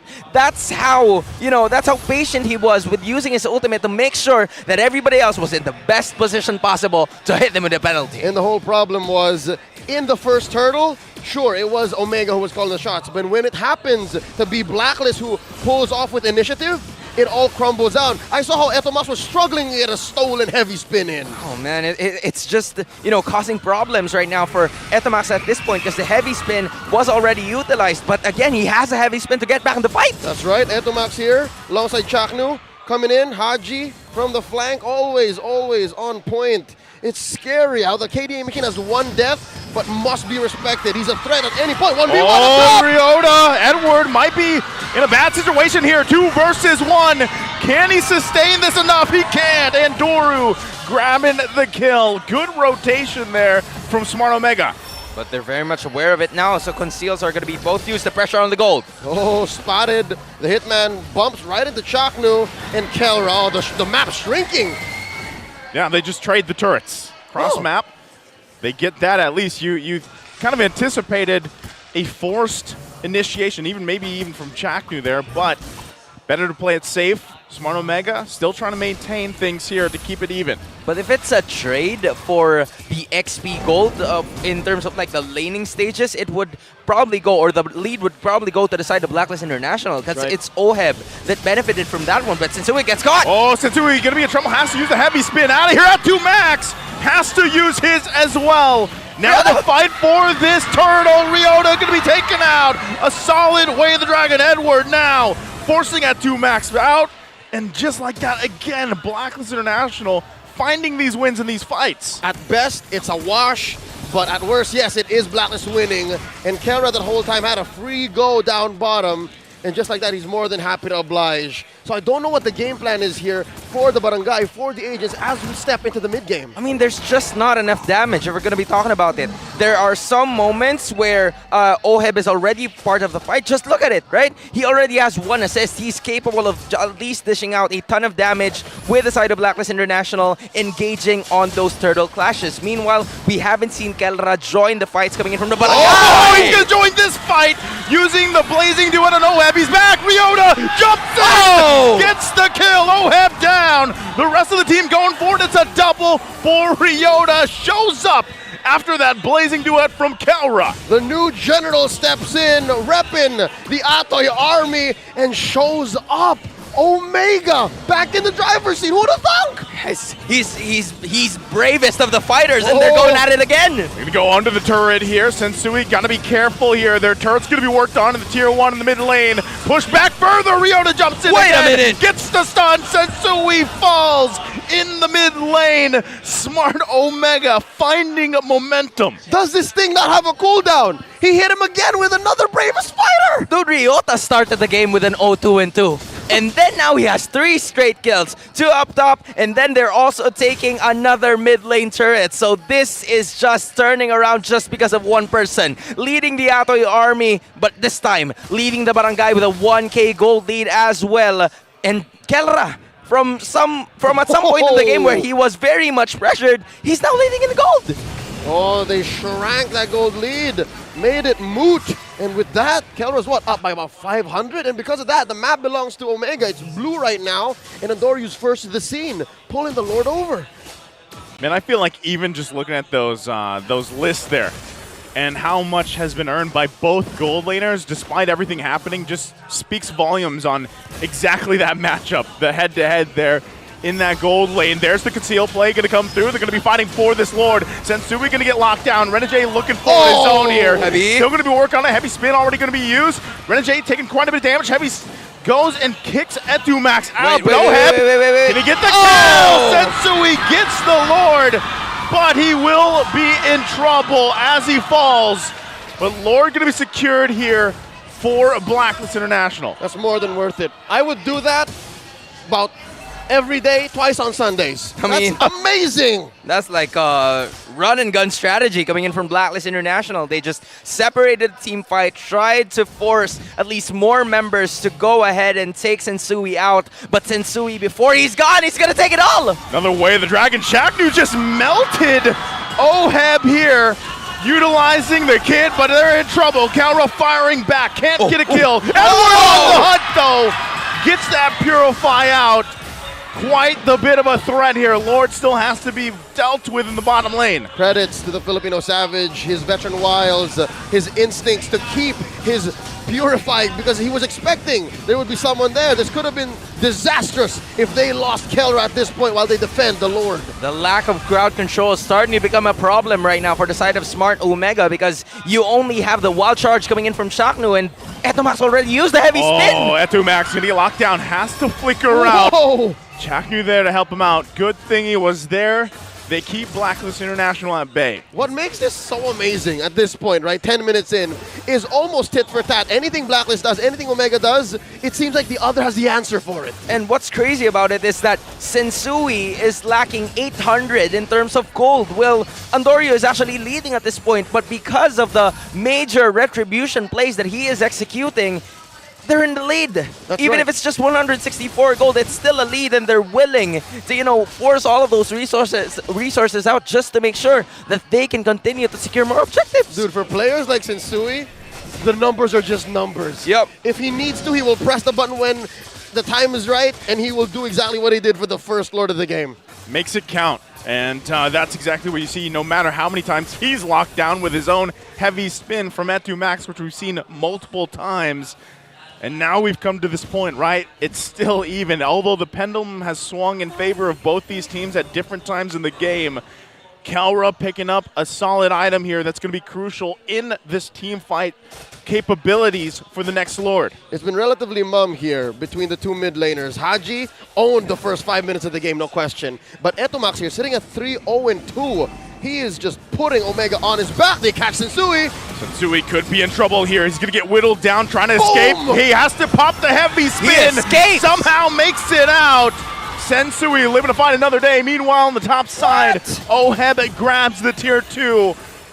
They're working with the space. Oheb will get back. Lord up in less than 10. He made like boys like girls. That was the great escape. I mean, that was a great escape. He threw it away, and then I can't remember the rest of the lyrics anymore, but anyway, he's right there. It's an unconverted kill, and now Smart Omega wants more.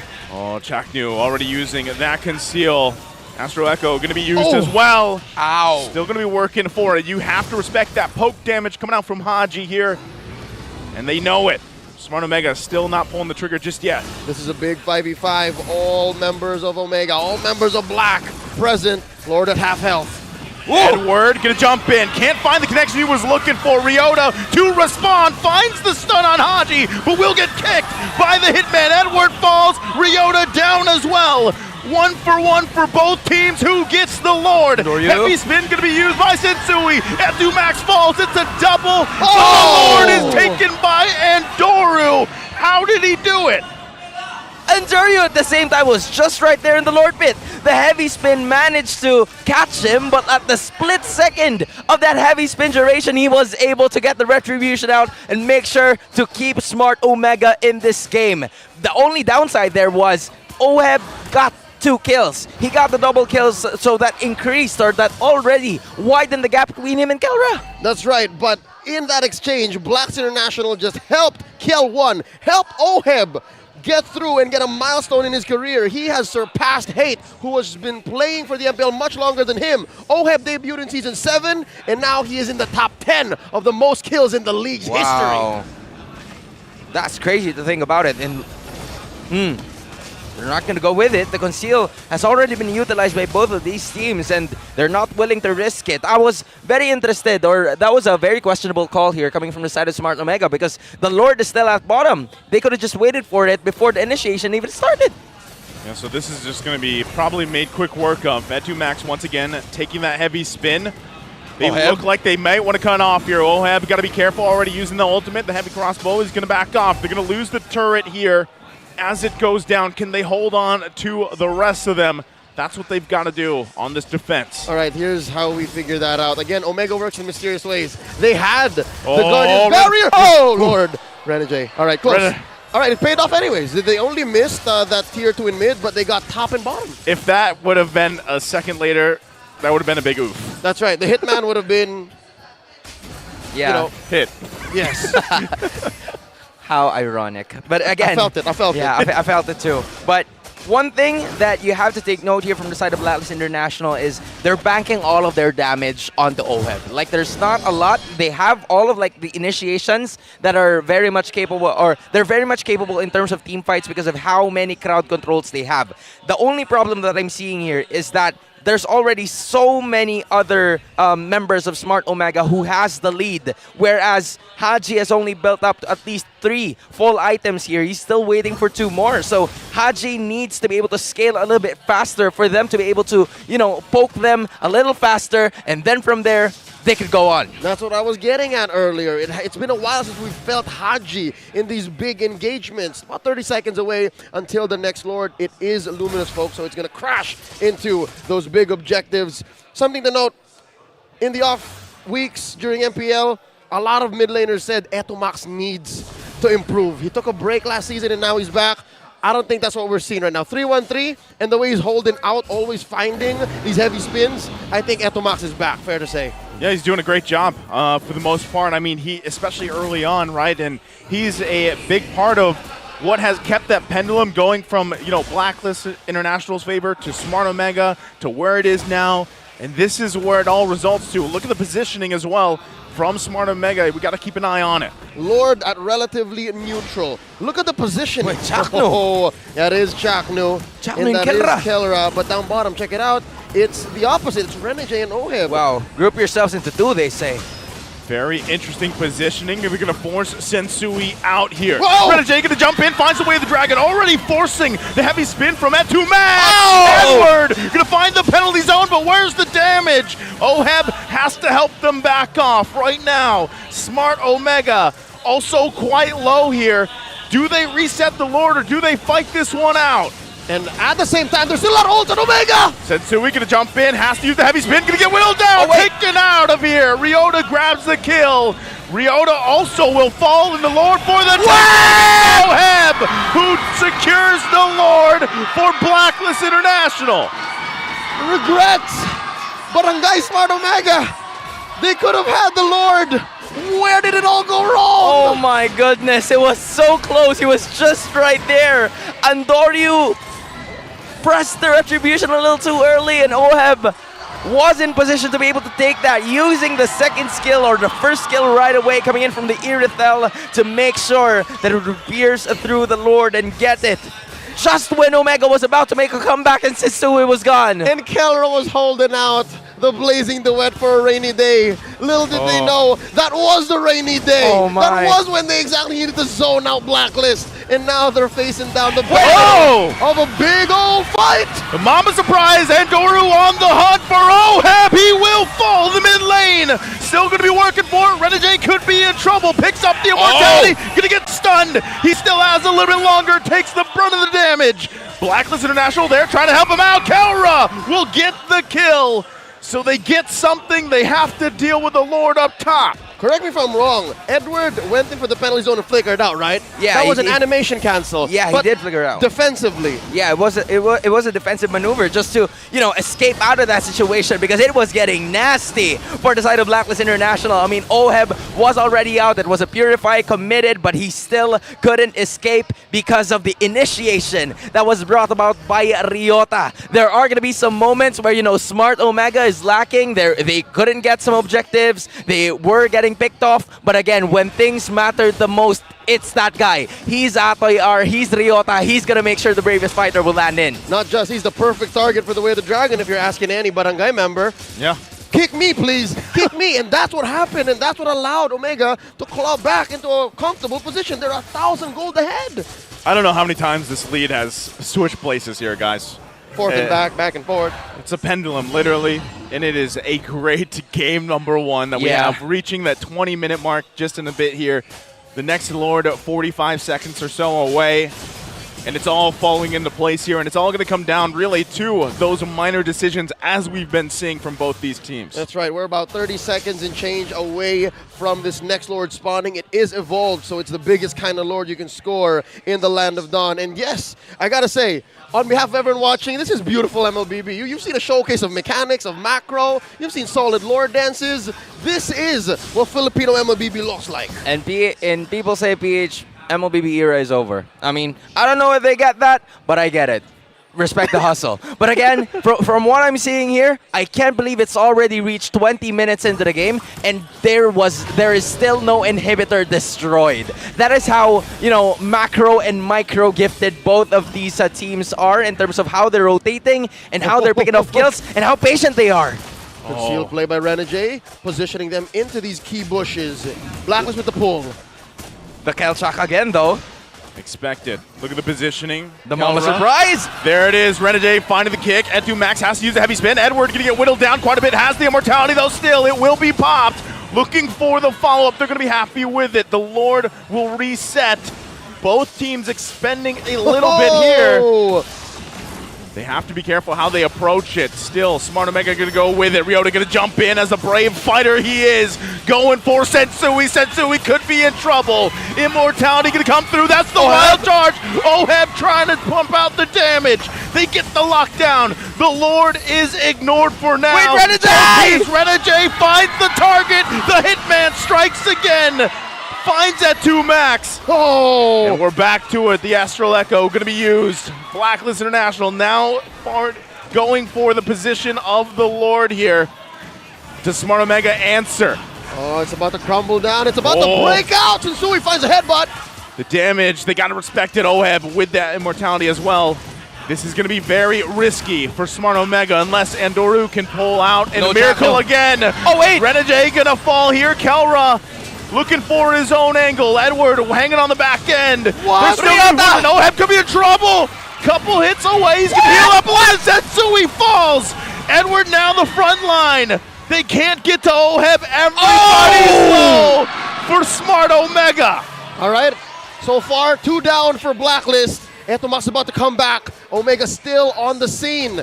There have been so much thrown out by both teams. And just like that, the Lord's still standing. Leo, the patience. I don't know if it's patience or they're just not willing to commit a bunch of resources. But here's a resource. The Mamba. Chaknu gonna go in. Whoa! Oh, that wait. was a big oof. Chaknu. He flickers in, takes the brunt of the damage. Edward gonna jump in with the penalty zone. Wait a minute. But he's got no backup. Wait a minute. He's trapped. Edward falls. Andoru now on the hunt for Oheb. Gets the immortality. It was all part of the plan, says the Mamba. Many times in this game, we have questioned what is Omega doing, and only they can explain. Only they can take the Lord from Blacklist. 22 minutes, 50 seconds in. What the flicker? A part of the plan? What blunder are you talking about at this point? Was that even a blunder?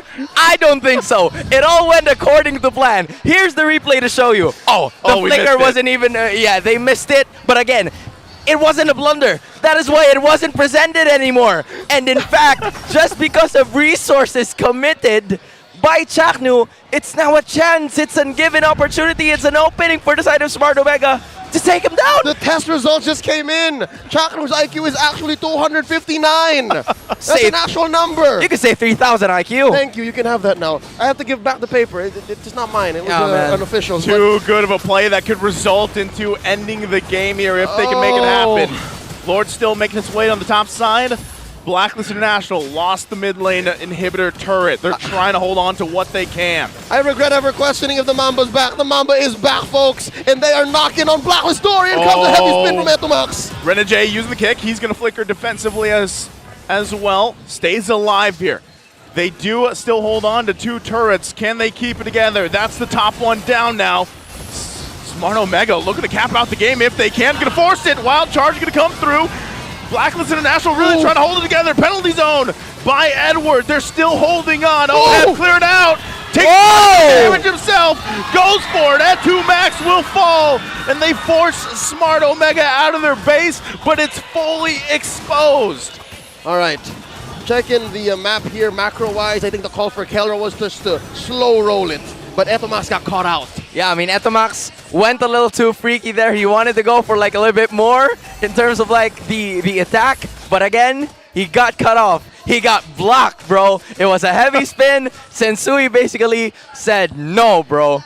You can't do that. You can't be freaky. It's a Sunday. Yep. You can't go freaky It's a Sunday, That man. doesn't make Come sense. On. That's why it didn't push through, right? He used the heavy spin, pinned him in the corner, and then right after that, it's going to be a major takedown. But I also have to say, it was a beautiful bait coming in from Renegade before the start of that Lord Pit, even though the base was fully exposed, because they've managed to at least, exhaust a bunch more in terms of the ultimates coming in from the side of Smart Omega. With that, there weren't a lot of other options for Smart Omega, but to just go ahead and be aggressive. Yep.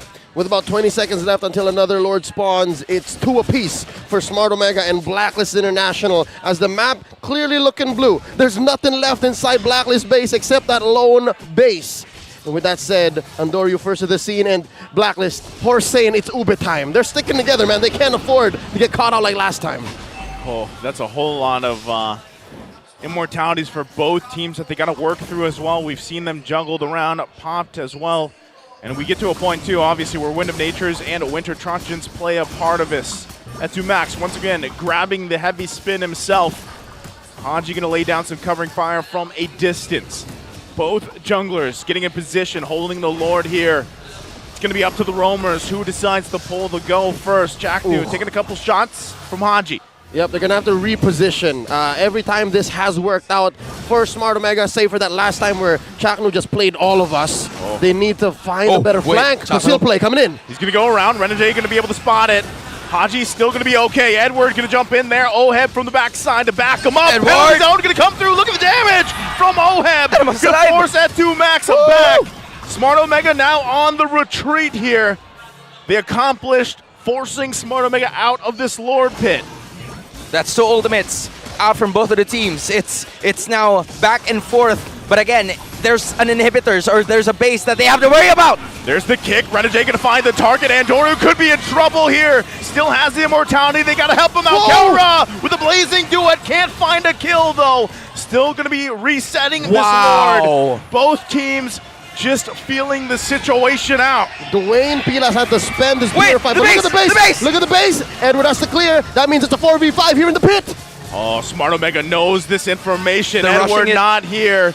They're going to force Sensui back. They're not going to give him any space to work around with. Renegade might be taking a risk, looking for his own angle. Yeah, Oheb's going to jump in. Could be in trouble as well. Oheb will fall in a desperate move. It won't work out. Sensui's still going to be there, though. It all could work out. It comes down to the red. Sensui now gets the Lord. Edward's still working on the base. Haji there to back him up, and Sensui somehow lives on top of it. He gets away, stole the Lord, and if it comes at the cost of Renegade, so be it. Blacks International still in this. That was GTO, Grand Theft Objective. I know, Leo, that you're using it a bunch of times, but I'm gonna use it at this moment. Renegade? That was Renegade escaping once again. He's still alive? And again, this is another one of those moments where it was so close. You were right there. Homie straight up fugitive, like that movie by Harrison Ford. Oh, man. He's still alive. He's still here. And with that, it's going to be Omega versus Blacklist, a 5v5 straight up, because Etomax will respawn alongside Oheb.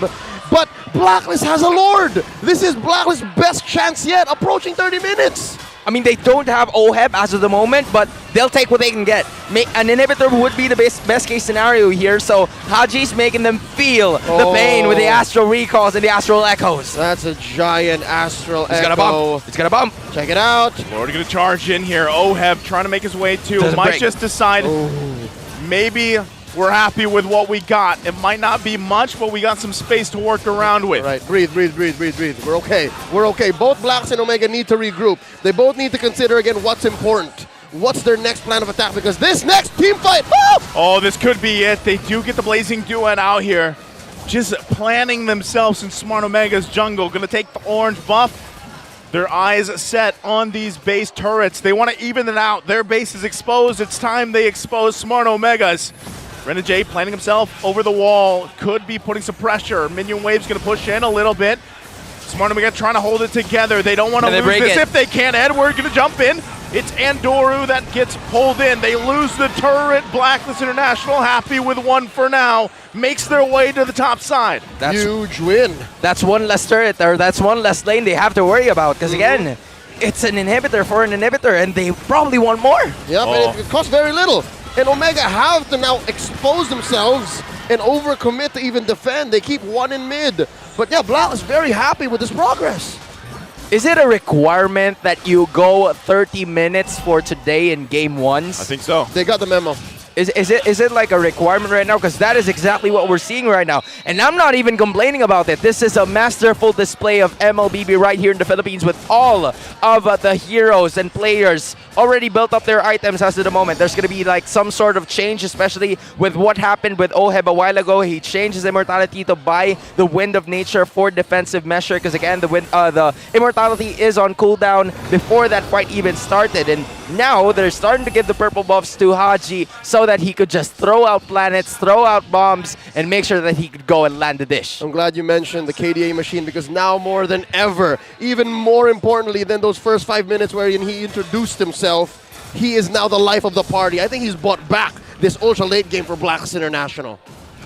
Well, once again, both these teams, 31 minutes into the game, they find themselves in a familiar dance. Both gold laners here, very crucial on their positioning. Ooh. Kelra as well. He's quite aggressive. Wow, look at the damage. All right. Whew. For the first time in again, 30 minutes, Omega have been very honest with the way they're positioning Kelra and Chaknu. This is dangerous. I don't know what they're thinking. Woo! Oh, Chaknu gets away. Still a few immortalities on key heroes. Oh, they're going to use the conceal too. Chaknu trying to make it. They get the signal to go on charge. Goes in with a heavy spin. Going to be the answer from Sensui. Takes quite a bit of hits. Has to back off for now. Lord, all the They're while, still holding it. Still being held by Andoru. Renegade could be the man to find something. Edward doesn't have the penalty zone. Lord going to have a little bit of a soft reset here. Renegade will kick him away. He doesn't have the way of the dragon anymore. It could come down to this. Smart Omega trying to assert dominance for the Lord. Ryota going to take quite a bit of damage. He's in trouble. Who gets the Lord? It's going to be Andoru securing it. And now Blacklist International on the run. Can they fight it out? Smart Omega is quite low themselves. There's the Winter Tranchant going to be used. Andoru falls, but he ultimately got the Lord. That is what matters. Big key pickoff. I mean, Andoru for the Lord, and the Lord stopped scaling about 5 minutes ago. It's just going crazy right now, especially for the side of Smart Omega because they got one of the latest Lords in the game. Because again, Andoryu has struggled in securing the previous Lords with the Retribution. But this Lord right here, 32 minutes and 52 seconds in the game, is a different beast. It's the same animal, but it's a different beast because of how much health it is packing right now. That's right. It's scaled up to maximum, and Andoryu, you're right, has been given it his blood, sweat, and tears, and he's not here to see it. This is his legacy. I wonder how Omega's going to make the most of this. Whole forcing out a wild charge from Chaknu. The wild charge out here. Sensei, we're going to find the lockdown with a heavy spin. Ryota going to take the brunt of the damage. Could be in trouble. Still, the Lord going to be up there, tanking a lot of this, being thrown by Blacklist International. Oheb will deal work with it. Meanwhile, Smart Omega going to wait. Andoryu, 10 seconds or so away, and Lord is taken care of. We're 33.5 minutes in. All right, about 99% of me thinks if Andoryu was here and they orchestrated that Lord push perfectly, we would be done. Things would have been different. That's right, but Blacklist had their priorities set, and they know how to defend. They know what to get out of these exchanges, despite it being less than ideal, and we're still here, 34 minutes in. It even reached the point wherein the base is already naked. Like there's nothing added anymore. Both of them. Both of them, right? So there's no inhibitors, not even an objective that they have to take care about. Just look at it, right? There's nothing. There's nothing. So they just have to buy a little bit more time, them to secure a bunch more objectives, or at least try to find the best case scenario in terms of the item composition before the fight even starts. Because again, it's about to go down, Naisu. And when I say it's about to go down, it will really go down. This has to be the last Lord, right? I mean, it has to be. About 40 seconds away, this has to be the last Lord. Hey, I'm not surprised if it isn't the last one. Gentlemen, we're on our way to almost getting to the longest game in the season, right? Which was, what, 38 minutes, I think it was? I called that match. That was Blacklist Echo earlier. We're on pace. Friday. We're on pace. All right, you know what? Even if this isn't the last Lord, check it out. They still have to dance. Yep. This is not a free Lord unless something disastrous happens. You know what I mean? I mean, the last dance is, upon us. I don't know if it's about to happen because of how full the items are. I mean, Chaknu's very much aggressive. It even reached a point where Oheb was already confident enough to go to the front lines and just dish out the damage to be able to defend the Lord. But this time around, they're not afraid to show things up. Haji doesn't even need to use the Echo anymore. You're going to force in, but look at the backside. They get him out. Oheb could be in trouble here. Returning fire at 2 max. One hit away. Chaknu left to himself. He has the immortality, but he will go down. Blacklist International finding a win in that team fight. They've got the numbers advantage here, and Lord is up. That's more than a minute that the Mamba is not part of the Lord dance. Omega has to buy time because Blacklist goes straight for it. They're going to blitz this Lord. Look at the HP coming in from that Lord. That's 83k that they have to worry about. But because Chaknu's not part of the equation anyway, they're going to go for it. Look at this, the Savage. Kelra, he's setting up a big old backdoor play. He's going to go for it. Lord here. Andoryu's still here. Haji finding at 2 max. Can they pull this one through? Kelra just running it down mid. Might be looking for something to force them back. Who's going to answer? It looks like Edward goes. Ryota hunting down Oheb. Oheb going to be fine. Ryota still will be there. Kelra comes through. Whoa! Oheb is down. And that is the win right there in that team fight. Andoryu will now find Haji. Haji in trouble. He falls here as well. That's 2 down. That's 2 down. That's a big old Lord scored by the Mangay. And this is going to be an almost impossible defense. Blacklist are hedging on Edward, Sensui, and Renegade. There's no clear. There's no clear. There's no damage. There's very little clear. Oh, the agents are going to have to put up their energy balls. Put your hands up. Because Blacklist needs it right now. Horse needs it right now. Oh my goodness. Is this about to end? Is this the end of the 37-minute game? The Barangay is ready. They're going to force the situation at 2 max with a heavy spin. Renegade going to get zoned out. Lord's still going to be in the midpoint of the base. That's the immortality. Minions working on it. The crystal is there. Chaknu making his way. Looking for the wild charge. He'll find it. And in 37 and 25 minutes of the game, Smart Omega takes game 1. This winning moment is brought to you by our official sponsor, FWD Life Insurance. For the first time in Season 12, The Barangay clap back. They get one over Black. And in the best way possible. I don't know what better way for you to get a point. And it was a hard-earned one too. Like there were so many things going on in that matchup, but again, it's Smart Omega. It looks like Etomax and Chakno are back. There is a grocery list of things put on showcase here. Controlling the long lane, setting up a backdoor, how to do Lord fights, catching people off guard by flanking with your roamer and your gold laner. There's an infinite amount of things put on display by both these teams. And it looks like Smart Omega have figured out their end game. They know now, better than ever. That's amazing. Amazing. All right, Hans, you're going to have to do your best here and break down what happened here. Game number 1, Smart Omega, Blacks International.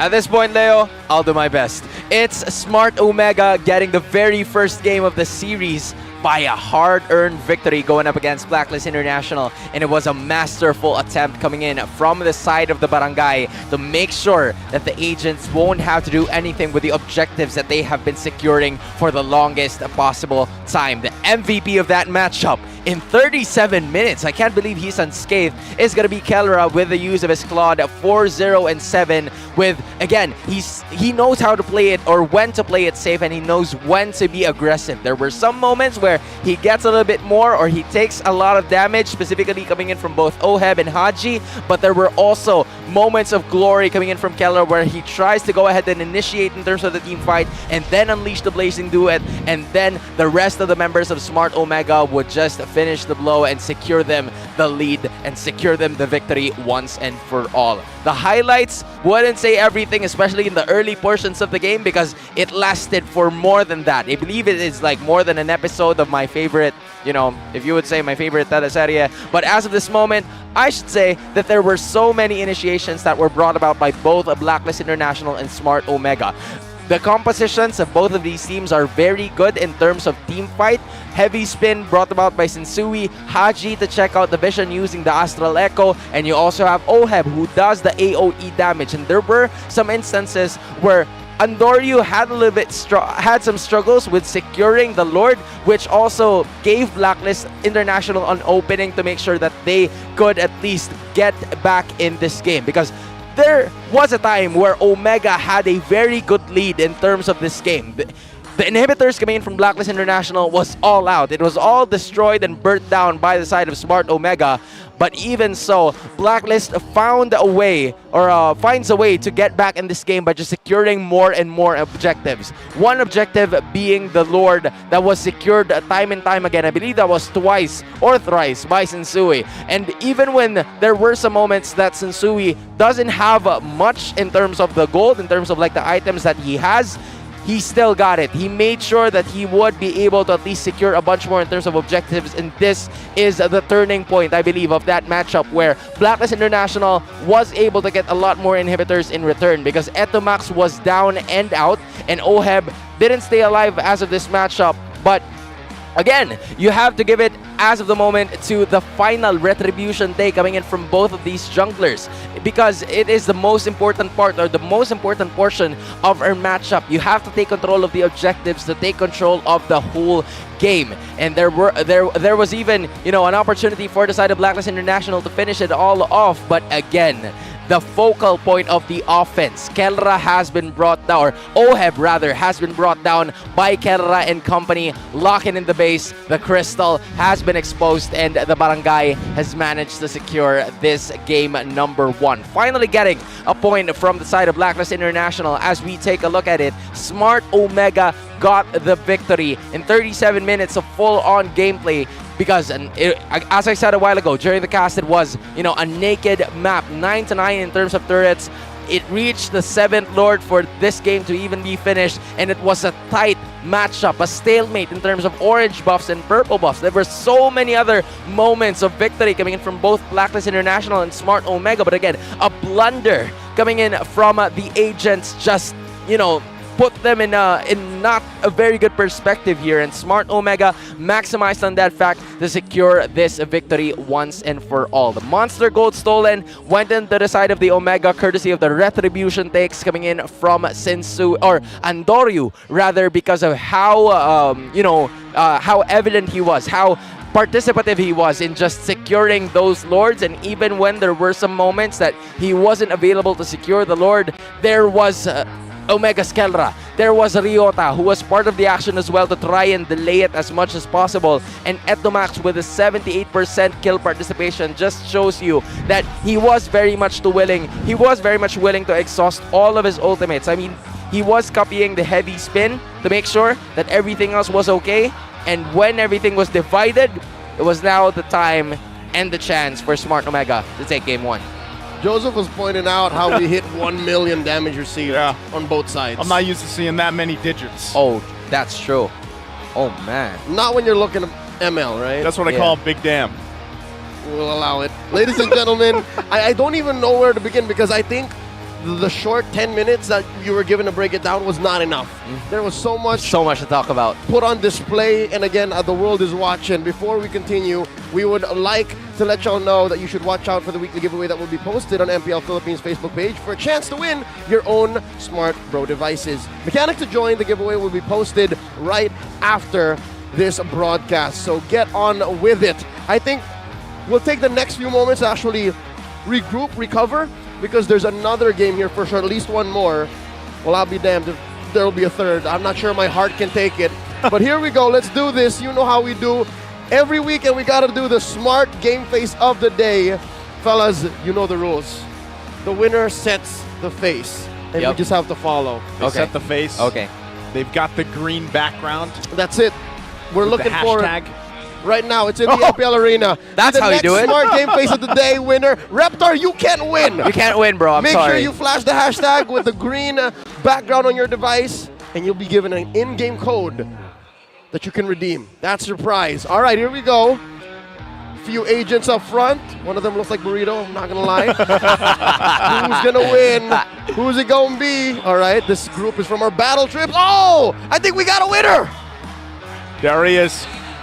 Yeah, okay, I was going to say, which one? There's the face. I was waiting for the face. That's the one. Okay, you get a good beat on that face? You got it. Are you ready? I got it. All right. Make sure y'all use hashtag SmartPowers Mpl-Ph S12. We'll use the first one. This is easy. That's not fair. How will you do the first one? Wait, who called it? I know how to do it. All right, ready? I know how to do it. Hans, hit us. I don't want to lick my mic, man, you know? Put it away. Put it away. I don't want to move it. It's in the perfect location. I've spent time. Dang it. I moved it. I was baited. I did it with you. I'm glad you guys did it. I did it with you. Joseph pulled out. I'll go on with us. this one. That was the second one he did. Okay, I'll allow it. All right. You get a pass. All right. Whew. Now, let's get back into business here. Game number 2. Of course, Blacks International in their dugout right now. They've got to be wondering. They've got to be thinking, Sensu, your retribution is sharper than ever. How'd you do so much damage? I mean, everyone, roll per roll, right? Where did it all go wrong? Again, when you look at games that long, 37 minutes, it's hard. It's hard because there was always moments, right, of brilliance, and there's moments where there were some mistakes made, of course. But, you know, when you get, what was that? That was like, how many lords? That was multiple That was lords. 7 lords. 6 or 7. Tough to deal with there. All right, we'll go to our insider here to give us a little bit more on this matchup. Check it out.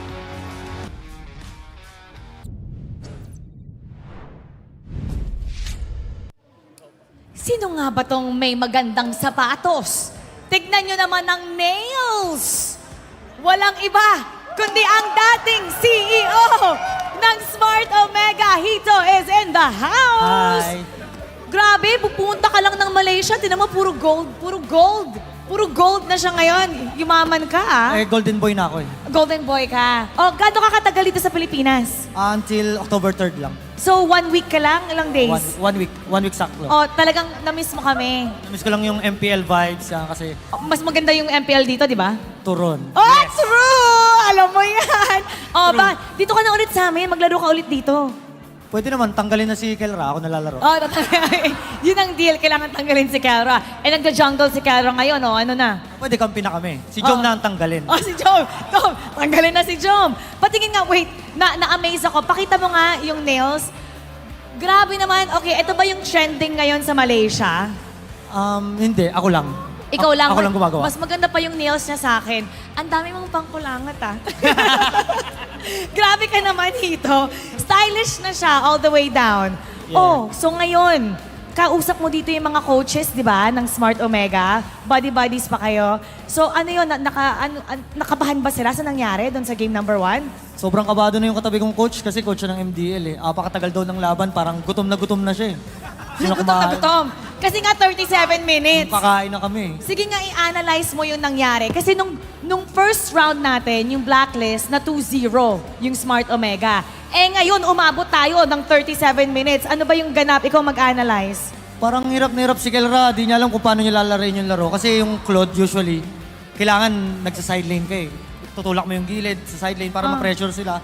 Tapos wala din niya ginagawa eh. Kumbaga yung utak ko malayo sa utak ni Kelra eh. Sige nga, i-real talk mo nga si Kelra. Bigyan mo siya ng advice. Kelra, ano ka lang ha? Message ka lang sa akin pag magpapaturo ka. Okay lang sa akin yan.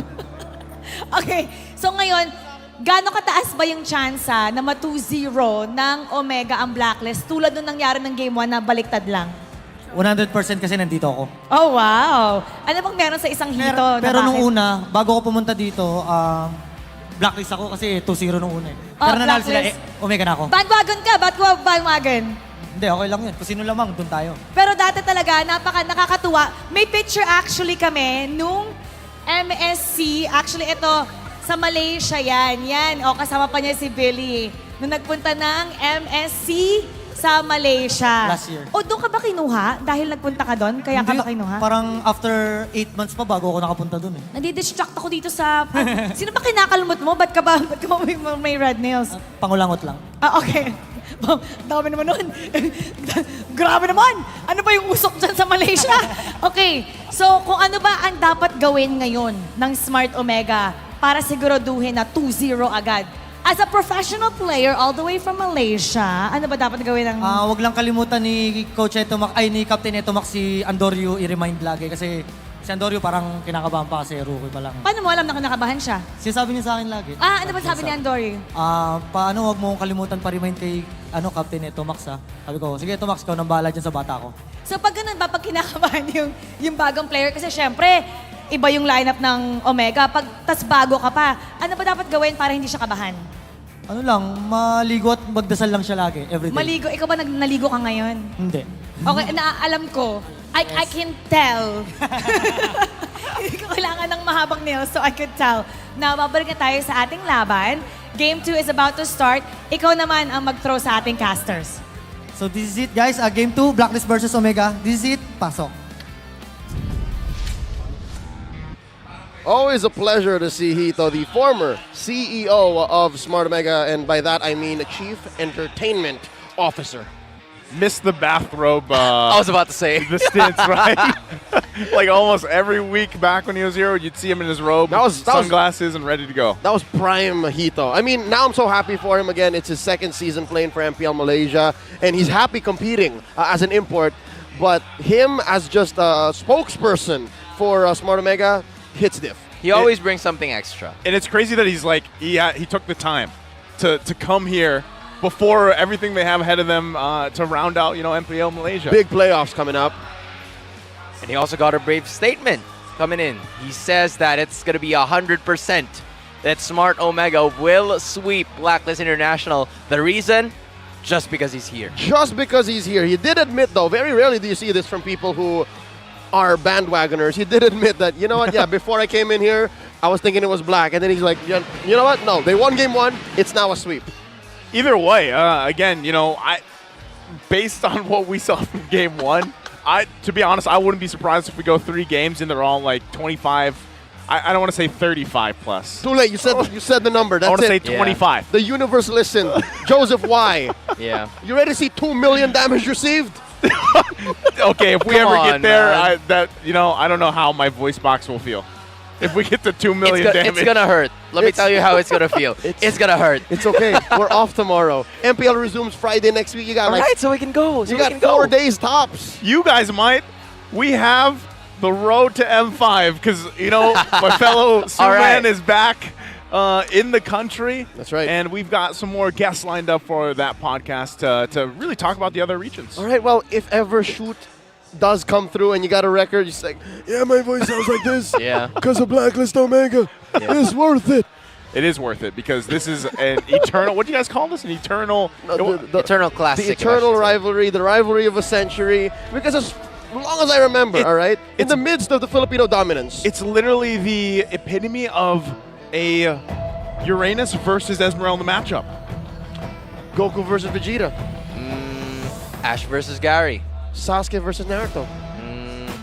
Asta versus Yuno. Oh, you took mine. Let's get back into the draft. Here we go. Game number 2. My bad. Smart Omega on the play.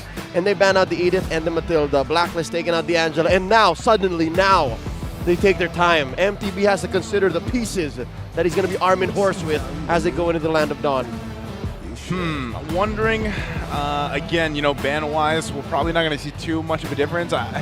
That's one thing that's very apparent, even from game 1, or anytime you guys are watching these two teams play, they obviously know themselves very well. Like, we even saw it orchestrated throughout the game, right? How the team fights went from early to all the way to the, as our dear friend Francis likes to say it, ultra late game.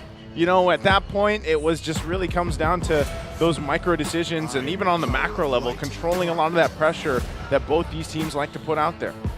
And they also banned out the Kaja as well, just because, you know, you don't want to have problems with your junglers in terms of the movement that they're going to have in the Land of Dawn. So one of the main or the best crowd controllers in the game is going to be the Kaja. It's going to be eliminated. And also the Fredrin. Leo's probably sad about this because he's not going to see his buddy again.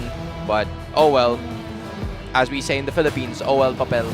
Oh well, papel. It's okay. At least now, I understand why Fredrin doesn't see play. It's because he gets banned. Yeah.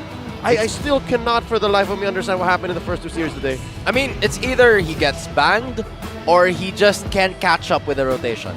That's like my only sense. And speaking of which, Baksha, a god in rotation, because he literally goes rotates. with the wheel. He rotates. He wrote. Literally rotates. I didn't think of that far. Literally.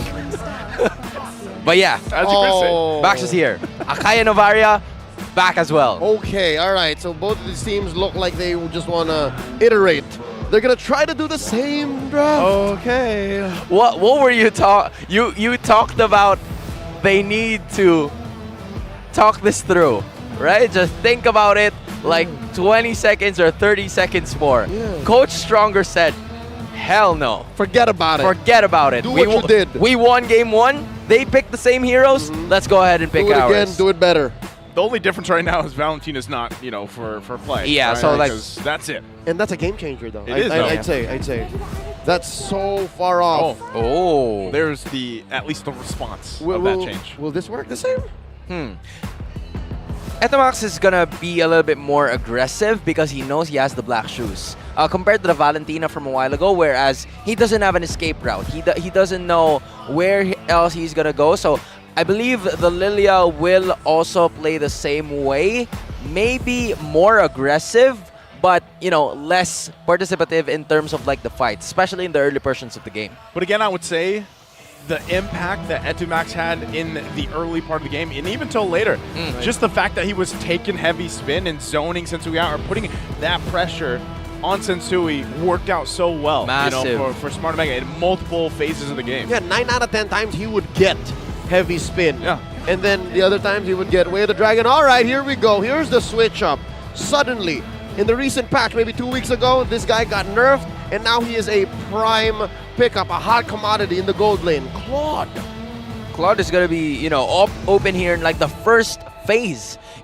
Usually both of these teams prioritize their gold laners the least just because of how abundant the pool is for the side of gold laners. You still have Beatrix, right? And to protect them. Because you want to, prioritize the beefy boys first, the bodyguards first, before because you want to make sure that the gold laners have space for them to create it, and you see it in the index right now, right? Both having ISO, they're doing good in terms of laning, but early to mid, surprisingly. I mean, it's not surprising because Blacklist has the Claude and Smart Omega has the Lilia. That alone should tell you that the damage is already leaning towards the side of Smart Omega in the early portions of this match. Not to mention they have the Baksha. There you go. Wherever they need a little bit of assistance, Andoryu's going to be there.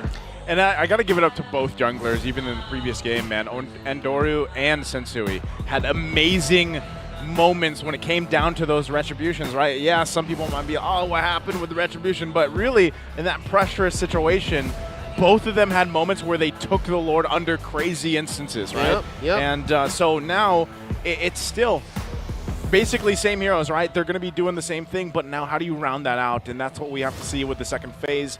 And those next bans, right, really focusing on even the gold lane. As we see, the Leslie is taken out, who really hasn't popped up as of late, right? Bruno, though, on the other hand, has done quite a bit in the current meta, the current state of things. So they take that out, and they kind of narrow those options here for Kelra. They're trying to force the issue for Renajay here to just pick up the show again, because they finally have a way to get out with the Lilia using the black shoes, compared to the Valentina a while ago, where it was, picked up as much, and the Kufra is also going to be part of it. So the focus is going to be on Renajay at this point. They really want to make sure, of course, the support is right there, especially from our two major Hall of Legends inductees to support their team. But again, their team is currently now trailing 0-1. And going back to what I was saying a while ago, it could be a possibility that they pick up the show, and here you go. Show is just here, just because they want to go for the vision check. Yep, masterful stroke here. I'm not so sure if this is Coach Stronger cornering Coach Master the Basics, but it's all reliable. I mean, this is a signature pick for the young Renajay Bacarse, and this is one of the few heroes that he picks up. The reason why he's called the Hitman. How does Omega close up, though? What other gold laners are left for Kelra? Honestly, from what I'm seeing, they could easily dominate the early game, so a Brody might be a choice here, just because it's very good in terms of the objectives, and it could also handle the early game department, or they could go for at least a carry, maybe, just so they could burn down Sensui using the Sakai, because that is going to be a problem in securing the objective. But instead, it's going to be Paquito and... oh well, it's C. None of the above. Irithel is going to be used here just to switch up between the two gold laners. I like it, though. It's better burst. It's better burst from Smart Omega. They can go much faster than they did in Game 1. Gold laners just swap things around, hero-wise. Yep. Right? That's what they went for. What does Edward go for? What does Agent Zero do? Teresa's out there. Yeah, he can... Does he? Or does he... Oh, does he pick up the Zong? Does he pick up the Zong?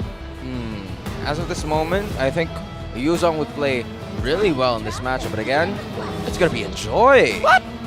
XP lane Joy. XP lane Joy. It's been a while. That's not what I was expecting. Yeah, with all the XP laners that are left open, I was not expecting a Joy, but that's what they go with. Crazy to think that now Blacklist International's lineup is a little bit more squishy compared to the game, the composition they've had in game number 1, just because of the Joy alone. Very squishy. I mean, you have a damage, of course you have a team fight. Early to mid, it's not really leaning on your side, because again, look at Smart Omega's early to mid, it's really closing in, like just a few more inches and it would have gotten there. So it could be a possibility for them to dominate in the early portions of the game, but once the damage is finally out, and that means it's Blacklist's time to retaliate. That's a Dutch angle for those of y'all wondering. Here we go, game number 2. Match point for the Barangay. If Smart Omega don't win before what, the 18-19 minute mark, then we're going to be asking for game 3. That's what it looks like. That's my brave call here. Yep. I accept it. We'll see if it ends up happening here. At the same time, both these junglers have their work cut out for them, just like they did in the previous game. You're going to see a lot of support also from their teams to help them out here with those early rotations. Both junglers starting orange here, and it looks like Sensui is up maybe a step or two. But just like that, oh no, he goes for purple first. They want to contest for the Little Wanderer as early as possible. So this is the rotation that they're going to make. They will try to contest for it as both of the mid laners and the roamers are actually, you know, unleashing haymakers. But again, surprisingly so, Sensui, just because of the lack of leash, especially with Akai, it's not going to benefit as much. The emblems are already shown, but Haji... no, Haj! Okay, well, good thing he's got the flicker there, but that is going to be down for the next 2 minutes. He doesn't have that now, but this is kind of what we expect, right? Pressure being put out. They did this the last game, but unfortunately for both teams, they didn't get any first bloods until after that first turtle was pretty much up. So we might be under the same scenario here. Check it out. Here's a little bit of a trivia for the Filipino Savage. He holds the highest average damage dealt and damage per minute in MPL Philippines history with 54,000 and 2,000 respectively among players with at least 200 games. Can you believe it? If earlier it was the Filipino sniper and now the Savage showing everyone up. Mind you, they both debuted in Season 7. There's so many other things that we have to consider, but Kelra showcasing why there's so many, or he's one of the best gold laners out there, but Sensui though. Sensui could be in trouble here. This is going to be dire if he does go down before that first turtle. They get the heavy spin out. They're going to be happy with it. So he does still have, of course, the retribution, but might just give up this first turtle to go in the hands of Smart Omega. Renegade going to give the information. Most likely not going to be able to do anything about it. As they do, no one going down, but turtle secured for Smart Omega. There was a second of hesitation there coming in from both of the, or from all the members of Omega, on whether they should wait for the ultimate of the heavy spin to come up before they could unleash their ultimates. But again, the heavy spin was out there, so it was a free turtle secured by the side of Smart Omega, and early game as promised. Yep. And here, the whole time, it's Ryota leaving the XP lane. Oh, look at Jackno! Wow. Oh no, he stole it! He stole it! Grand Theft Orange! The Mamba did it! The Mamba took the orange. Will they get revenge for it? They're not going to be able to do anything. Renegade not level 4 just yet. No revenge. Seal. Now Sensui could be in trouble once again here. Going to be focused down. wait, Going for it. Heavy spin comes out again, but he's blocked by the wall. Jacknu is a thorn in his side. Smart Omega making like Lightning McQueen. Kachow, they're so fast. Sensui as of the moment was like a Beyblade stuck in an arena. He has nowhere else to go. He's just spinning all around, and it was up to the rest of the barangay to just bring him down. And that is a good start, especially for Kelra. Gonna find the way of the dragon, but not gonna be able to do anything. The Black Shoes is there. Renegade could be in trouble now. Gonna have to flicker out, but Haji goes down in that whole exchange. Smart Omega 2K ahead already. Colossal lead here, under 4 minutes. Andoryu has his eyes on the purple. Oh, he has a retribution. Watch this. Oh. Ooh. Grab that purple! He got it too. I don't know, guys. I think Sensui's shaking. Like, he's a little tilted right now with what's going on. And what did Hito say? It was Andoryu who was nervous. I'm not seeing that. Not here. I'm not seeing that right now as well. I mean, Andoryu has developed a newfound confidence after that Game 1 matchup. He plays very much differently even when he's using the same hero. He's willing to exhaust so many other skills as part of his arsenal, and because Edward can't make the extra play to try and go and contest a little bit more. Gonna find Jacknu with the way of the dragon, though. Heavy spin came down as well. Can they get a kill out of this? Oh, they can't find him. It's not gonna happen. Smart Omega will also get the second turtle here. They don't care what Blacklist throws at them. Gentlemen, that was 4 members of Blacklist, and they could not take down the Mamba. Is that how big this lead is right now? Andoryu jumps onto Sensui. Sensui gonna be in trouble here. Gonna get whittled down. The shield comes out. The wall is there. He falls again. Sensui having a hard time. Meanwhile, on the top side, they're going to find Oheb. He still has Renegade to help him out here. We'll see if they can keep it together as they do. That's the pattern that they've been doing in this game.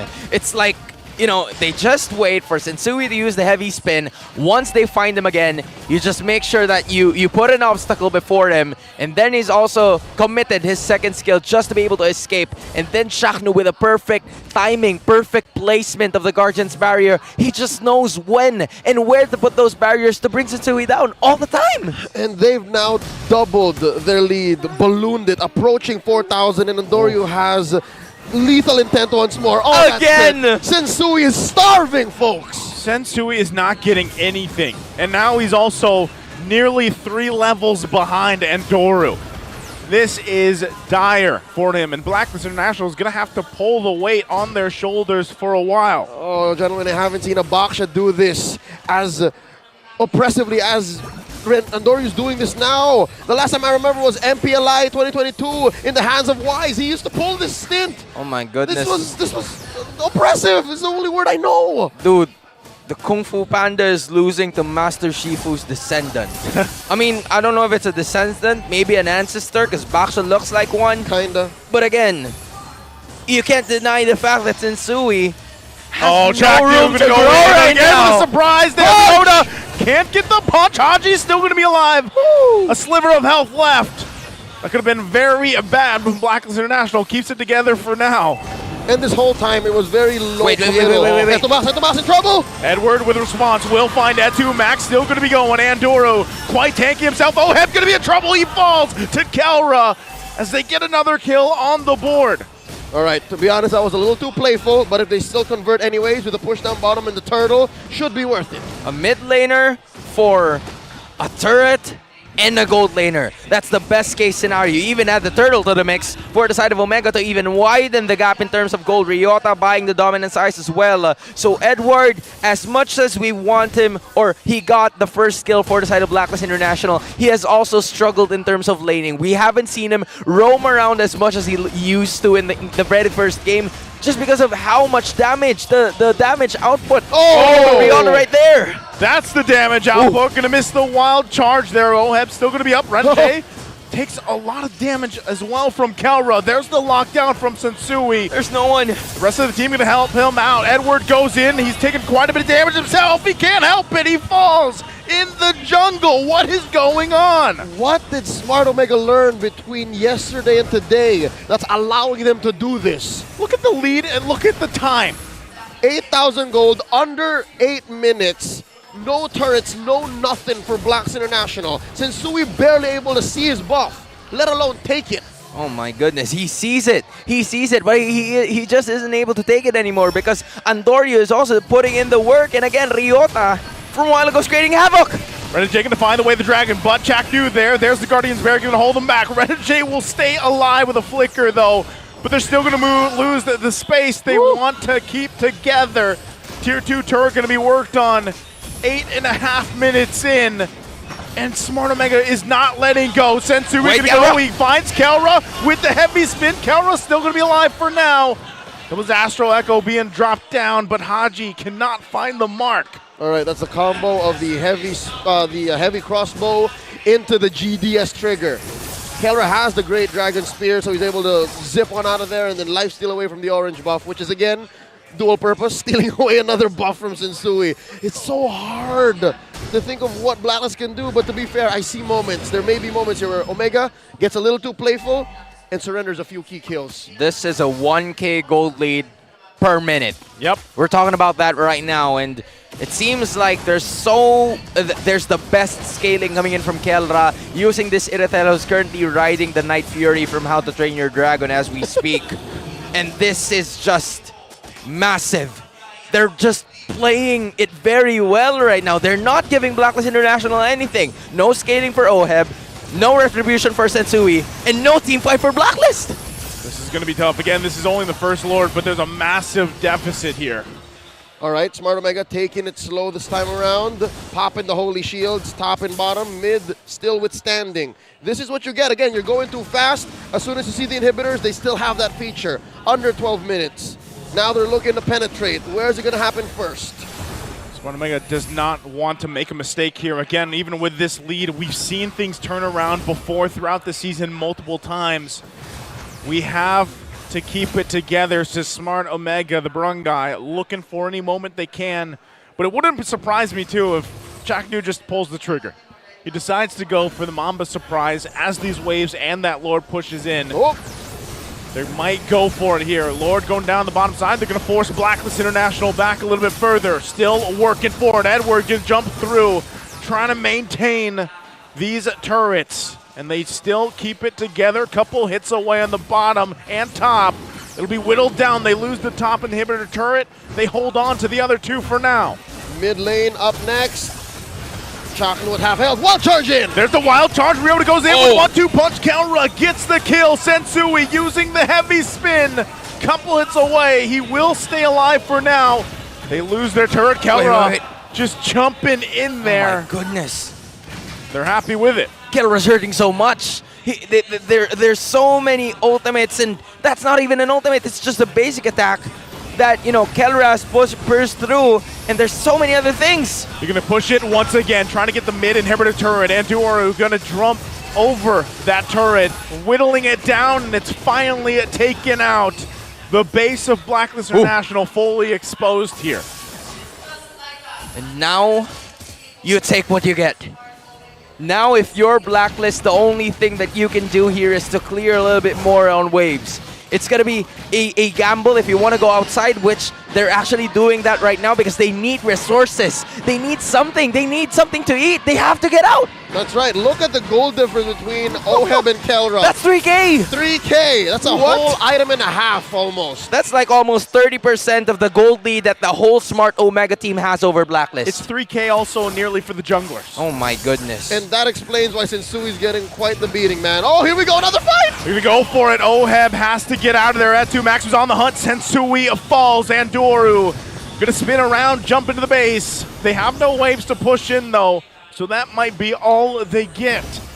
Dude, they dangled that orange buff right in front of Sensui's face like a carrot. They know he's hungry. Guys, how about this? How about this? Come get it, Sensui. Oh, this is oppressive. This is just... I don't think BLACKLIST came in today expecting this kind of firepower. Yeah. And now they want to go for the defense, in which they will be successful in doing so. But S2 though. S2 Max already using the black shoes, gonna dodge that shot from Haji. But meanwhile, all this time, Lord gonna be worked on by Andoru. So Smart Omega, just with 4 members, able to keep them at their base. Is that not a scary thought? That whole time, Omega was going 4v5, and they were threatening a base finish. And the whole time, BLACKLIST was just defending. Andoru was over at the Lord. He wasn't doing anything as much. He's just buying a little more time. He's taking his sweet and precious time securing the Lord, having some time with the objective to make sure that it will go to them, because in 13 minutes and 10 seconds, the Lord is going to be spawning right ahead together with those minions. The base is fully exposed for the side of BLACKLIST International. They do have wave clear coming in from Haji and Oheb, and even Edward maybe, but the damage output, that is going to be the issue here. Can they withstand Omega, especially with Kelra on a full build? It's so hard to ube inside your own base. Look at how far and isolated the Hitman is. The Lord's marching in, waves are crashing. Oh, Wild charge! The wild charge gonna come through. Sensui falls again. Renegade nowhere to be found just yet. He might be too late, and lightning in a bottle. The Barangay will sweep BLACKLIST International in the El Clasico. This winning moment is brought to you by our official sponsor, FWD Life Insurance. How poetic! The first time around, BLACKLIST taking it to Smart Omega, and now the Barangay stand tall. That was a wake-up call. Look at that, just another day in the office for Keller. Look, you see, he's just cold. He's just, yep, nope, that's just... Yeah, that is, I don't know, man. I don't know. Was not expecting game 2 to be like that. Wow. That was just domination. Oh, look at that. Look at that. It's good to see. But man, what happened there? I mean, that's completely different from game 1 and game 2. Not only did, you know, the relationship between Oheb and Kelra has completely changed over the course of the year, but there was so much. I think there's like a little bit more weight from like the very first game, wherein it took so long and they were unable to bounce back mentally. But it's also with the draft, right? There was so much early game benefits coming in from the side of Smart Omega that BLACKLIST just didn't have answers to. BLACKLIST International's horse here taking their final bow for the night, ending that series in a 0-2 sweep. I don't know what Smart Omega ate this morning. I don't know what kind of sleep they got. I don't know what kind of words Coach Stronger shared with them. But you're right, from the draft to the execution to the clutch moments from game 1 all the way until this very moment, This is a different Smart Omega we're looking at. Only thing that I have to do, I mean, I probably know what they ate. I probably know how they slept. Oh wait, that's weird. One, they're doing the normal things. Two, Hito is just here. Oh, we is forgot. that the difference? I think it is. It's the Hito buff. I think it is. It's the CEO buff. Okay, you know what? We're gonna put a pin on that, and then I'm gonna put this on the table. This is for free. Smart Omega, listen. Once MPL Malaysia's playoffs are done, book Hito. Lock yourselves into the playoffs, and then make magic. You're welcome. And just keep him there. And put him on a robe. I don't know if he needs a robe. Dust off the robe. Give him the nails, man. Yeah, give him more nails. Give him the option to wear the robe. And the nails. And you know what? Now, since it might be Smart Omega asking, he might demand for a new one. It could. Hey, who knows? To be honest, at that point with Hito in the conversation, anything could happen. Okay, you know what, folks? The reason why we're going to these lengths is because we even don't understand why and how Smart Omega came out to be this dominant in Game 2. Game 1 makes sense. Game 1 was just neck and neck. But you know what makes it weirder and why, again, we're kind of scratching our heads here is like the draft-wise, it wasn't that much different. I mean, there was some minor changes, but for the most part, it was relatively the same, right? And I don't know what happened. Smart Omega, they just completely shut down Sensui. Yeah. It started there. That was the story of that game. Because again, Sensui, you know, if we're talking about the Kung Fu Panda, he didn't have his rice balls. The rice balls were missing. It was, you know, Andorio just dangling it in the corner, just like what he mentioned a while ago. Sensui wanted to go for it, and then there's the ball. Chak Mamba, no. All right, now that we are in this reality, we're in Smart Omega 02's Blacklist International. This allows for Blacklist management and coaching staff to actually look back and say, you know what, Horse has been doing great. Week 1 up until today. Maybe not so much week 4. But this allows for them to actually reset, look back at the drawing board and say, you know what, maybe we need better finishing power. Maybe we need better regrouping and resetting and better drafts going into Game 2 onwards. Not only that too, but again, you know, with this happening here in a situation where the standings are so close at this, you know, aside from Echo, Echo's just up there. Yeah. Something else. Like this sweep, garnering them the 3 points for Smart Omega is obviously great for the Barangay and all the fans out there because, let's be honest, they are a team that has been struggling themselves, right? Now, this is even to be said of previous seasons, and it always, for some reason, takes them some time to figure something out. But this is promising. This looks really good with what they showed tonight. All right. Hans would understand. He's been a fan of the MPL even before jumping in as a part of the broadcast. This is very Omega of them, to go up and down, Yeah. and then play with fire and go like, you know what, maybe we'll go under Minana before we fight, and then we'll jump back up. Back when we were in 8 weeks, they start week 5 onwards. That's the real Omega. That's the real Omega. But now, since we're congested up until 6 weeks, condensed into 6 weeks, right? Then maybe now's the time. Maybe now's the time. Hey, I'm not surprised if they're playing this well just because of time constraints. But again, we're talking about Smart Omega here. It lives in their blood. The comeback potential is there. That's right. Let's throw over to Mara Aquino. She's with Smart Omega for their victory interview. Thank you, casters. Give it up for Smart Omega. Pwede ba natin, okay, kailangan natin i-comment si Kelra.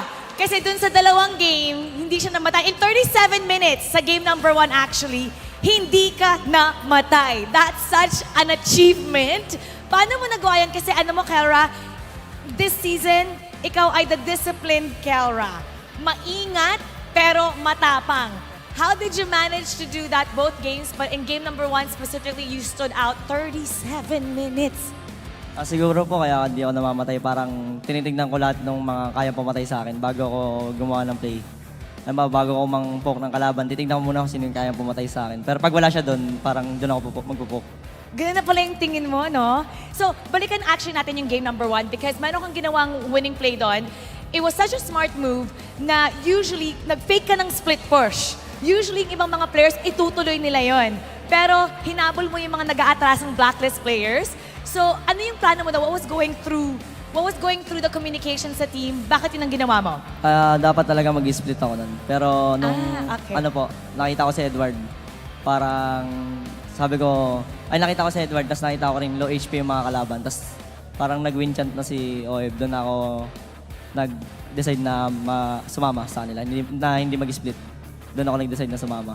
Sobrang mature, sobrang disciplined. Can we just give him a round of applause? Ibang klase talaga yung pinakita mo today. Very impressive, Kelra. Eto Max, ikaw naman, you know, every time na natatalo kayo, nakikita kita. Kitang-kita sa mukha mo yung frustration mo, yung disappointment mo. May time nga sa likod, you are blaming yourself for the loss. Pero coming into this game, na 2-0 nyo ang Blacklist, which is totally different sa Smart Omega nung first round number 1. And the past 4 games, meron kayong problema in closing the game. Whether it's communication, di namin alam what was happening with Omega at ano yung nagbago kasi today is a different Omega. Ngayon, pagpunta kasi namin ng venue, lalo nung nanalo yung next play, bumaba yung rank namin sa 7th place. So, parang binus ko yung team. Sabi ko nga, parang sobrang init ko maglaro ngayon. Sabi ko, sabayan nila yung init ng laro ko. Parang inaano ko, kumbaga, itatatak ko sa utak nila na mababa na tayo, kailangan natin umangat. Kumbaga, kailangan natin ilabas yung talagang laro natin. Hindi pwede yung ganito lang na parang paiba-iba yung mood. So, yun, parang mindset lang. So, paiba-iba yung mood. So, how difficult is it na palaging nandito kayo ngayon? How difficult is it to motivate the players na para magising na? Yung kasi, parang sa tagal ko na silang kasama, yung sa ugali kasi minsan may pagka hindi mo inaayos yung mindset nila, parang hindi focus, hindi sila 100% na binibigay yung utak sa game. So, kailangan ayusin mo talaga. Kailangan i-push talaga. Kasi may mga bata rin, may pag-iisip bata rin sila minsan. But you being a veteran, I'm sure that you were able to do that effectively. Anong kwento dyan? Sali nga. Anong kwento dito? Anong kwento? Nagtatawanan kayo, Ryota? Ano yung tawanan dito? Ikaw nga mag-summarize. Ano yung kwento dito? Ano yung kwento? Ikaw naman. Oh, anong meron? Anong meron dyan? Wala. Nagkikwentuhan lang kami. Masaya kami, nanalo kami. Ano pa? Nagtatawanan kayo eh. Kwento. Yun lang. Oh, yun lang. Secret. Sabi ko sinihibaw mo. Huwag mo sabihin. Okay, now it's time to announce our match MVP. Who do you think it is first? Let me hear some names. Oh, pati yung kalaban, sinasabi si Kelra. Sino? Okay, now let's take a look at the screen for the match MVP. Kelra, na naman, ikaw palagi. Uy, may sasabihin ako sa'yo. Sabi ni Hito kanina, kailangan ka daw tanggalin para makapasok siya. Ayan o. Anong gusto mo sabihin kay Hito? Ayan o. Kahit atatanggalin ako, hindi siya makakapasok eh.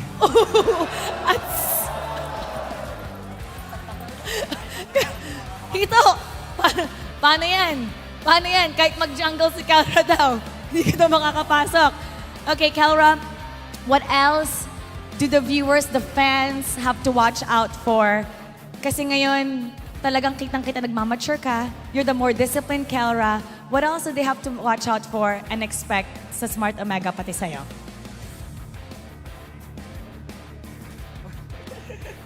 Thank you sa lahat na sumusuporta sa amin. Tsaka, sa walang sawa suporta. Tsaka shoutout sa family ko and kay Grayson Slick. Tsaka sa girlfriend ko. Alright! Everybody give it up once again to Smart Omega. You may now take your bow and take your walk of victory. Congrats, Coach. Congrats.